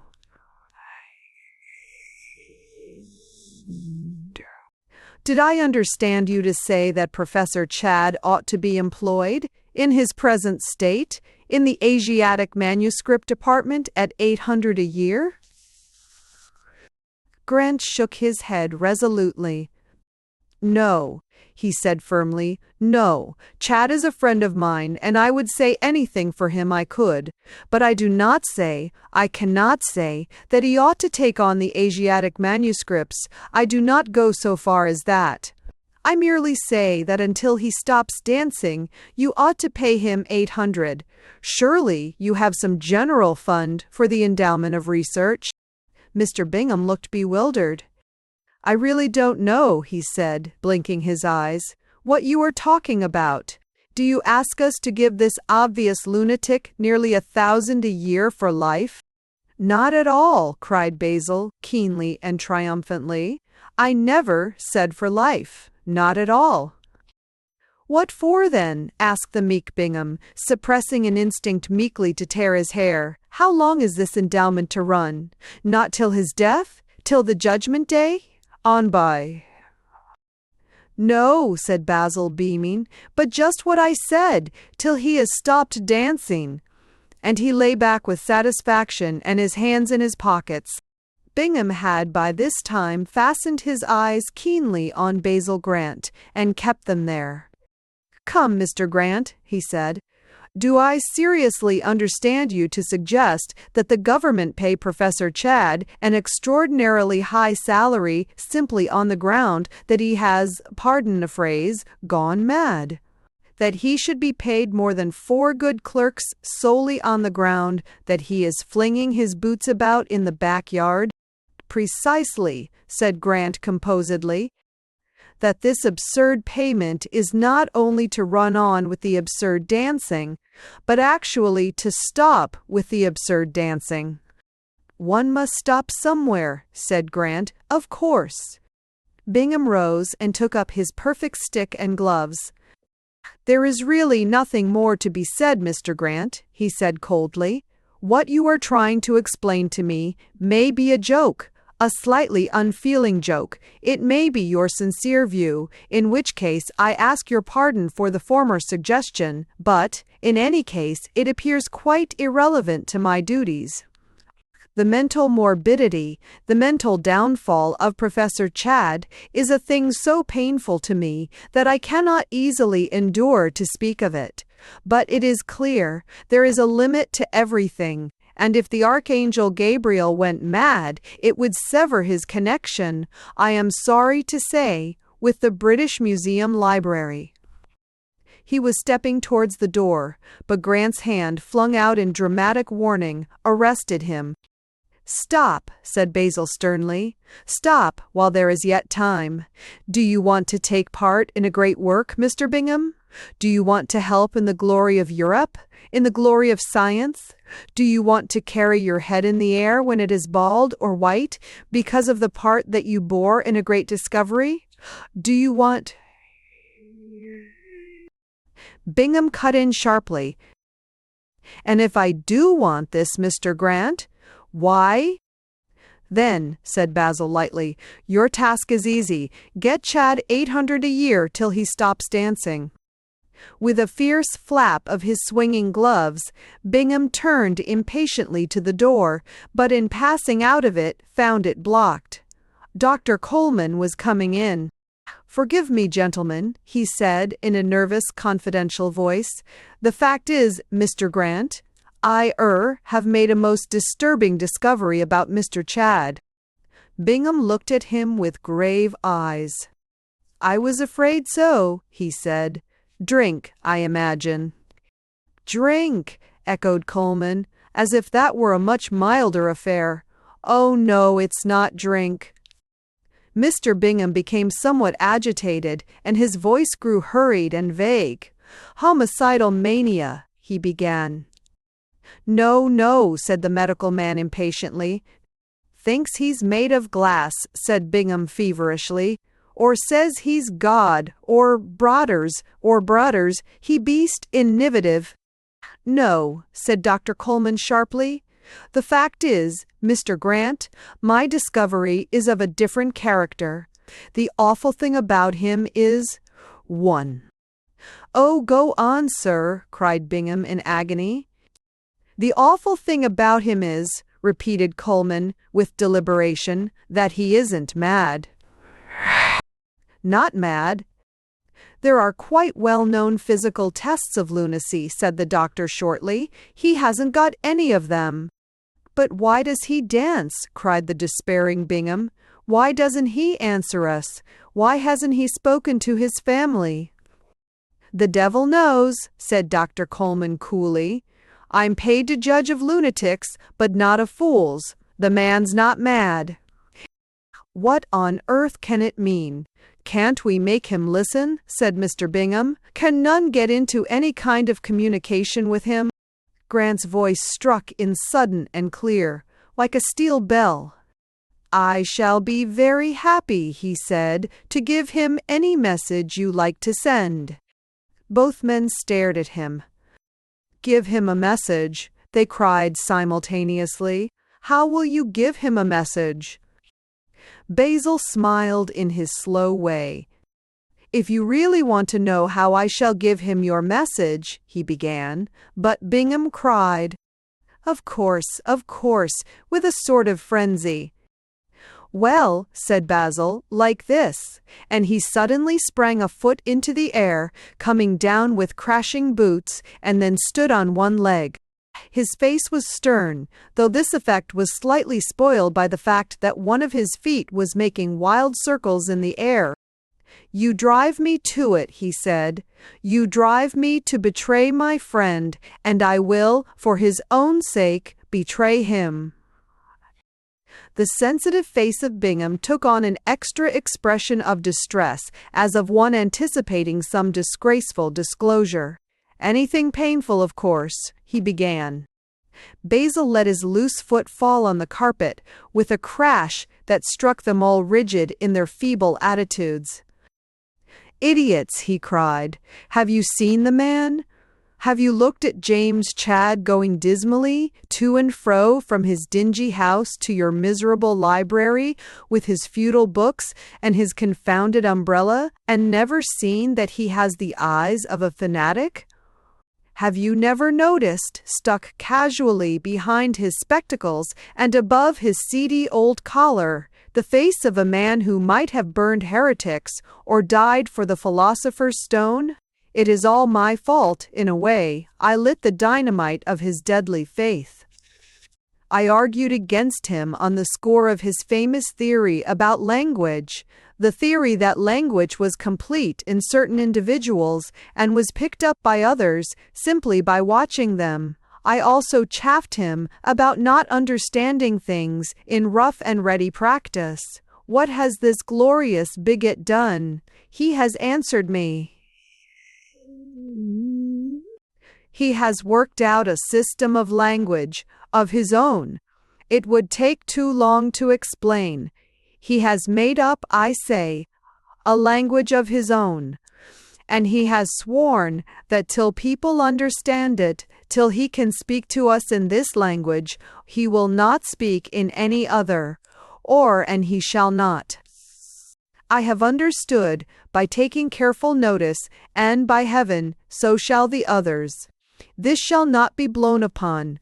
He shall finish his experiment. He shall have 800 a year from somewhere till he has stopped dancing. To stop him now is an infamous war on a great idea. It is religious persecution.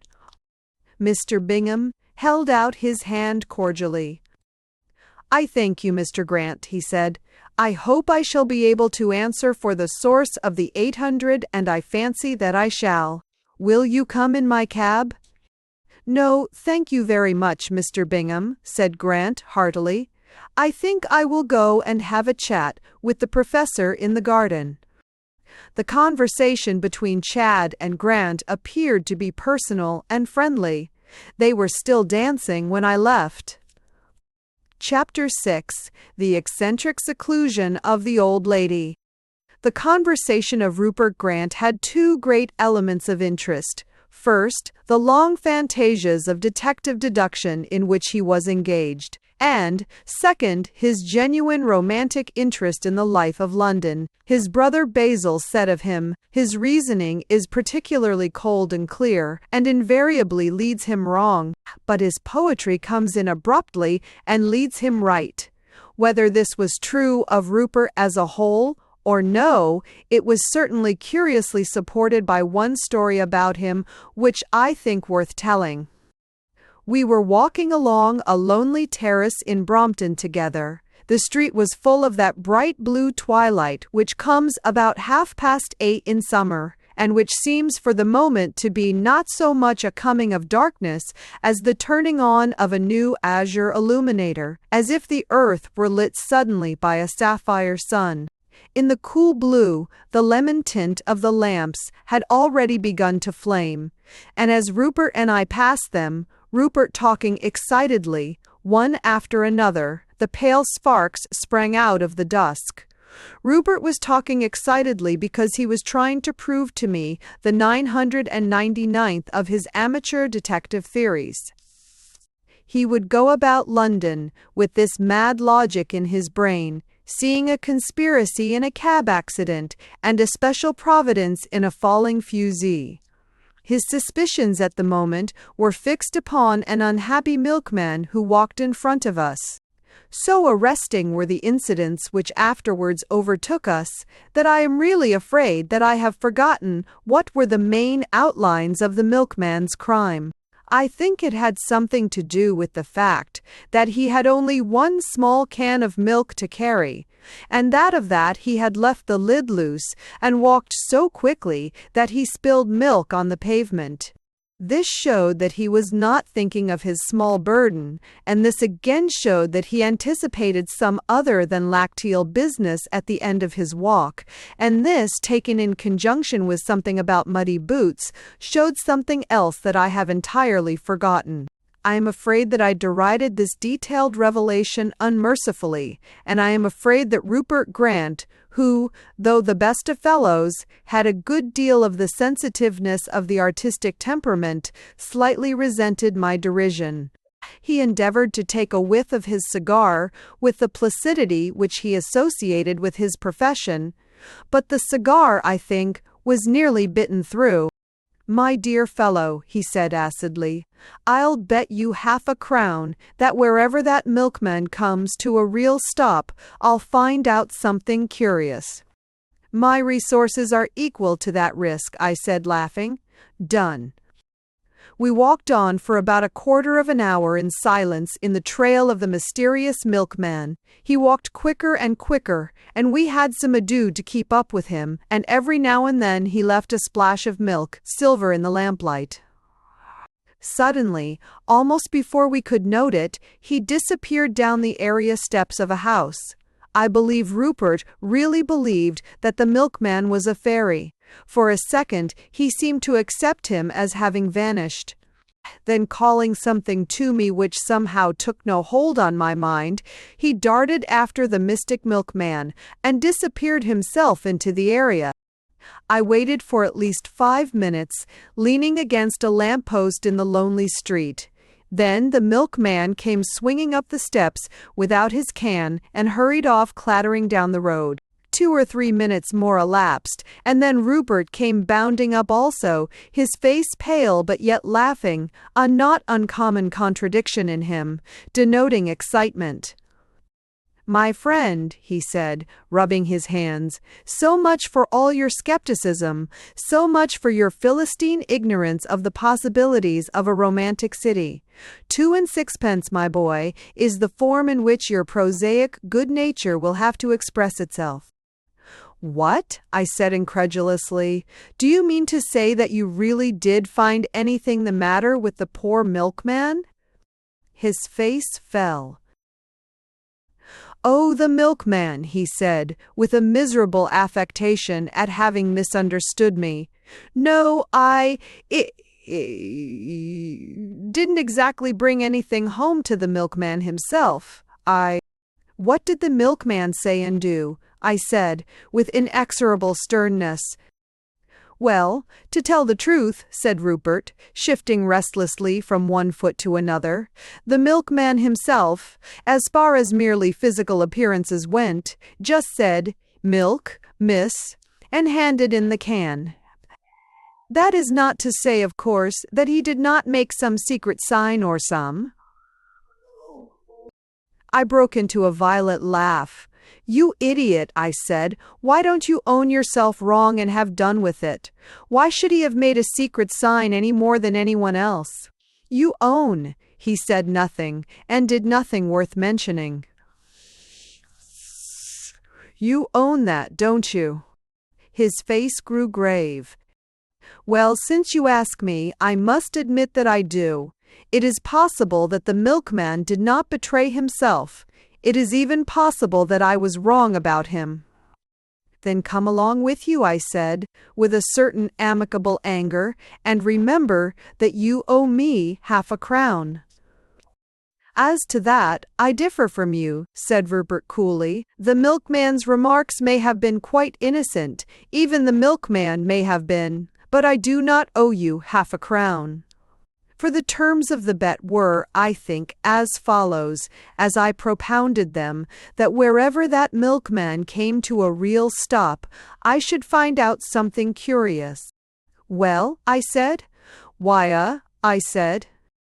"Well," he answered, "I jolly well have. You just come with me," and before I could speak he had turned tail once more and whisked through the blue dark into the moat or basement of the house. I followed almost before I made any decision. When we got down into the area, I felt indescribably foolish, literally, as the saying is, in a hole. There was nothing but a closed door, shuttered windows, the steps down which we had come, the ridiculous well in which I found myself, and the ridiculous man who had brought me there, and who stood there with dancing eyes. I was just about to turn back when Rupert caught me by the elbow. "Just listen to that," he said, and keeping my coat gripped in his right hand, he rapped with the knuckles of his left on the shutters of the basement window. His air was so definite that I paused and even inclined my head for a moment towards it.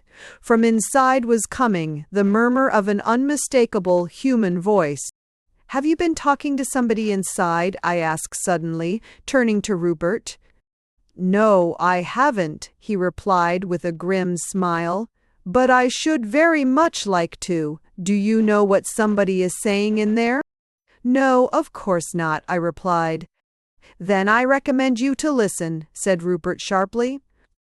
In the dead silence of the aristocratic street at evening, I stood a moment and listened. From behind the wooden partition, in which there was a long, lean crack, was coming a continuous and moaning sound which took the form of the words, "When shall I get out?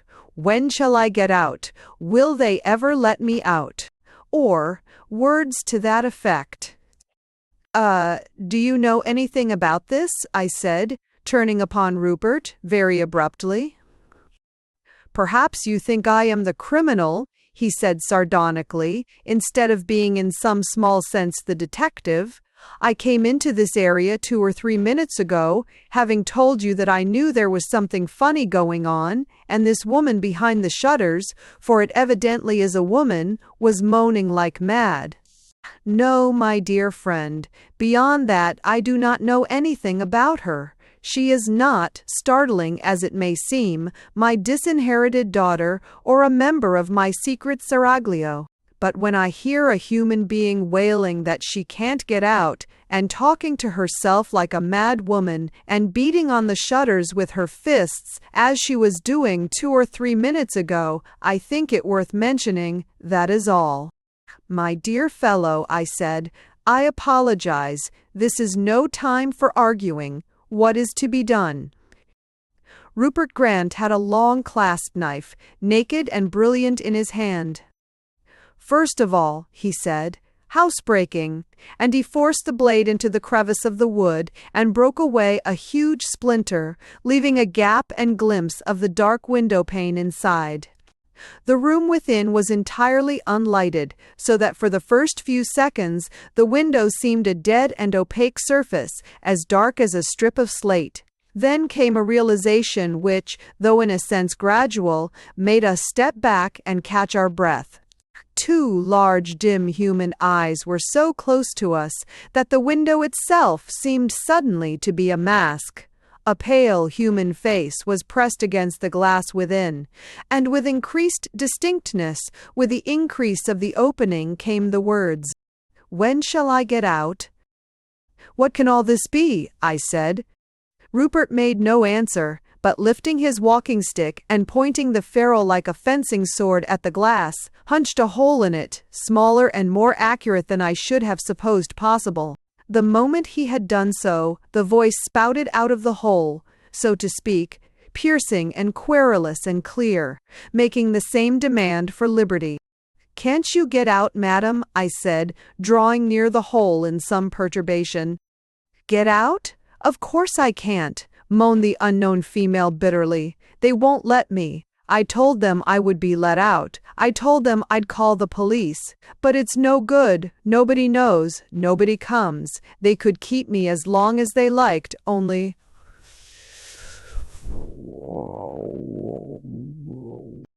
I was in the very act of breaking the window, finally, with my stick, incensed with this very sinister mystery, when Rupert held my arm hard, held it with a curious, still, and secret rigidity, as if he desired to stop me, but did not desire to be observed to do so. I paused a moment, and in the act swung slightly round, so that I was facing the supporting wall of the front door steps. The act froze me into a sudden stillness like that of Rupert, for a figure almost as motionless as the pillars of the portico, but unmistakably human, had put his head out from between the doorposts and was gazing down into the area. One of the lighted lamps of the street was just behind his head, throwing it into abrupt darkness. Consequently, nothing whatever could be seen of his face beyond one fact, that he was unquestionably staring at us. I must say I thought Rupert's calmness magnificent. He rang the area bell quite idly, and went on talking to me with the easy end of a conversation which had never had any beginning. The black, glaring figure in the portico did not stir. I almost thought it was really a statue. In another moment, the gray area was golden with gaslight, as the basement door was opened suddenly, and a small and decorous housemaid stood in it. "Pray excuse me," said Rupert, in a voice which he contrived to make somehow or other at once affable and underbred, "but we thought perhaps that you might do something for the waifs and strays. We don't expect—" "Not here," said the small servant, with the incomparable severity of the menial of the non-philanthropic, and slammed the door in our faces. Very sad, the indifference of these people," said the philanthropist with gravity, as we went together up the steps. As we did so, the motionless figure in the portico suddenly disappeared. "Well, what do you make of that?" asked Rupert, slapping his gloves together when we got into the street. I do not mind admitting that I was seriously upset. Under such conditions I had but one thought. "Don't you think," I said a trifle timidly, "that we had better tell your brother?" "Oh, if you like," said Rupert, in a lordly way.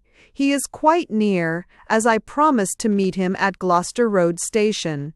Shall we take a cab? Perhaps, as you say, it might amuse him."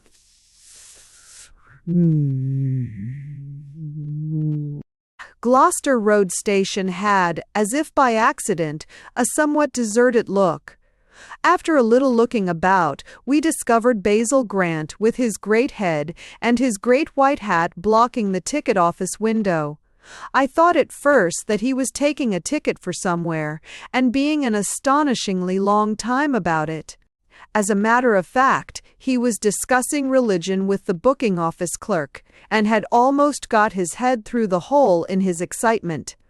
When we dragged him away, it was some time before he would talk of anything but the growth of an Oriental fatalism in modern thought, which had been well typified by some of the officials' ingenious but perverse fallacies. At last we managed to get him to understand that we had made an astounding discovery. When he did listen, he listened attentively, walking between us up and down the lamplit street, while we told him, in a rather feverish duet, of the great house in South Kensington, of the equivocal milkman, of the lady imprisoned in the basement, and the man staring from the porch. At length he said, "If you're thinking of going back to look the thing up, you must be careful what you do. It's no good you two going there. To go twice on the same pretext would look dubious. To go on a different pretext would look worse. You may be quite certain that the inquisitive gentleman who looked at you looked thoroughly, and will wear, so to speak, your portraits next to his heart. If you want to find out if there is anything in this without a police raid, I fancy you had better wait outside. I'll go in and see them." His slow and reflective walk brought us at length within sight of the house. It stood up ponderous and purple against the last pallor of twilight. It looked like an ogre's castle, and so apparently it was.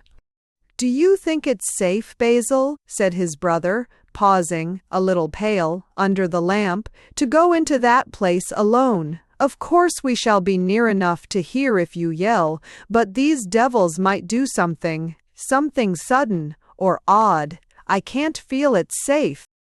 "I know of nothing that is safe," said Basil composedly, "except, possibly, death." And he went up the steps and rang at the bell. When the massive respectable door opened for an instant, cutting a square of gaslight in the gathering dark, and then closed with a bang, burying our friend inside, we could not repress a shudder. It had been like the heavy gaping and closing of the dim lips of some evil leviathan. A freshening night breeze began to blow up the street, and we turned up the collars of our coats. At the end of 20 minutes, in which we had scarcely moved or spoken, we were as cold as icebergs, but more, I think, from apprehension than the atmosphere. Suddenly Rupert made an abrupt movement towards the house. "I can't stand this," he began, but almost as he spoke sprang back into the shadow, for the panel of gold was again cut out of the black house front, and the burly figure of Basil was silhouetted against it coming out. He was roaring with laughter, and talking so loudly that you could have heard every syllable across the street. Another voice, or, possibly, two voices, were laughing and talking back at him from within. "No, no, no," Basil was calling out, with a sort of hilarious hostility. "That's quite wrong. That's the most ghastly heresy of all. It's the soul, my dear chap, the soul that's the arbiter of cosmic forces. When you see a cosmic force you don't like, trick it, my boy. But I must really be off."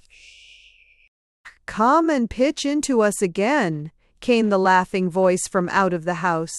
"We still have some bones unbroken." "Thanks very much, I will.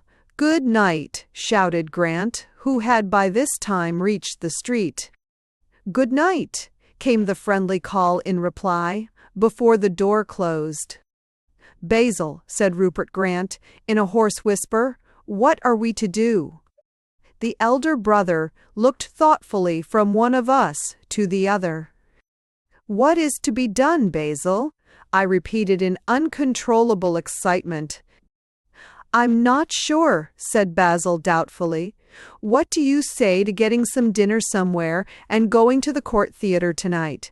I tried to get those fellows to come, but they couldn't." We stared blankly. "Go to the Court Theatre?" repeated Rupert. "What would be the good of that?" "Good? What do you mean?" answered Basil, staring also. Have you turned Puritan or passive resistor or something? For fun, of course. But, great God in heaven, what are we going to do, I mean? Cried Rupert. What about the poor woman locked up in that house? Shall I go for the police? Basil's face cleared with immediate comprehension, and he laughed. Oh, that, he said. I'd forgotten that. That's all right. Some mistake possibly, or some quite trifling private affair. But I'm sorry those fellows couldn't come with us. Shall we take one of these green omnibuses? There is a restaurant in Sloane Square.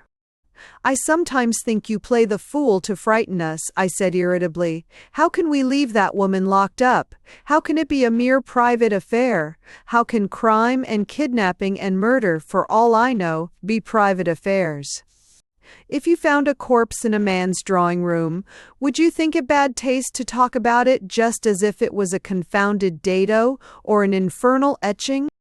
Basil laughed heartily. That's very forcible, he said. As a matter of fact, though, I know it's all right in this case, and there comes the green omnibus. How do you know it's all right in this ease? Persisted his brother angrily. My dear chap, the thing's obvious, answered Basil, holding a return ticket between his teeth while he fumbled in his waistcoat pocket. Those two fellows never committed a crime in their lives. They're not the kind. Have either of you chaps got a halfpenny? I want to get a paper before the omnibus comes.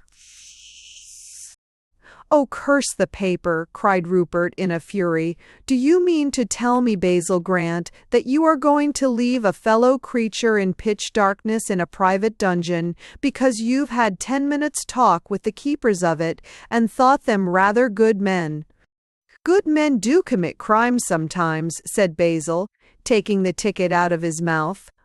But this kind of good man doesn't commit that kind of crime. Well, shall we get on this omnibus? The great green vehicle was indeed plunging and lumbering along the dim, wide street towards us.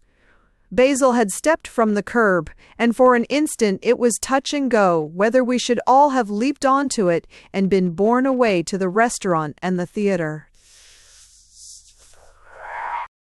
Basil, I said, taking him firmly by the shoulder, I simply won't leave this street and this house. Nor will I, said Rupert, glaring at it and biting his fingers. There's some black work going on there. If I left it, I should never sleep again. Basil Grant looked at us both seriously. Of course, if you feel like that, he said, we'll investigate further. You'll find it's all right, though. They're only two young Oxford fellows, extremely nice, too, though rather infected with this pseudo-Darwinian business, ethics of evolution and all that. I think, said Rupert darkly, ringing the bell, that we shall enlighten you further about their ethics. And may I ask, said Basil gloomily, what it is that you propose to do? I propose, first of all, said Rupert, to get into this house, secondly, to have a look at these nice young Oxford men, thirdly, to knock them down, bind them, gag them, and search the house. Basil stared indignantly for a few minutes. Then he was shaken for an instant with one of his sudden laughs. Poor little boys, he said, but it almost serves them right for holding such silly views after all. And he quaked again with amusement. There's something confoundedly Darwinian about it. I suppose you mean to help us? Said Rupert. Oh yes, I'll be in it, answered Basil, if it's only to prevent your doing the poor chaps any harm. He was standing in the rear of our little procession, looking indifferent and sometimes even sulky, but somehow the instant the door opened, he stepped first into the hall, glowing with urbanity. So sorry to haunt you like this, he said. I met two friends outside who very much want to know you. May I bring them in? Delighted, of course, said a young voice, the unmistakable voice of the Isis, and I realized that the door had been opened, not by the decorous little servant girl, but by one of our hosts in person. He was a short but shapely young gentleman with curly dark hair and a square, snub-nosed face. He wore slippers and a sort of blazer of some incredible college purple. "This way," he said. "Mind the steps by the staircase. This house is more crooked and old-fashioned than you would think from its snobbish exterior. There are quite a lot of odd corners in the place, really." "That," said Rupert with a savage smile, "I can quite believe." We were by this time in the study or back parlor, used by the young inhabitants as a sitting room, an apartment littered with magazines and books ranging from Dante to detective stories. The other youth, who stood with his back to the fire smoking a corncob, was big and burly, with dead brown hair brushed forward and a Norfolk jacket. He was that particular type of man whose every feature and action is heavy and clumsy, and yet who is, you would say, rather exceptionally, a gentleman. "Any more arguments?" he said, when introductions had been effected. "I must say, Mr. Grant, you were rather severe upon eminent men of science, such as we. I've half a mind to chuck my D.C. and turn minor poet." "Bosh," answered Grant. "I never said a word against eminent men of science. What I complain of is a vague, popular philosophy which supposes itself to be scientific when it is really nothing but a sort of new religion, and an uncommonly nasty one. When people talked about the fall of man, they knew they were talking about a mystery, a thing they didn't understand. Now that they talk about the survival of the fittest, they think they do understand it, whereas they have not merely no notion, they have an elaborately false notion of what the words mean. The Darwinian movement has made no difference to mankind, except that, instead of talking unphilosophically about philosophy, they now talk unscientifically about science. "Wond." "That is all very well," said the big young man, whose name appeared to be Burroughs. "Of course, in a sense, science, like mathematics or the violin, can only be perfectly understood by specialists. Still, the rudiments may be of public use. Greenwood here," indicating the little man in the blazer, "doesn't know one note of music from another. Still, he knows something. He knows enough to take off his hat when they play God Save the King. He doesn't take it off by mistake when they play 'Oh, dem golden slippers,' just in the same way science." Here Mr. Burroughs stopped abruptly. He was interrupted by an argument uncommon in philosophical controversy, and perhaps not wholly legitimate. Rupert Grant had bounded on him from behind, flung an arm round his throat, and bent the giant backwards. "Knock the other fellow down, Swinburne," he called out, and before I knew where I was locked in a grapple with the man in the purple blazer. He was a wiry fighter, who bent and sprang like a whalebone, but I was heavier and had taken him utterly by surprise. I twitched one of his feet from under him. He swung for a moment on the single foot, and then we fell with a crash amid the litter of newspapers, myself on top. My attention for a moment released by victory. I could hear Basil's voice finishing some long sentence of which I had not heard the beginning.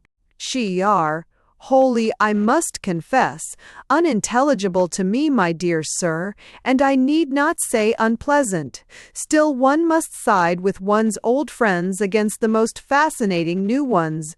Permit me, therefore, in tying you up in this antimacassar, to make it as commodious as handcuffs can reasonably be while hard WSSE." I had staggered to my feet. The gigantic Burroughs was toiling in the garrote of Rupert, while Basil was striving to master his mighty hands. Rupert and Basil were both particularly strong, but so was Mr. Burroughs. How strong, we knew a second afterwards. His head was held back by Rupert's arm, but a convulsive heave went over his whole frame. An instant after his head plunged forward like a bull's, and Rupert Grant was slung head over heels, a Catherine wheel of legs, on the floor in front of him.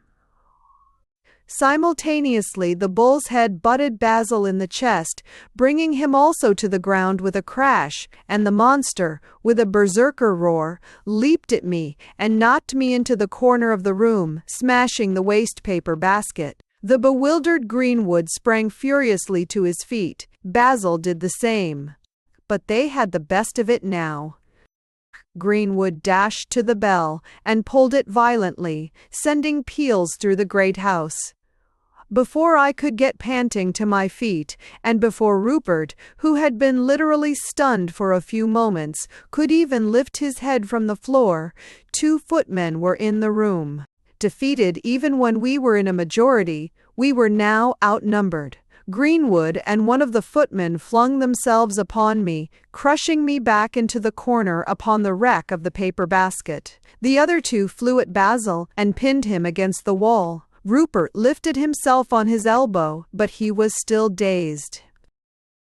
In the strained silence of our helplessness, I heard the voice of Basil come with a loud, incongruous cheerfulness. "Now this," he said, "is what I call enjoying oneself." I caught a glimpse of his face, flushed and forced against the bookcase, from between the swaying limbs of my captors and his. To my astonishment, his eyes were really brilliant with pleasure, like those of a child heated by a favorite game. I made several apoplectic efforts to rise, but the servant was on top of me so heavily that Greenwood could afford to leave me to him. He turned quickly to come to reinforce the 2 who were mastering Basil. The latter's head was already sinking, lower and lower, like a leaking ship as his enemies pressed him down. He flung up one hand, just as I thought him falling, and hung on to a huge tome in the bookcase, a volume, I afterwards discovered, of St. Chrysostom's Theology. Just as Greenwood bounded across the room towards the group, Basil plucked the ponderous tome bodily out of the shelf, swung it, and sent it spinning through the air, so that it struck Greenwood flat in the face and knocked him over like a rolling 9-pin. At the same instant, Basil's stiffness broke, and he sank, his enemies closing over him. Rupert's head was clear, but his body shaken. He was hanging as best he could on to the half-prostrate Greenwood. They were rolling over each other on the floor, both somewhat enfeebled by their falls, but Rupert certainly the more so. I was still successfully held down. The floor was a sea of torn and trampled papers and magazines, like an immense waste-paper basket. Burroughs and his companion were almost up to the knees in them, as in a drift of dead leaves, and Greenwood had his leg stuck right through a sheet of the Pall Mall Gazette, which clung to it ludicrously, like some fantastic trouser frill. Basil, shut from me in a human prison, a prison of powerful bodies, might be dead for all I knew. I fancied, however, that the broad back of Mr. Burroughs, which was turned towards me, had a certain bend of effort in it, as if my friend still needed some holding down. Whoa! Suddenly, that broad back swayed hither and thither. It was swaying on one leg. Basil, somehow, had hold of the other. Burroughs's huge fists and those of the footman were battering Basil's sunken head like an anvil, but nothing could get the giant's ankle out of his sudden and savage grip. While his own head was forced slowly down in darkness and great pain, the right leg of his captor was being forced in the air. Burroughs swung to and fro with a purple face. Then suddenly the floor and the walls and the ceiling shook together as the colossus fell, all his length seeming to fill the floor. Basil sprang up with dancing eyes, and with 3 blows like battering rams knocked the footman into a cocked hat. Then he sprang on top of Burrows, with one antimacassar in his hand and another in his teeth, and bound him hand and foot almost before he knew clearly that his head had struck the floor. Then Basil sprang at Greenwood, whom Rupert was struggling to hold down, and between them they secured him easily. The man who had hold of me let go and turned to his rescue, but I leaped up like a spring released, and, to my infinite satisfaction, knocked the fellow down. The other footman, bleeding at the mouth and quite demoralized, was stumbling out of the room. My late captor, without a word, slunk after him, seeing that the battle was won. Rupert was sitting astride the pinioned Mr. Greenwood, Basil astride the pinioned Mr. Burrows. "Yuchi?" To my surprise, the latter gentleman, lying bound on his back, spoke in a perfectly calm voice to the man who sat on top of him. "And now, gentlemen," he said, "since you have got your own way, perhaps you wouldn't mind telling us what the deuce all this is." "This," said Basil with a radiant face, looking down at his captive, "this is what we call the survival of the fittest." Rupert, who had been steadily collecting himself throughout the latter phases of the fight, was intellectually altogether himself again at the end of it. Springing up from the prostrate Greenwood and knotting a handkerchief round his left hand, which was bleeding from a blow, he sang out quite coolly, "Basil, will you mount guard over the captive of your bow and spear and antimacassar? Swinburne and I will clear out the prison downstairs." "All right," said Basil, rising also, and seating himself in a leisured way in an armchair. "Don't hurry for us," he said, glancing round at the litter of the room. "We have all the illustrated papers." Rupert lurched thoughtfully out of the room, and I followed him even more slowly. In fact, I lingered long enough to hear, as I passed through the room, the passages and the kitchen stairs, Basil's voice continuing conversationally. "And now, Mr. Burrows," he said, settling himself sociably in the chair, "there's no reason why we shouldn't go on with that amusing argument. I'm sorry that you have to express yourself lying on your back on the floor, and, as I told you before, I've no more notion why you are there than the man in the moon. A conversationalist like yourself, however, can scarcely be seriously handicapped by any bodily posture. You were saying, if I remember right, when this incidental fracas occurred, that the rudiments of science might with advantage be made public." "Precisely," said the large man on the floor in an easy tone. "I hold that nothing more than a rough sketch of the universe as seen by science can be." And here the voices died away as we descended into the basement.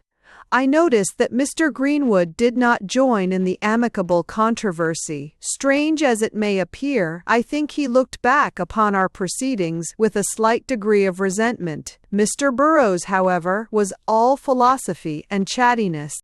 We left them, as I say, together, and sank deeper and deeper into the underworld of that mysterious house, which, perhaps, appeared to us somewhat more Tartarian than it really was, owing to our knowledge of its semi-criminal mystery and of the human secret locked below. The basement floor had several doors, as is usual in such a house, doors that would naturally lead to the kitchen, the scullery, the pantry, the servants' hall, and so on. Rupert flung open all the doors with indescribable rapidity. 4 out of the 5 opened on entirely empty apartments. The 5th was locked. Rupert broke the door in like a bandbox, and we fell into the sudden blackness of the sealed, unlighted room. Rupert stood on the threshold and called out like a man calling into an abyss. "Whoever you are, come out, you are free. The people who held you captive are captives themselves. We heard you crying, and we came to deliver you. We have bound your enemies upstairs hand and foot. You are free." For some seconds after he had spoken into the darkness, there was a dead silence in it. Then there came a kind of muttering and moaning. We might easily have taken it for the wind or rats if we had not happened to have heard it before. It was unmistakably the voice of the imprisoned woman, drearily demanding liberty, just as we had heard her demand it. "Has anybody got a match?" said Rupert grimly. "I fancy we have come pretty near the end of this business." I struck a match and held it up. It revealed a large, bare, yellow-papered apartment with a dark-clad figure at the other end of it near the window. An instant after it burned my fingers and dropped, leaving darkness. It had, however, revealed something more practical, an iron gas bracket just above my head. I struck another match and lit the gas, and we found ourselves suddenly and seriously in the presence of the captive. At a sort of workbox in the window of this subterranean breakfast room sat an elderly lady with a singularly high color and almost startling silver hair. She had, as if designedly to relieve these effects, a pair of Mephistophelian black eyebrows and a very neat black dress.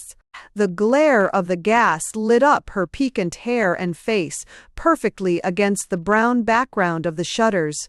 The background was blue and not brown in one place, at the place where Rupert's knife had torn a great opening in the wood about an hour before.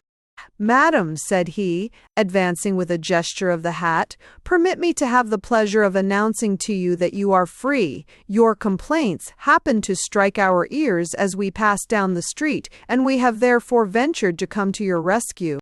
The old lady with the red face and the black eyebrows looked at us for a moment, with something of the apoplectic stare of a parrot.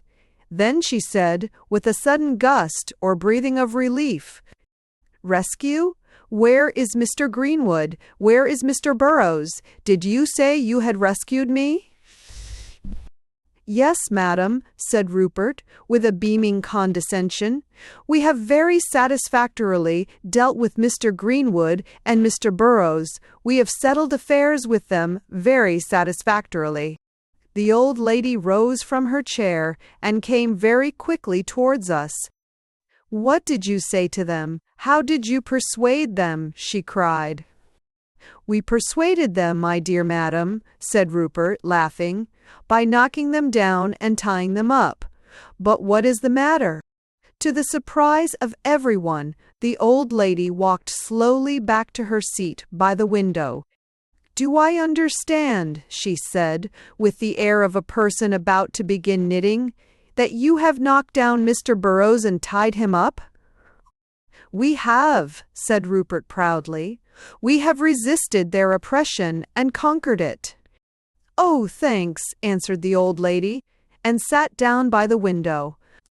A considerable pause followed, waiting out of their ease as well. "The road is quite clear for you, madam," said Rupert pleasantly.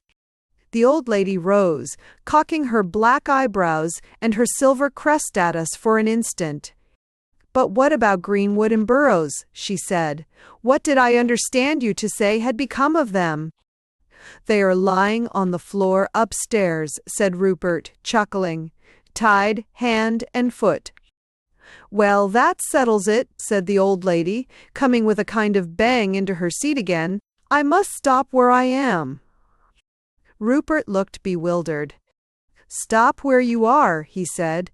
"Why should you stop any longer where you are? What power can force you now to stop in this miserable cell?" "The question rather is," said the old lady with composure, "what power can force me to go anywhere else?" We both stared wildly at her, and she stared tranquilly at us both. At last I said, "Do you really mean to say that we are to leave you here?" "I suppose you don't intend to tie me up," she said, "and carry me off? I certainly shall not go otherwise." "But, my dear madam," cried out Rupert in a radiant exasperation, "we heard you with our own ears crying because you could not get out." "Eavesdroppers often hear rather misleading things," replied the captive grimly. "I suppose I did break down a bit and lose my temper and talk to myself. But I have some sense of honor for all that." "Some sense of honor?" repeated Rupert, and the last light of intelligence died out of his face, leaving it the face of an idiot with rolling eyes. He moved vaguely towards the door, and I followed, but I turned yet once more in the toils of my conscience and curiosity. Can we do nothing for you, madam?" I said forlornly. "Why," said the lady, "if you are particularly anxious to do me a little favor, you might untie the gentleman upstairs." Rupert plunged heavily up the kitchen staircase, shaking it with his vague violence. With mouth open to speak, he stumbled to the door of the sitting room and scene of battle. "Theoretically speaking, that is no doubt true," Mr. Burrows was saying, lying on his back and arguing easily with Basil. "But we must consider the matter as it appears to our sense. The origin of morality." "Basil," cried Rupert, gasping, "she won't come out." "Who won't come out?" asked Basil, a little cross at being interrupted in an argument. "The lady downstairs," replied Rupert. "The lady who was locked up. She won't come out, and she says that all she wants is for us to let these fellows loose." "Hollow and a jolly sensible suggestion," cried Basil, and with a bound he was on top of the prostrate Burrows once more, and was unknotting his bonds with hands and teeth. "A brilliant idea. Swinburne, just undo Mr. Greenwood." In a dazed and automatic way, I released the little gentleman in the purple jacket, who did not seem to regard any of the proceedings as particularly sensible or brilliant. The gigantic Burrows, on the other hand, was heaving with Herculean laughter. "Well," said Basil, in his cheeriest way, "I think we must be getting away. We've so much enjoyed our evening, far too much regard for you to stand on ceremony, if I may so express myself. We've made ourselves at home. Good night. Thanks so much. Come along, Rupert." "Basil," said Rupert desperately, "for God's sake, come and see what you can make of the woman downstairs. I can't get the discomfort out of my mind. I admit that things look as if we had made a mistake, but these gentlemen won't mind, perhaps."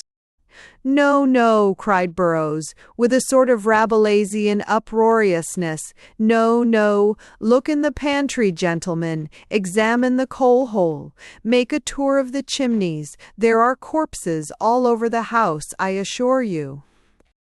This adventure of ours was destined to differ in one respect from others which I have narrated. I had been through many wild days with Basil Grant, days for the first half of which the sun and the moon seemed to have gone mad. But it had almost invariably happened that towards the end of the day and its adventure, things had cleared themselves like the sky after rain, and a luminous and quiet meaning had gradually dawned upon me. But this day's work was destined to end in confusion. Worse confounded. Before we left that house, 10 minutes afterwards, one half-witted touch was added, which rolled all our minds in cloud. If Rupert's head had suddenly fallen off on the floor, if wings had begun to sprout out of Greenwood's shoulders, we could scarcely have been more suddenly stricken. And yet of this we had no explanation.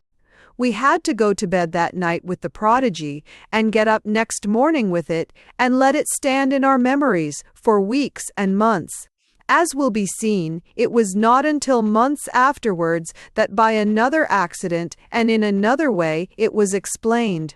For the present, I only state what happened. When all 5 of us went down the kitchen stairs again, Rupert leading, the 2 hosts bringing up the rear, we found the door of the prison again closed. Throwing it open, we found the place again as black as pitch. The old lady, if she was still there, had turned out the gas. She seemed to have a weird preference for sitting in the dark. Without another word, Rupert lit the gas again. The little old lady turned her bird-like head as we all stumbled forward in the strong gaslight. Then, with a quickness that almost made me jump, she sprang up and swept a sort of old-fashioned curtsy or reverence. I looked quickly at Greenwood and Burrows, to whom it was natural to suppose this subservience had been offered. I felt irritated at what was implied in this subservience and desired to see the faces of the tyrants as they received it. To my surprise, they did not seem to have seen it at all. Burrows was paring his nails with a small penknife. Greenwood was at the back of the group and had hardly entered the room. And then an amazing fact became apparent.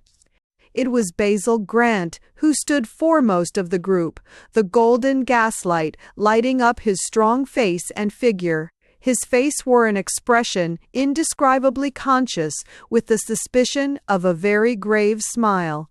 His head was slightly bent, with a restrained bow. It was he who had acknowledged the lady's obeisance. And it was he, beyond any shadow of reasonable doubt, to whom it had really been directed. "So I hear," he said, in a kindly yet somehow formal voice, "I hear, madam, that my friends have been trying to rescue you, but without success." "No one naturally knows my faults better than you," answered the lady with a high color, "but you have not found me guilty of treachery." "I willingly attest it, madam," replied Basil, in the same level tones, "and the fact is that I am so much gratified with your exhibition of loyalty that I permit myself the pleasure of exercising some very large discretionary powers. You would not leave this room at the request of these gentlemen, but you know that you can safely leave it at mine. See?" The captive made another reverence. "I have never complained of your injustice," she said. "I need scarcely say what I think of your generosity." And before our staring eyes could blink, she had passed out of the room, Basil holding the door open for her. He turned to Greenwood with a relapse into joviality. "This will be a relief to you," he said. "Yes, it will," replied that immovable young gentleman with a face like a sphinx. We found ourselves outside in the dark blue night, shaken and dazed as if we had fallen into it from some high tower. "Basil," said Rupert at last, in a weak voice, "I always thought you were my brother. But are you a man? I mean, are you only a man?" "At present," replied Basil, "my mere humanity is proved by one of the most unmistakable symbols, hunger. We are too late for the theater in Sloane Square. But we are not too late for the restaurant. Here comes the green omnibus." And he had leaped on it before we could speak. As I said, it was months after that. Rupert Grant suddenly entered my room, swinging a satchel in his hand, and with a general air of having jumped over the garden wall, and implored me to go with him upon the latest and wildest of his expeditions. He proposed to himself no less a thing than the discovery of the actual origin, whereabouts, and headquarters of the source of all our joys and sorrows, the Club of Queer Trades. I should expand this story forever if I explained how ultimately we ran this strange entity to its lair. The process meant 100 interesting things. The tracking of a member, the bribing of a cabman, the fighting of roughs, the lifting of a paving stone, the finding of a cellar, the finding of a cellar below the cellar, the finding of the subterranean passage, the finding of the Club of Queer Trades. I have had many strange experiences in my life, but never a stranger one than that I felt when I came out of those rambling, sightless, and seemingly hopeless passages into the sudden splendor of a sumptuous and hospitable dining room, surrounded upon almost every side by faces that I knew. There was Mr. Montmorency, the arboreal house agent, seated between the two brisk young men who were occasionally vicars and always professional detainers. There was Mr. P.G. Northover, founder of the Adventure and Romance Agency. There was Professor Chad, who invented the dancing language.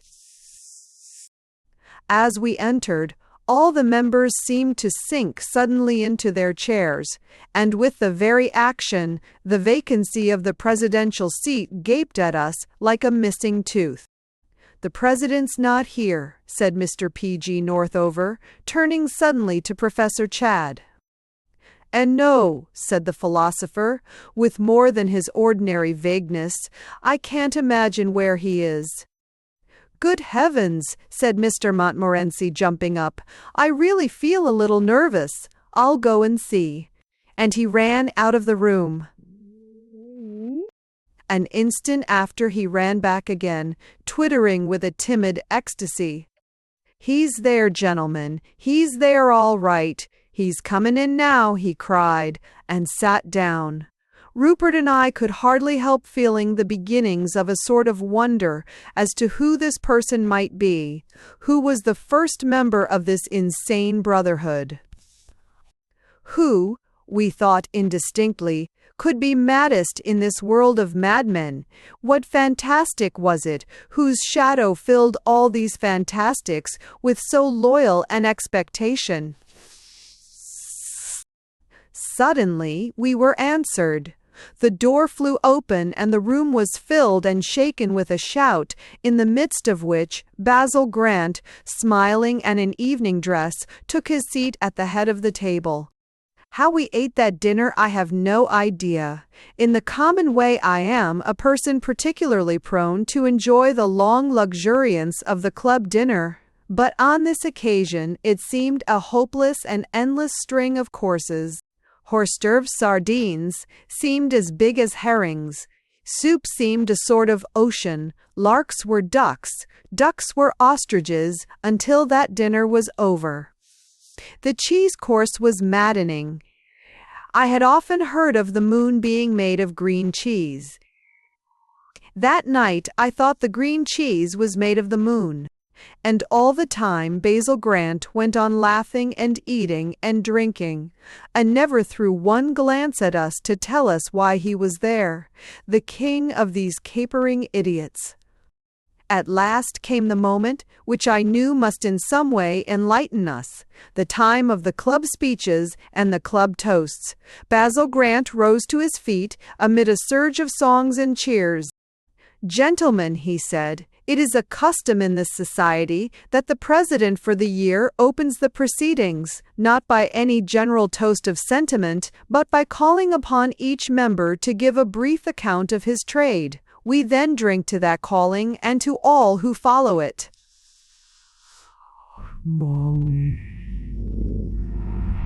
It is my business as the senior member to open by stating my claim to membership of this club. Years ago, gentlemen, I was a judge. I did my best in that capacity to do justice and to administer the law. But it gradually dawned on me that in my work, as it was, I was not touching even the fringe of justice. I was seated in the seat of the mighty. I was robed in scarlet and ermine. Nevertheless, I held a small and lowly and feudal post. I had to go by a mean rule as much as a postman, and my red and gold was worth no more than his.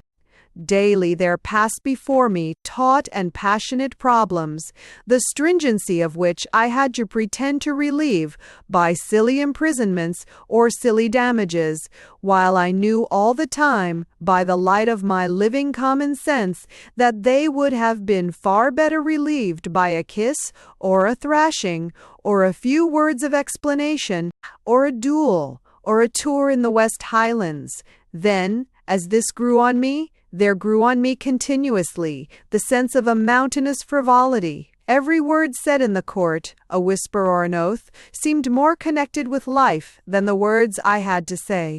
Then came the time when I publicly blasphemed the whole bosh, was classed as a madman and melted from public life.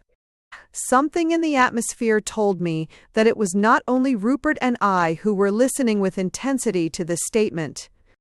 Well, I discovered that I could be of no real use. I offered myself privately as a purely moral judge to settle purely moral differences. Before very long, these unofficial courts of honor, kept strictly secret, had spread over the whole of society. People were tried before me, not for the practical trifles for which nobody cares, such as committing a murder or keeping a dog without a license. My criminals were tried for the faults which really make social life impossible.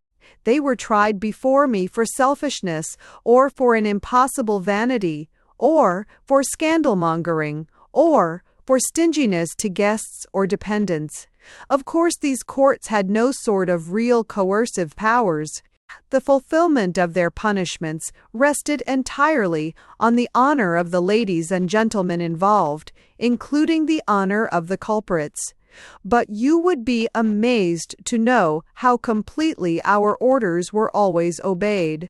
Only lately I had a most pleasing example.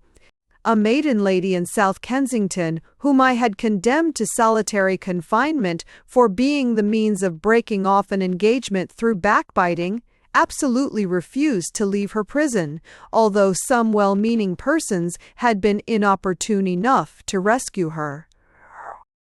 Rupert Grant was staring at his brother, his mouth fallen agape. So, for the matter of that, I expect, was I. This, then, was the explanation of the old lady's strange discontent and her still stranger content with her lot. She was one of the culprits of his voluntary criminal court.